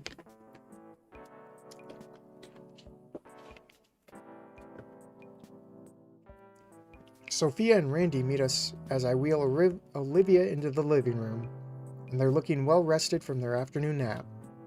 Oh, thank you, Olivia. It looks fantastic. Olivia smiles and sets the tray down on the coffee table so she can start passing the bowls out one by one. With a flick of his tail, Vinny turns on the television, already set to a sports channel and playing a hockey match. Randy takes a noisy slurp of the broth, licking his chops after. Gone with the hive mind, long live the gator mine. Tastes fantastic, too. So enjoy the stew while we can still have the real Christmas treats. Real Christmas treats? When Olivia sees my confused look, she simply smiles and shakes her head. The rest of the Paynes look excited, though, and start voraciously slurping down their stew. I'm just butchering everything here. Hellion, thanks for the subscription. Here, I gotta, like, recollect myself and then focus. Following their example, I abandon my spoon and take up my bowl and bring it to my lips. Just the right mixture of salty and spicy. The veggies and meat and creamy broth going down so smoothly. As much as I want to savor my first sip, the others have already drank up most of their meal. So I too greedily slurp down my meal until I can set my empty bowl back down on the serving tray in satisfaction. Oh man, that really hit the spot, Olivia. Looking around, Olivia isn't in the room anymore. Olivia? Give her a moment, Inko. She's just fetching some things. I can only guess the treats based on how Vinny is vibrating on the entire couch with his excitement. Alright, wouldn't be Christmas without these. These looking to be a tray filled with some kind of oddly shaped chocolates. Olivia wheels herself right next to me, so I take the tray from her armrest. She smiles and gracefully tosses herself beside me onto the couch. Looking down at the tray again, the treats all look like bundles of sticks held together by their sugary coating. They're called haystacks, Inko. Try one, you'll love it. I pop one of the smaller bundles into my mouth, chewing on the sweet and salty homemade candy. Marshmallow, butterscotch, and chow mein noodles? I hold up one of the uncovered sticks to inspect it. It's an older tradition, so I'm not surprised you don't know it, Inko. I take a couple more and pass the tray to Damien. They're quite delicious. Olivia plucks one of the pieces from my hand and pops it into her mouth, crunching the candy to oblivion. Can't live without Red Bull sometimes. Just like the stew, the tray of haystacks is devoured rapidly too. Ah. Randy sinks further into his recliner, drawing his wife onto his lap with a surprised yelp from her. She shakes her head and settles beside him, looking over everyone else with a content smile. This is what the holidays are all about. Candy? Family, son. About being with the ones you love the most, Vincent. The young boy considers her words and comes to his own conclusion. Well, I love candy, so we should have more. He looks to Olivia, who snorts at his logic.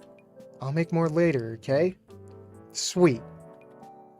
Knowing that now that there will be more Christmas candy, the young dino's eyes focus on the hockey game playing. On screen, the hockey puck is finally hit into the net.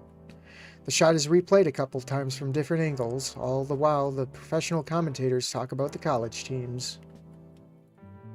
Though they mainly focus on the players' game efforts, the commentators also highlight the players' plans and degrees, which reminds me of what's to come soon. Going back to school next week. Don't remind me. But it's the last semester before graduation. Then we're free to go to do whatever. College, jobs. Vinny will finally have a room to himself. Oh, that's true. Once you guys go, it'll just be Vinny here to keep us company. All my kids are growing up. Don't worry, Ma. Way ahead of you. I'll fail all my classes just for you. Not if you know what's good for you. Be strange seeing this place quiet for once. It's been pretty lively this year. I'll have to enjoy it while it lasts. It's a whole 6 months before we even graduate, guys. Yeah, plus I still don't have any real plans yet. School's probably going to be bothering us a whole lot about applying to colleges starting now. Wait, you have no plans at all? Olivia shrugs. I know what I want to do, obviously. But compared to Liz, she has the next decade of her life planned out, maybe even more. Liz just goes above and beyond. As for me, I don't know either. Maybe college, but I'm open to other options. Because it's a good thing we have half a year still then. Yeah. Damien stands up with a sly grin, marching back to the tiny Christmas tree in the corner. All the gifts have been unwrapped, but some of the presents were still beneath it, awaiting the pains to make room in their house for them. He scoops up something and comes back to the couch. Ah, I see that new retro. It's that new retro console. I still can't wrap my head around the concept. When you want a console from the latest generation? Yo, leave the future to the future. We still gotta try all the presents. Oh boy. Oh, excuse me. First game dibs. I can't stop my smile spreading, even though I know Damien's only trying to change the subject. Hey, Maxim, thanks for the sub. Someone nips my shoulder. Hey, sup? We're forgetting someone. I want to give Guts his Christmas breakfast. Olivia pushes herself to the edge of the couch seat, but before she can set her knees down on the floor, she pauses and turns her eyes my way. Inko, could you help me? Yeah, do you want your chair? She shakes her head no, and then holds her arms out. I can feel my face heat up as I comprehend what she really wants. Don't you normally walk on your knees around the house? Just do it. it's the picture in the what do you call it? The box art. Amazing.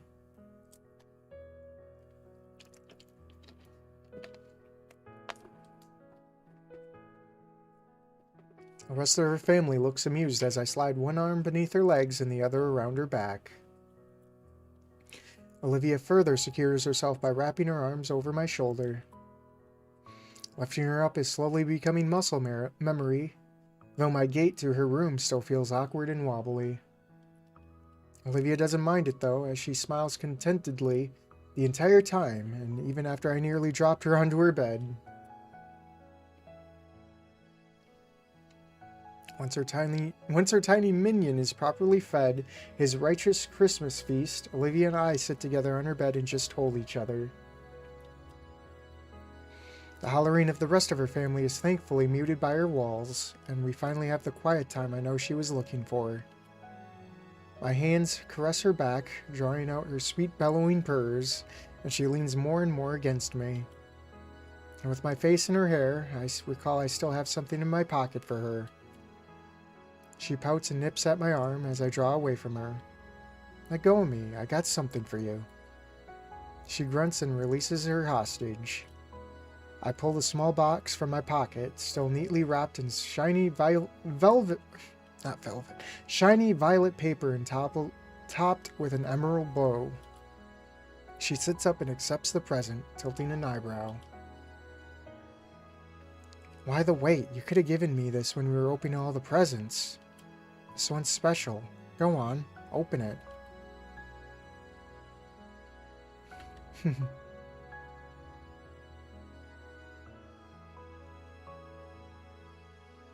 I hope we all get a GF like Olivia someday. I know, right? Olivia carefully tears the wrapping off the box and lifts the cover. Inside is a neatly folded sheet of cloth. When Olivia pinches to bring it out, it unfolds into its true shape. It's a stylized tail brace meant for support and warmth. It only required commissioning Liz for the patterns, and Sophia just needed the material to put it together.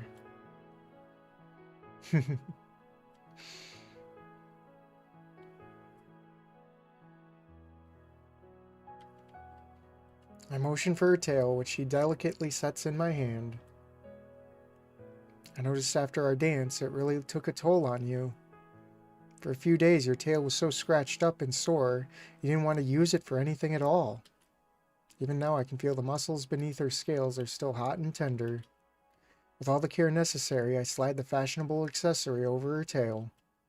The elastic bands are already working, distributing a comforting pressure across her entire tail and causing Olivia to coo happily as she relaxes further on her bed. So, you know, it won't be so rough on you next time. It takes a moment for Olivia to process my words. Her expression of contentment slowly changes to one of surprise, and then a gentle smile. Next time? That'd be nice. The twitch of her cheeks doesn't escape my sight. Olivia, you okay? Yeah, just... She chews her lip for a moment to think. Is it something bad? Oh no, it's silly. I guess I just felt, I don't know, guilty for a second. Her fingers wringing her blanket. Guilty? What for? It's at some point while I was making the fountain painting, I was resting when I remembered something. When I was a lot younger, I would occasionally go to these physical therapy appointments. There were some other kids like me, actually, maybe 3 or 4 years old. One of them was able to waddle a bit with his tail. Almost everyone was excited he could manage that.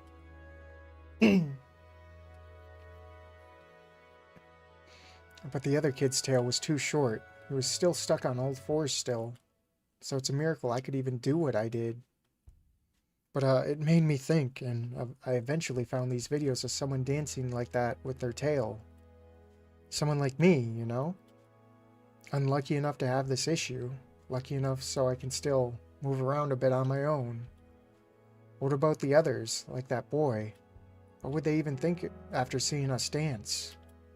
It's been on my mind ever since I started practicing. Olivia clears her throat and looks at me with the sadness permeating from her mood-shade eyes. That's what gave me the idea, but should I have? I feel like somehow I shouldn't have, but I did it because I love you. It confuses me. What do those kids think? Did you ever see them again? She shakes her head. What about anything else like you? What do they think? I don't know. Wouldn't any of them be happy to have what you have? So many of them can't ever do something like that. I guess, but still. This'll sound dumb, but it still feels like I'm somehow betraying something. Or maybe insulting. I could only dance because I was just able enough to use an appendage just long and strong enough to allow it. I guess I feel like I'm mocking them. I'm the luckiest unlucky person. I get the occasional glimpse at normalcy. I may as well not even be called disabled. I'm such an outlier. I thought you didn't ever want to be. I know. Her face falls and her entire maw trembles. I don't got any answers for her. How could I? She's not some strange exception case because of a bunch of crazy variables, and that's not why I love her. She's Olivia, and I love her because she's Olivia. My hands set her tail down on her lap so that they can cup one of her cheeks and tilt her head outwards. Looking into those beautiful silver irises, my whispered words carry my honest feelings for her to clearly hear. Hey, I got you this because I love you, no other reason. If you don't want to use it in any particular way, nobody's making you, alright? The concern in her eyes still exists, but as her lips rises and her eyelids soften, I can see the sorrow subsumed by comforting love. Okay. She leans into my palm and sighs softly. That's a good enough reason, for now. Olivia starts running her hand across her tail's garment. That's pretty. Thanks, it's tailor-made just for you. I like it a lot. Thanks.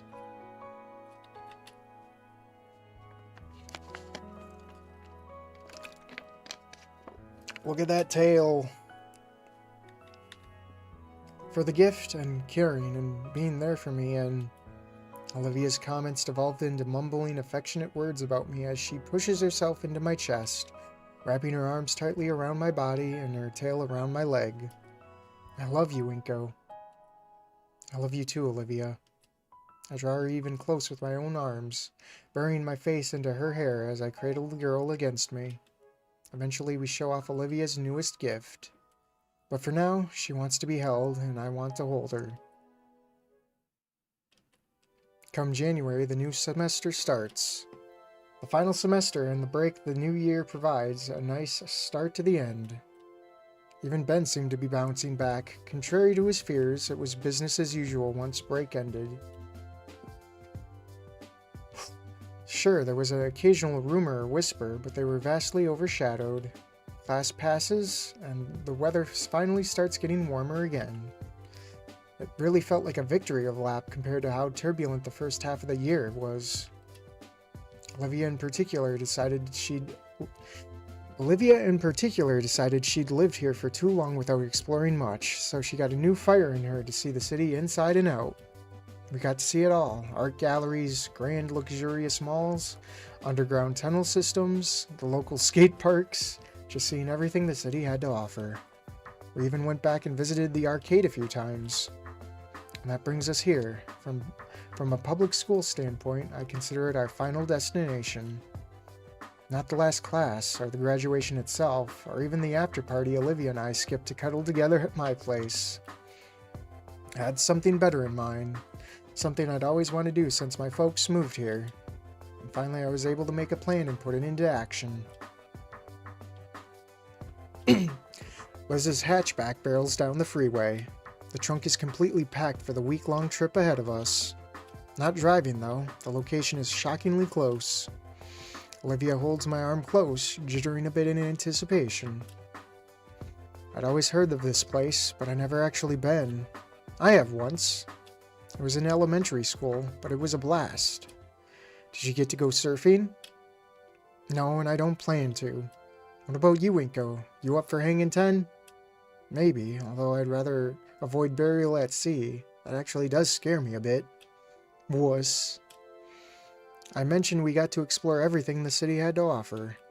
That wasn't exactly true. There's one place I'd been avoiding having to mention, just for the occasion. Something we all talked about together and decided to save for very last. And we're getting ever closer as Liz drives into a humongous concrete bridge jutting out across the shore. Our fifth passenger speaks up. Ben, I'd actually briefly considered setting up a senior trip down here. Oh, I'm so glad you didn't. I would have resigned from the treasurer on the spot. It never would have flied, yeah, especially with the audit. Everyone shut up, I see it. All of us lean forward, trying to get a glimpse of our destination. Just off the coast of the city, there's an island. You know how the city's called Volcadera Bluffs? Well, I've seen the bluffs, I just haven't seen the caldera or the vol. The island hosts both. Manu Ahi, it's called, and Kawela o Kikai I Kalani, being the 3 volcanoes making up the archipelago. My god, what are words anymore? With its lush natural forestry, the island was labeled a national park. Every last plant here grew on its own accord, creating a wild jungle that beautifully engulfs every section of life here. All the way up towards the mountain peak, where numerous hiking trails lead to a scenic view of the dormant volcano, as well as panoramic of the island itself. Then there's the small yet bustling town that just sits above the golden sand beaches, where the aquatic dino inhabitants make it their real living. So many unique boutiques here, full to bursting with handmade trinkets that perfectly capture the island's community. And there were a few resorts, such as the one we're staying at, nestled on the foothills to give tourists the best views possible. Our connected suites face towards the towering mountain, with our shared balcony providing us a view almost directly of the largest dormant volcano. There was the perfect setup there, not only with well-padded lawn chairs, but even a built-in grill for Olivia and Damien to fight over.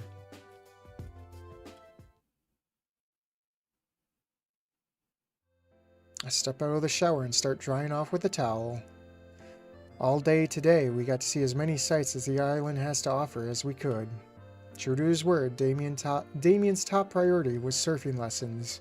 He'll be down at the shore every day this week for a few hours. Olivia tells me dinos can't get sunburnt, but I swear he seemed a little redder this afternoon. Speaking of, Olivia offered to handle my sunscreen treatment. I don't know which of us was more eager. Me for avoiding the harsh sun rays, or Olivia, who looked elated at the idea of being handsy with me. Ooh boy. And while she did a good job, I felt the need for a sun-based guts tattoo was too much. At first, we all hung together, checking out the shops and restaurants we wanted to visit. But after Damien ran off on his own, we started to disperse and go on our own adventures. Liz found a place that would give her a full neck massage. Ben became engrossed in the cultural side of the island, taking a foot tour through the history of Manu Ahi.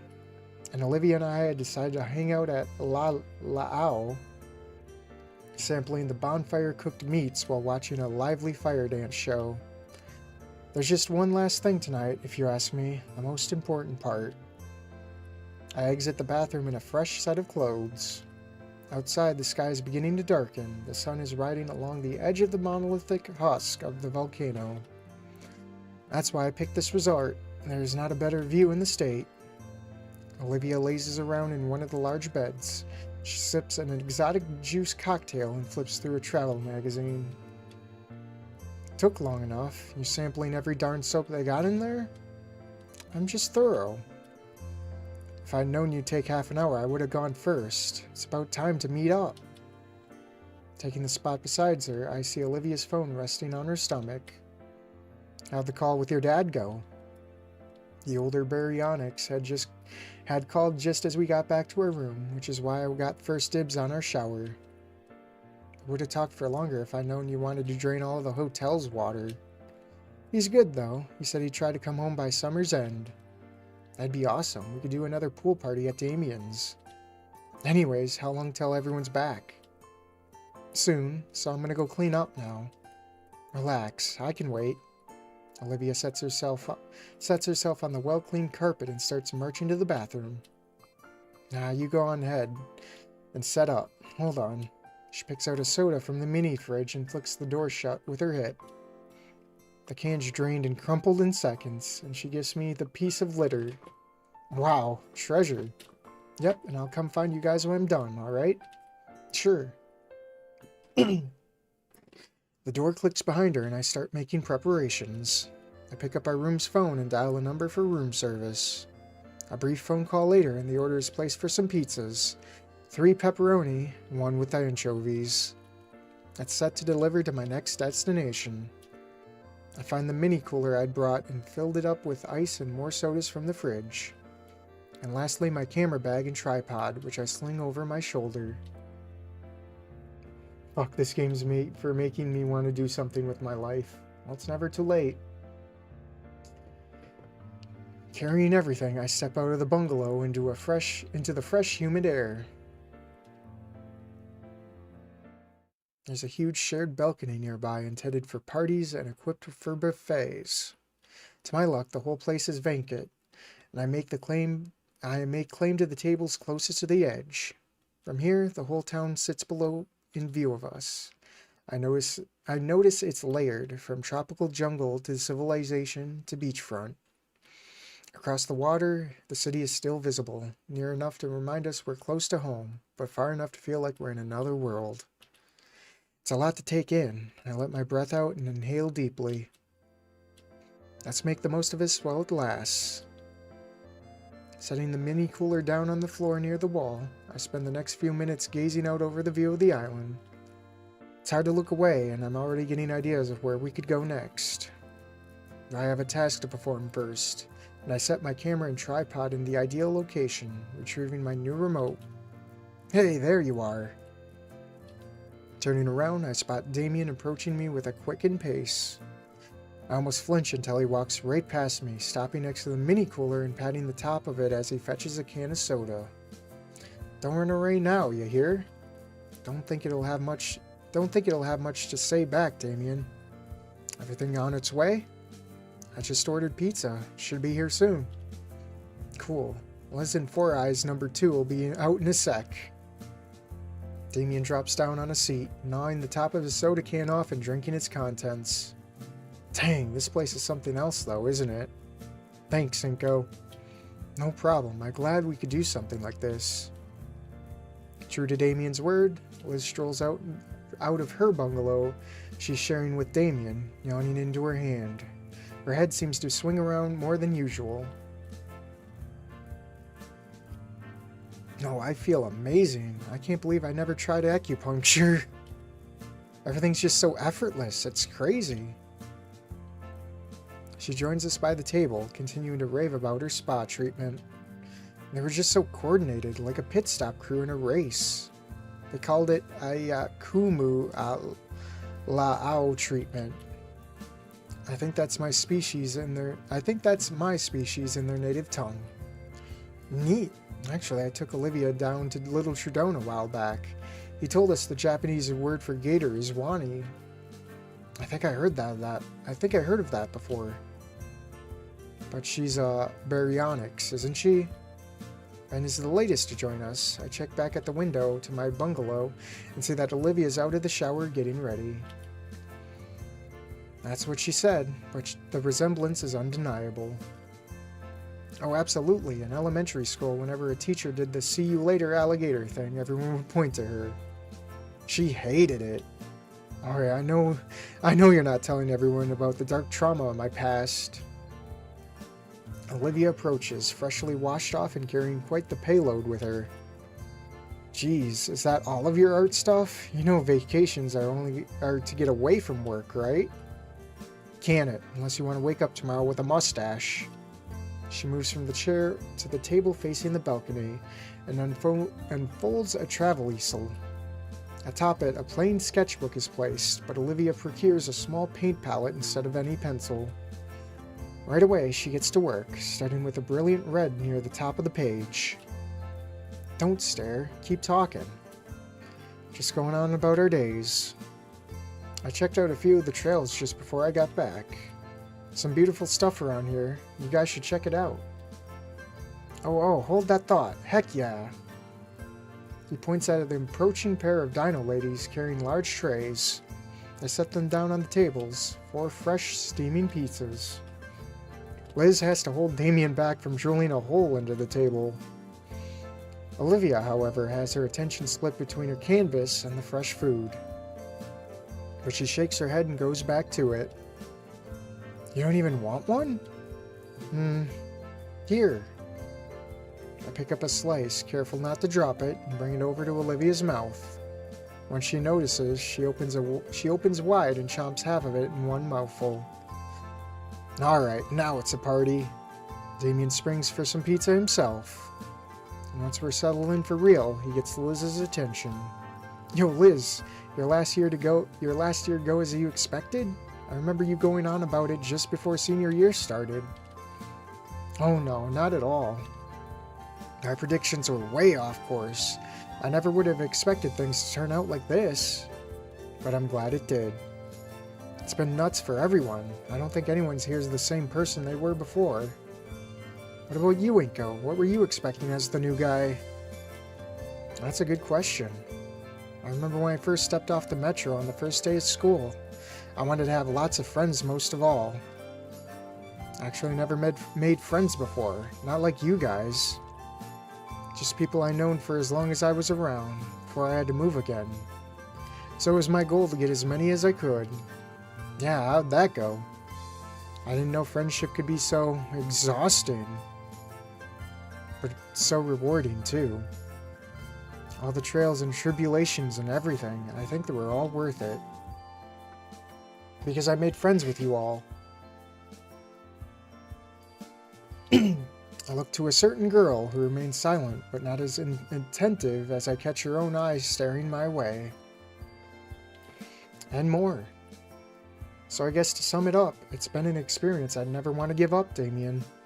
Despite the ups and downs and twists and turns, I certainly never would have guessed the new student would have been such a wrench in the works. Getting so tangled up in Olivia, Mia, everyone else. And me. I was in a bad situation. I'm not anymore. Thinking on it, things were set in motion from day one, huh? Hey, I'm grateful. Thanks. Yo, Olivia.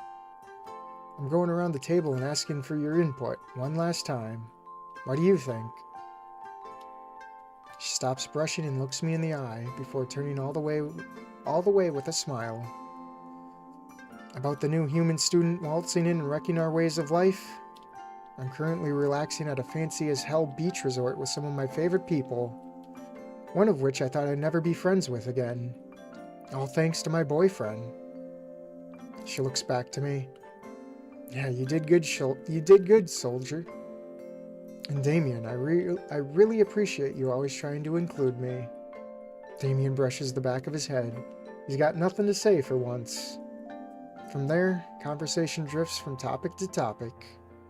Liz in particular got into a bragging competition with Ben when she talked about the colleges she was applying to, and then he rebutted with his own lofty goals. Damien pretended to moderate the whole debate before declaring both of them were eggheads. Olivia joins in sometimes, but for the most part focuses on her little project.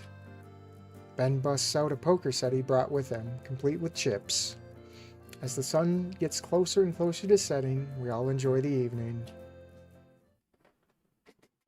Drink time. We still got the epilogue to do. I got less than a half an hour left. Oh boy. The sun is nearly set.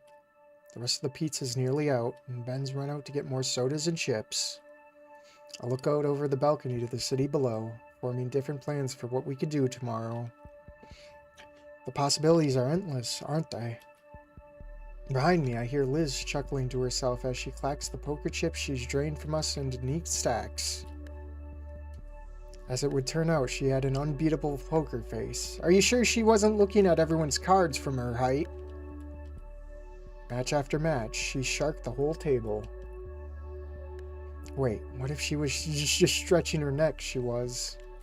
Something tugs at my sleeve. Hey. Yo. Come here. I'm led by the sleeve to another of the lawn chairs, where Olivia sits me down. She then takes a moment to look at me, even goes as far as to adjust my legs for some reason. When she seems satisfied with my position, Olivia lifts herself right into my lap and then uses her arms and tails and tail, wiggling herself around until her back is pressed firmly against my chest. Whoa, what's this all about? Her tail wraps around my waist, securing herself to me. Finishing touches. Look! She points to the propped-up easel. Finally, I can see what she was working on. It's impressive how she managed to draw our villa. She's been working on this for some time, and the pieces look complete already. I start to ask what she means by finishing touches when she places the brush in my hand. Inko, help me finish it. Her voice is soft and inviting, and her hand covers mine gently. How could I even consider resisting? Ah, magnifique. What? No, keep going. Alright. Well, she said keep going. I start to feel her hand guiding my gentle strokes. Slowly, the beautiful painting reaches completion. And all the while, Olivia and I bask in each other's hold. My chin rests atop her hair as she tries to concentrate, and her tail slithers and curls around my waist, keeping me as close to her as possible. Sadly, we're losing sunlight, and the painting won't be able to dry overnight with how humid it is. It looks fantastic, Olivia. I know. I just want to keep going, though. In the morning, then, okay? She crumbles to herself, but I feel her head nod. I try to move my leg, only for her tail to constrict just a bit too tight for comfort. Stay. What about... Stay. Already she's placed her palette and brush aside, leaning back heavily against me. I'll stay, but the painting should be put up. The skater says later. Right now we cuddle. Is there any pizza left? Yeah, we saved some since we didn't want to interrupt your moment. Shut up, I'm allowed to have this. Liz giggles into her hand and nods. A pizza pan is brought over. A circle is formed around it. Olivia basks in a delicious taste, chomping down on the last slices with a wide smile. I nearly bump something off the table. It's Olivia's sketchbook. Hey, Olivia. You remember back on the second day of school? We played that drawing game at Miss Prockling's class. Yeah. I think that was the first big thing to draw us together. I think you're right. What was? There's this game the other students would play, passing around a note and doodling on it together. Oh, that. I never got to participate. I'd just keep passing it along. I'd always draw a dick. I kind of want to do it again. Like a little send-off to our year at St. Hammond. You're corny. Nevertheless, she picks up the sketchbook and passes it to me. Yeah, I want to draw what I'll remember the year the most by. Geez, there's just too much to pick from. Let me start then. Hand it over this way. Sure. Ben gets the pad and starts carefully scribbling something down. In the meantime, Liz pipes up. So, any plans yet? She looks towards Olivia as she finishes the final slice. Well, Ben here insists I should get at least some fancy diploma or other just for the sake of it. So probably one of the nearby schools here, just for a bit. I mean for tomorrow. Though I could help you find one if you want. I've already got a couple acceptance letters. Damien, what? Why? Okay, you guys are being thirsty again. Actually, I've gotten one too. Wasn't anything amazing though, truthfully. At least I won't have to worry about student debt thanks to my parents offering to foot the bill. Ben passes the sketchbook to Damien. You have exposed yourself 3 times. No dicks. I know, jeez. What about you, Ben? You going straight to school after summer? Well, he hums to himself as he stares off into the distance. I was thinking of taking a few months off. A close friend of mine had a vacancy in their backpacking trip starting next month. And she said it would be good. Was he mentioning Lucy? Who was he going to mention? And she said it'd be good for me. I figured I'd consider my future after I'd seen more of the world. Sounds romantic, dude. Should tell Lunara. Oh, Lunara. Okay, not Lucy. Never mind. I'm stupid. Disregard me. You should tell Lunara how you feel during it, man. Damien. He grins and points the finger guns at Ben.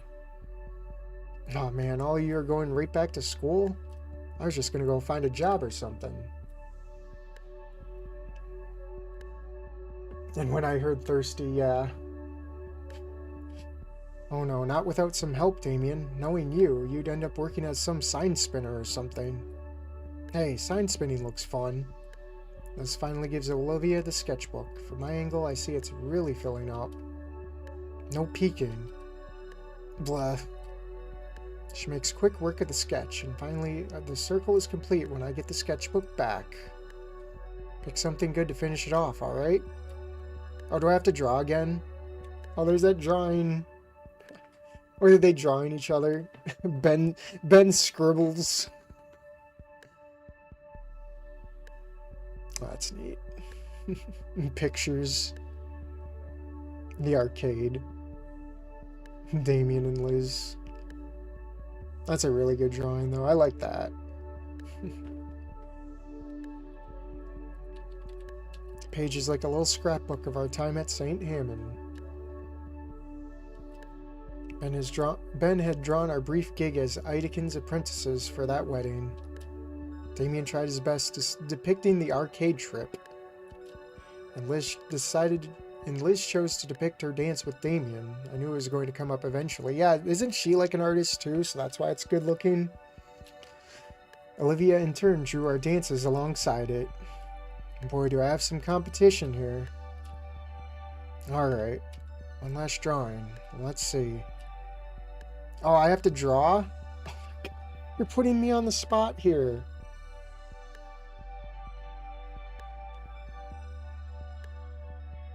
Oh my God.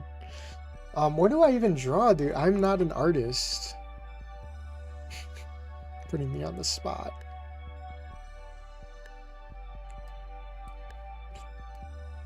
I don't know.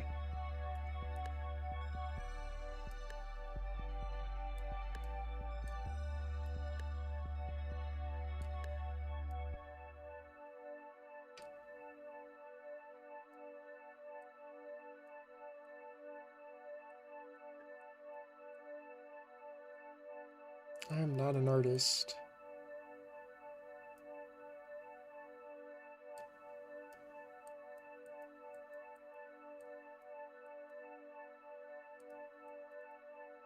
I am not an artist in the slightest.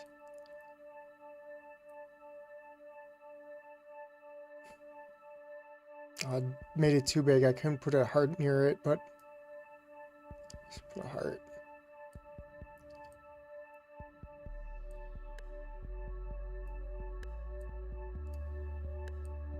I don't know, this is stupid. This is a simple sketch, I guess. Nothing fancy. Pales in comparison to the other one over there, but whatever. I'm not an artist. My drawing joins the rest, and I look over the whole thing once more. Cute. I think you gotten a little bit better. Yeah, sure. Sure thing, Olivia. I want to keep this one. It's all yours. Keep talking about our senior year and what's to come for some time. Not bad. I know if I didn't have like 133 eyes on me, I probably could make something better.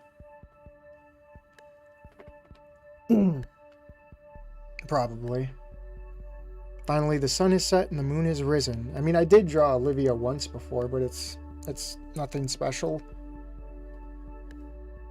The moon has risen, framing the balcony perfectly for what I was waiting for. I motioned to Olivia so she'd finally let me stand, which she reluctantly does. Standing and stretching, I feel the pins and needles on my legs slowly fade as the floor of the corner of the balcony. I walk to the floor of the corner of the balcony. Old reliable. I must have taken 100 pictures with this bad boy. None of them seem to have noticed it here, thankfully, as I looked again at the chattering group on the balcony. My friends, somehow, I think this picture will mark the precise end of one point of our lives and the start of another. Maybe that's what all pictures do. Make quick work setting up everything just right. The angle, settings, everything. Yep, it's time. Hey everyone. Heads turn. Olivia rolls her eyes but smiles, seeing I'm up to old tricks. I see where this is going. Alright, just one. Alright, I got a feeling this is gonna be a keeper. Damien adjusts his seating to bring Liz closer to him. Focus, f-stop, and ISO are all ideal. No worries for motion blur or anything. I quickly go over to sit right by Olivia again, embracing her in a similar way. How do we know when it's done? It's not on a timer. I got a switch here. Oh, on cheese? Sure. Actually, better yet, I just thought of something, just for Olivia. We were talking about this earlier. I tell them what I thought up. Olivia's brow furrows defiantly. That's lame. Please don't. My camera. Oh, my camera. Just this one time, alright? You got it. Everyone ready? Once more, I'm enveloped in Olivia's arm and tail. I can feel her joy and annoyance radiate from her more brilliantly than the last rays of sunlight. I drew you like kissing gators, don't you?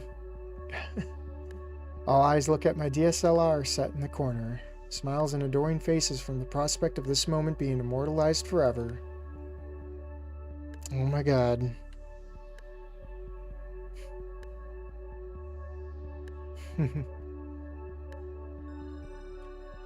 Here's to the future, yeah? And the good fortunes to come. And good friends we've all made. It's just a picture, don't make it weird.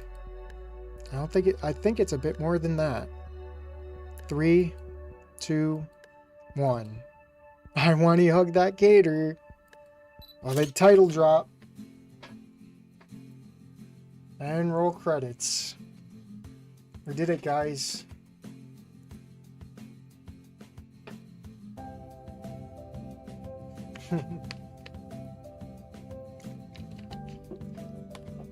Oof. What a ride.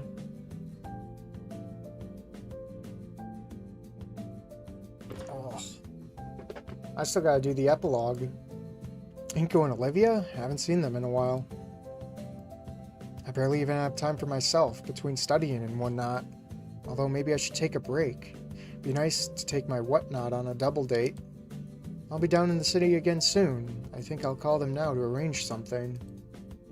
Wait, naked Inko in credits? What?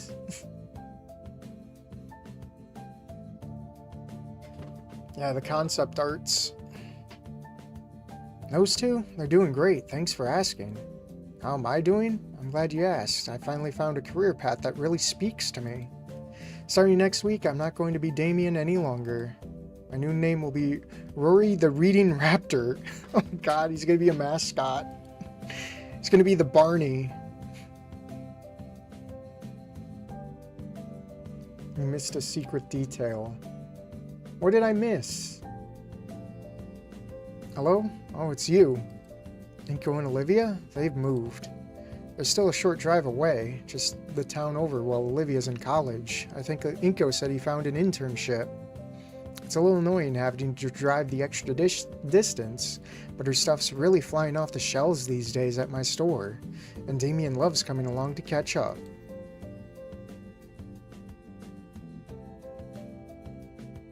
Oh, I'll watch it in post. I'm just here for the here and now. Hey girl, haven't seen you in forever. Like, what was the last time? It was just before school, the school dance thing. Oh, why do we even hang around that bitch? I always hated her. She was just a different person before, so do you got the designs I asked for? You know it. I'll make tribal garbs be the next huge thing to take off. Trust me. Excellent. That's why I watched this for a whole 4 hours.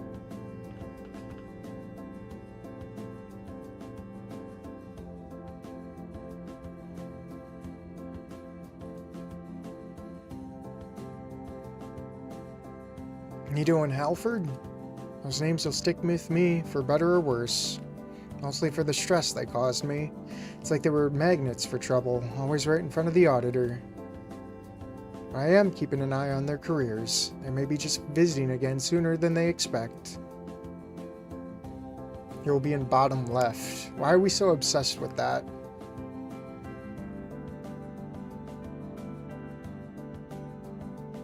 Inko and Olivia? I don't watch cooking shows. They were students here, Sally. Oh, the monkey boy.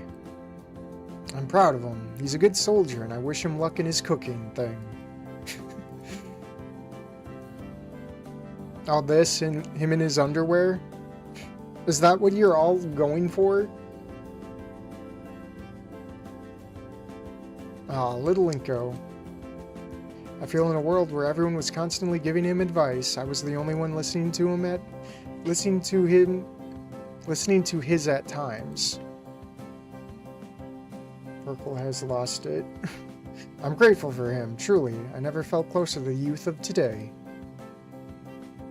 Although after that head slide I'd pulled, my back was killing me for ages. It was nice to feel young again. I hope the young love those two share blossoms into something beautiful.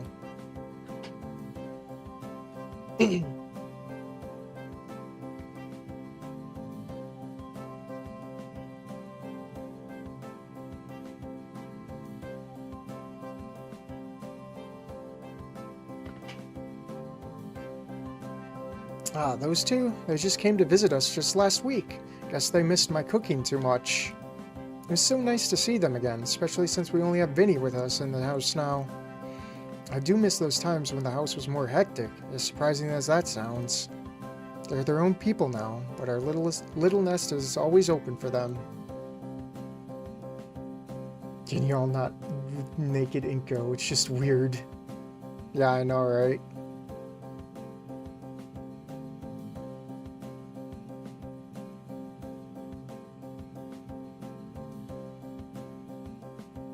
Inky and Livy? Yeah, they came by not too long ago. We spent the whole morning just playing video games. And after that, Inky tried to play street hockey with me. It was so much fun, and he looked really happy even after I accidentally hit him with a slap shot. Even Olivia agreed that he had fun, but he was too tired and needed to take a nap because he was getting old.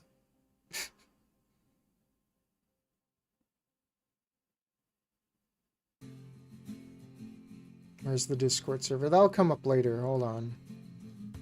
So you and that psycho Ben guy, I never took you for that type. Don't call him that, you skank. You know I love you, girl. I don't mean nothing by it. You found someone too, I see. Oh yeah, it's gonna be that, I kind of spoiled myself to that. It's gonna be that Ankylosaurus. Yeah, and he's just my type.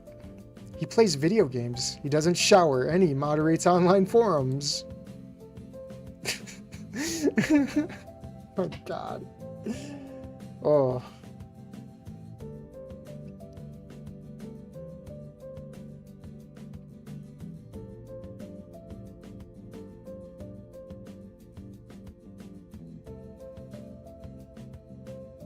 Inko. Oh, he was one of Trent's assistants at my wedding. Hasn't been that long, honestly. We wish we could have seen him at Trent's services, lend an ear to him and all. Send our regards his way. I may have a request for him soon. We just found out that we're going to have a kid, and we definitely need some high-quality photos on that day. Even Discord mod is happy.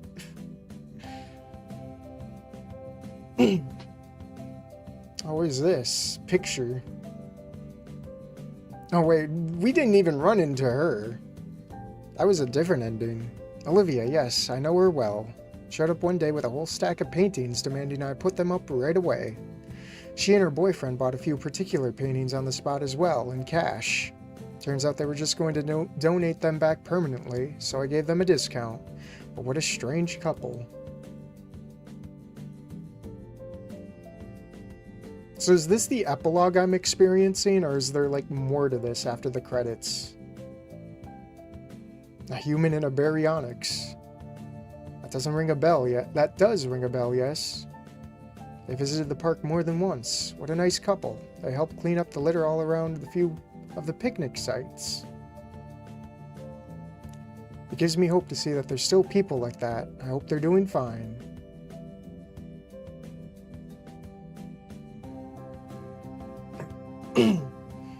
Make another game in the Snoot and Wani universe after this. Yeah.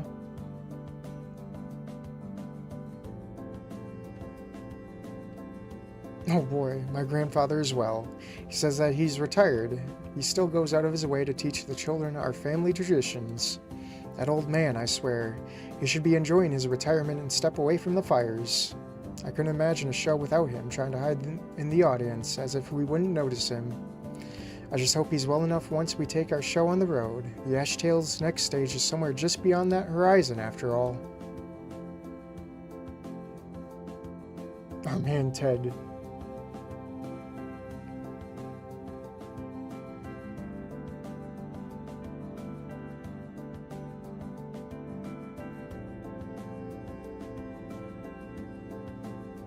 Welcome, my friend. Are you here for the usual? Well, I've been practicing a new technique. After all, as an artist must always challenge their skill. So must a chef, a showman work to expand their repertoire. Do be mindful, though, that you should lean back. My last friend is still missing his eyebrows. Are we even in the right aisle?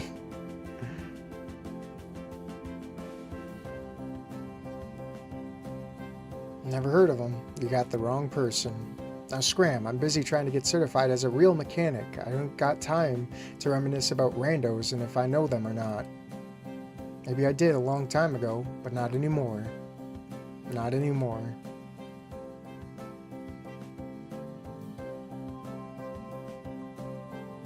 We still have to play the Morgan Skate Club game. And there's my picture again. Gator game, fun, 10 out of 10, good, bye.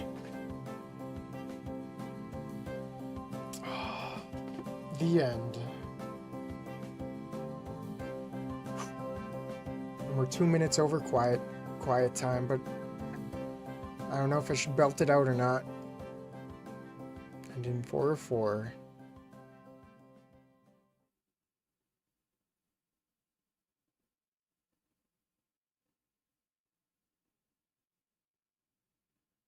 July 6, 201 M 2027 BC. This is probably the epilogue, isn't it? Damn, Inko had a glow up. Jeez.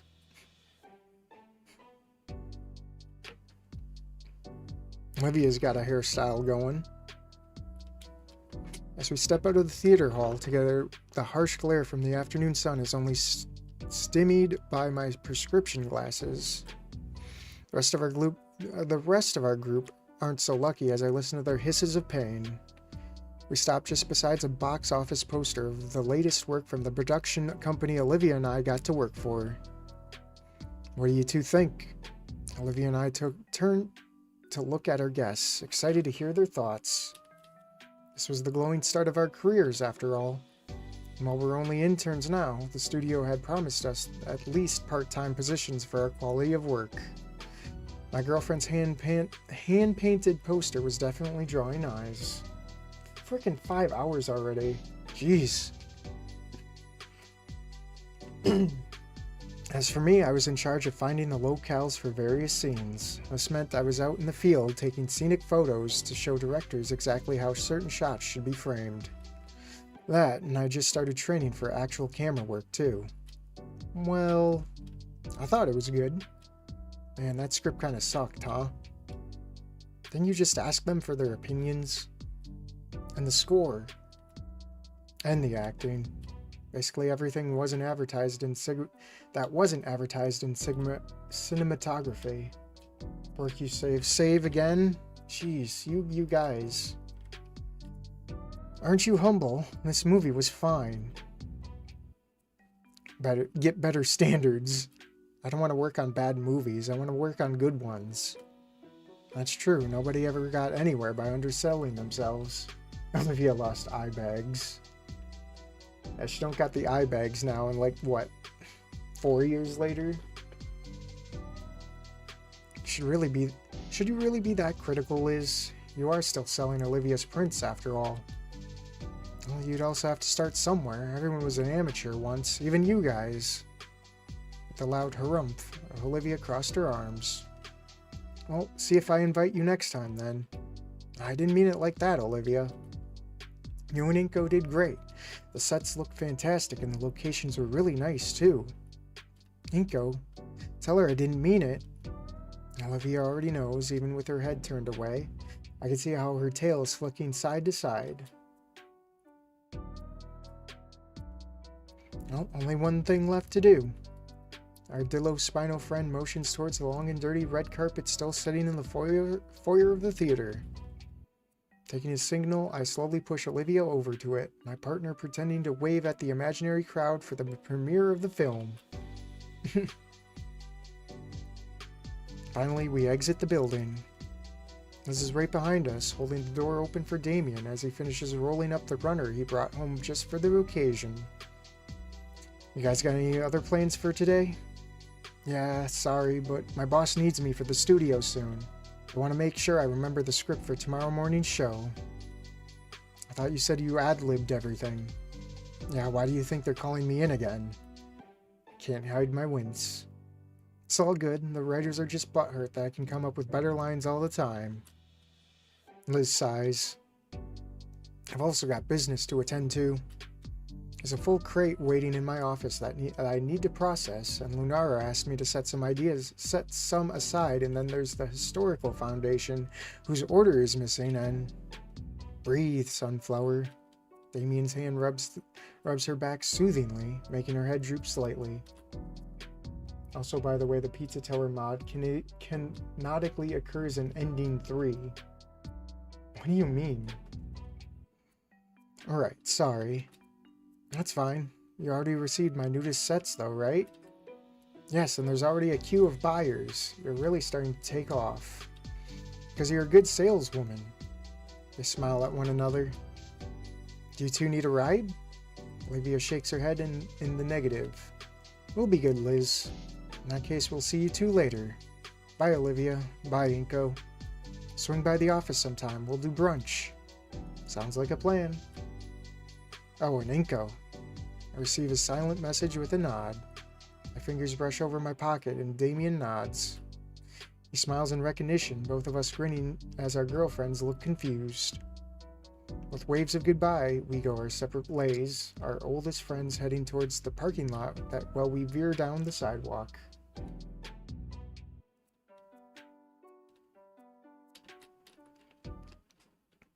Traveling down the worn pavement of Volcadera Bluffs, Olivia and I reminisce, pointed at how much and how little the city has changed around us as we wander aimlessly down memory lane.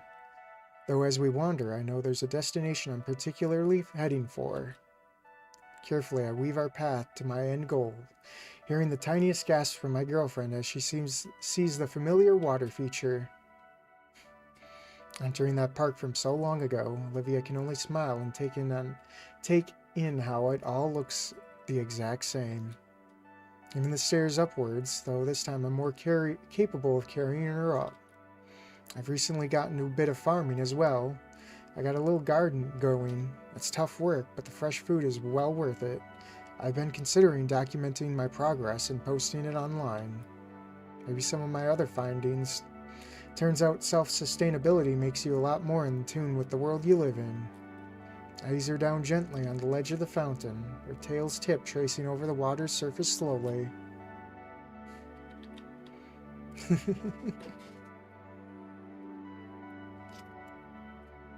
A proposal? You're spoiling it, guys. Stop. I'm gonna reach through the screen and punch all of you. Wow, I can't believe it's still here. Yeah, it brings back a lot of memories. For just a moment, the park is all white, the air is cold, and a younger Olivia is sitting beside me. And with a blink, I'm back to the present, though Olivia seems to still be in that moment as she stares wistfully at the water pouring down the fountainhead. Time passes as I simply stand beside her, listening to the trickle of water splash down. Finally, I feel her clawed fingers take a hold of my hand, the scales of her palm meeting the skin of mine. She's finally coming back. A heavy, shuddering breath passes through her lips. Welcome back. She rolls her eyes and snorts derisively. but her fingers tighten around my hand. Feels like a lifetime ago now, doesn't it? Yeah, but I still remember it perfectly. Right down to our lousy wishes. She turns herself fully to me. I think they were good wishes. They came true after all. She looks back to the fountain. Yeah, they did. It was a pretty wild day, huh? Real bittersweet. Yeah, we were pretty dumb back then. At least I was, trying to jump up here. And then I helped you with the rest of the way, yeah? It's good kind of stupid. Miss Scalar got a hold of me the other day. She wants me to be an Illumini speaker. Back in the same classroom, even. I'll stand where he stood. You gonna do it? I think I will. I want to pass on to others what was passed on to me. In a way, it all started here. It was. Those were some pretty lucky wishes. I want to test it. I quirk an eyebrow at her. I'm saying we should do it again. Alright then. With my free hand, I reach into my pocket. Oops, wrong one. The only thing in that pocket and it isn't a coin. I have to draw away my other hand so I can check my last pocket. And comes up with only a single silver quarter. Well, do you want to have the wish? She chews her lips in thought. What if we both flip it and wish? Like sharing? Yeah, like sharing. Together then. Olivia nods, once more taking my hand. The coin is balanced on my finger, and her thumb is primed to flick it. On 3, 2, 1. Despite the awkwardness, Olivia manages to flip the coin perfectly into the well. I make my wish, curling my hand around hers, although it sort of forms into a prayer by the end. It's an important one. Well? Where'd you wish for? Looking all intense like that. You go first. Olivia's hand leaves mine once more as she clenches her fingers together on her lap. To be as good a teacher as he was, and to be able to bring out the most in those around me. You've already done so with me. You're making me blush. Cut it out. Okay, what was yours? My wish.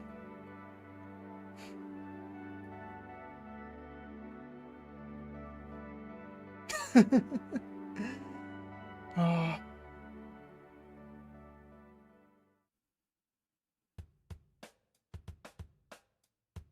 That's it.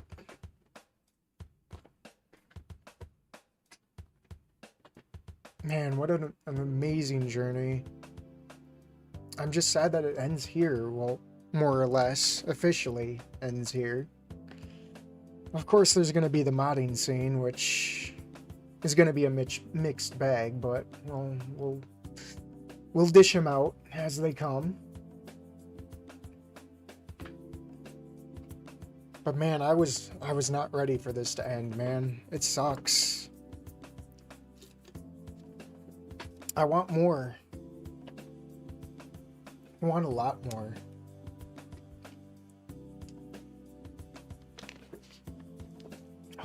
I still gotta get that Discord ready. I might as well drop it while the iron's hot, right? Okay, I am going to have to mod the fuck out of the people who are here. God damn.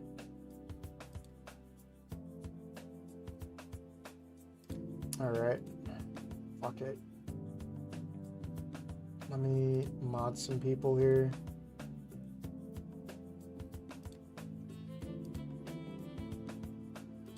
My god, it's 136 people here. Everyone's gonna flood in.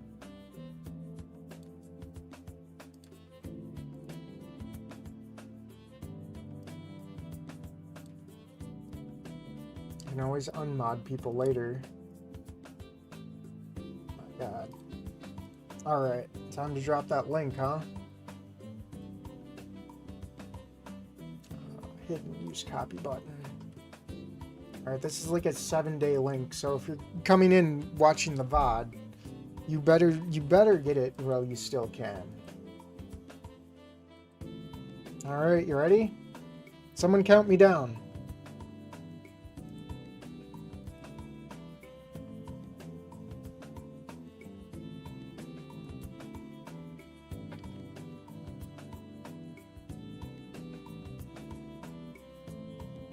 Yes, the Discord's real.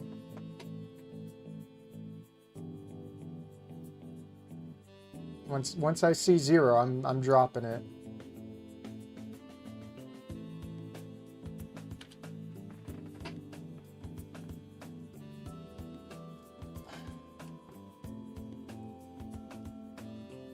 Oh my god.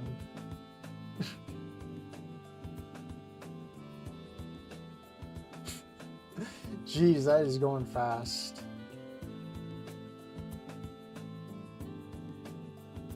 My god. I'm gonna have to, like... I'm gonna have to get everyone, like, fitted with good standing. My god. It's gonna be funny because I sprung this on everyone.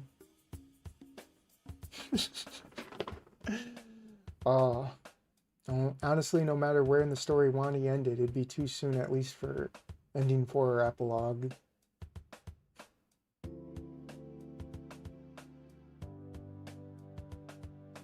Actually, let me go into server settings, roles. Moderator should be view as server. No, I didn't want to view like that. Go back.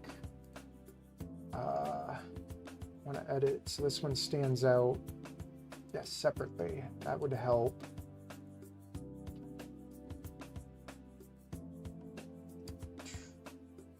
Sorry if I'm not chatting right now. This is all last minute, so I'm like scrambling. That way I can pluck you guys out differently. My god. And let me give you all the good standing rule. I hate how I have to like do this one by one. I should get a bot to do this, but I am not Discord savvy as I am Gilded savvy. Gilded would have this all done.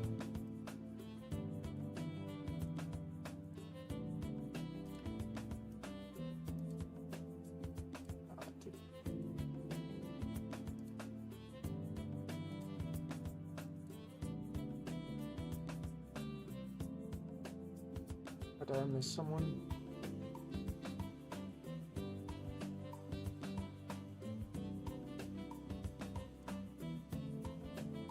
Alright, everyone should be good standing. Story at the end of Inko and Olivia having a kid, and people would still be wanting more. Yes. I was almost expecting to see a kid. Turn around.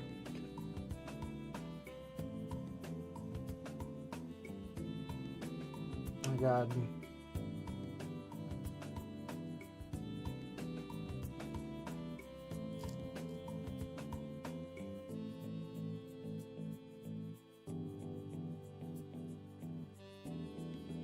Good rule standing be like, well, it gives you access to the rest of the board, I believe. I don't know. I still needed to disable like the everyone.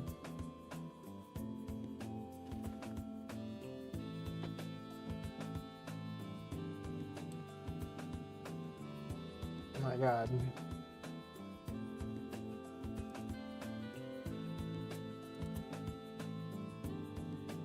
Mia mod when? What? Oh, I thought you meant like Discord mod, not like the actual mod. Oh yeah, there's my emotes being used.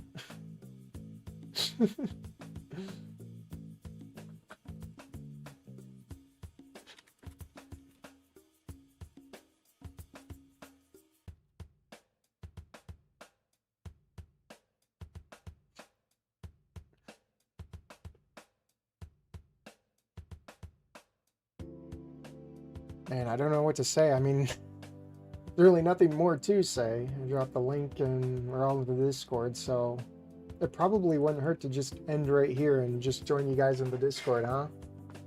I mean, all agree on that? How would you feel now that you've come to the end of Wani? I'm sad that it's over. I'm happy it happened, but I still want more, you know? Oh, I can finally for once, take this down. Goodbye, spoilers. It was time for Thomas to go. He finally saw it all. Wait, the main changed? What do you mean the main changed? Yeah, the main menu. Don't forget to check the pizza pan. The pizza pan?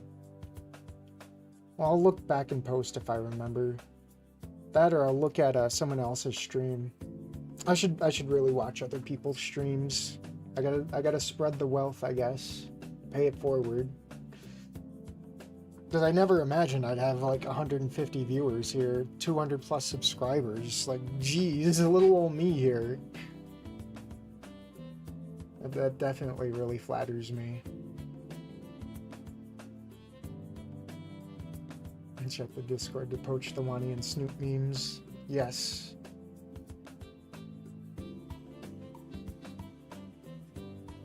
What time is it? 10:21. This game makes me depressed and happy as it... Yeah, I know.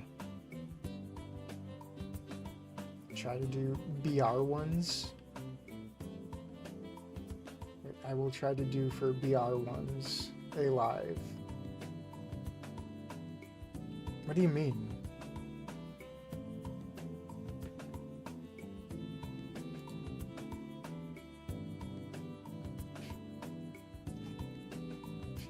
Porku game.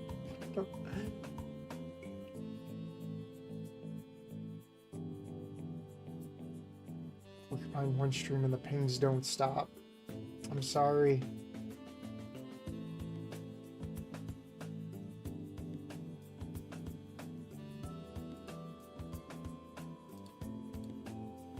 There's chat. Did chat die? 400 subscribers. Yeah, we hit I doubled my subscribers since starting this, which is crazy. Yeah, that, and then seen as the end of this series, it's probably going to stop and maybe even recede in a sense, but I'm glad I got to taste the experience while it lasted. I'll be forever thankful for that. Believe me. I hear pings left and right. I'm sorry, Maxwell. We finished the game, so we had to celebrate with 400 subs by dropping the Discord. I'm busy talking in the Discord server. Actually, Howling, let me mod you in there. Make you mod. There.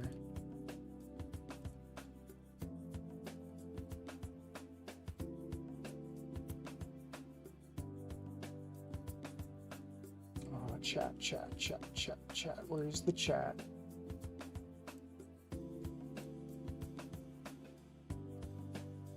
I'm staying up, still got up late. I actually got better sleep last night. Right, but that's YouTube. Yeah, it is. Definitely is.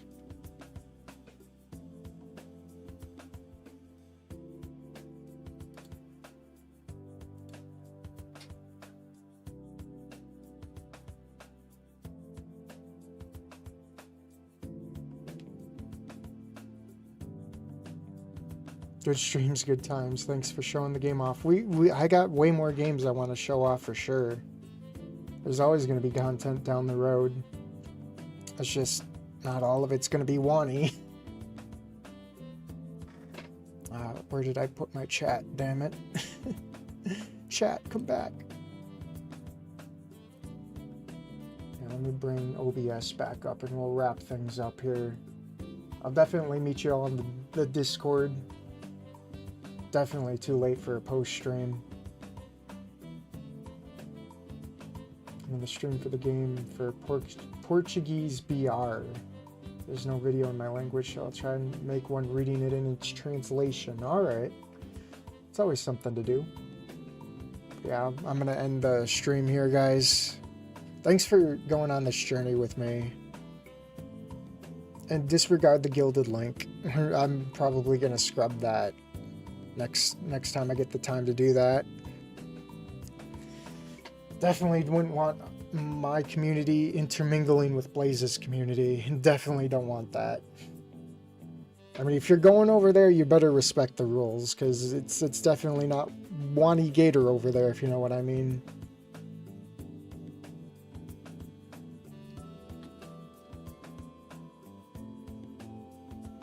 Anyways, I'm gonna stop the stream here. We'll be back tomorrow with something else, perhaps.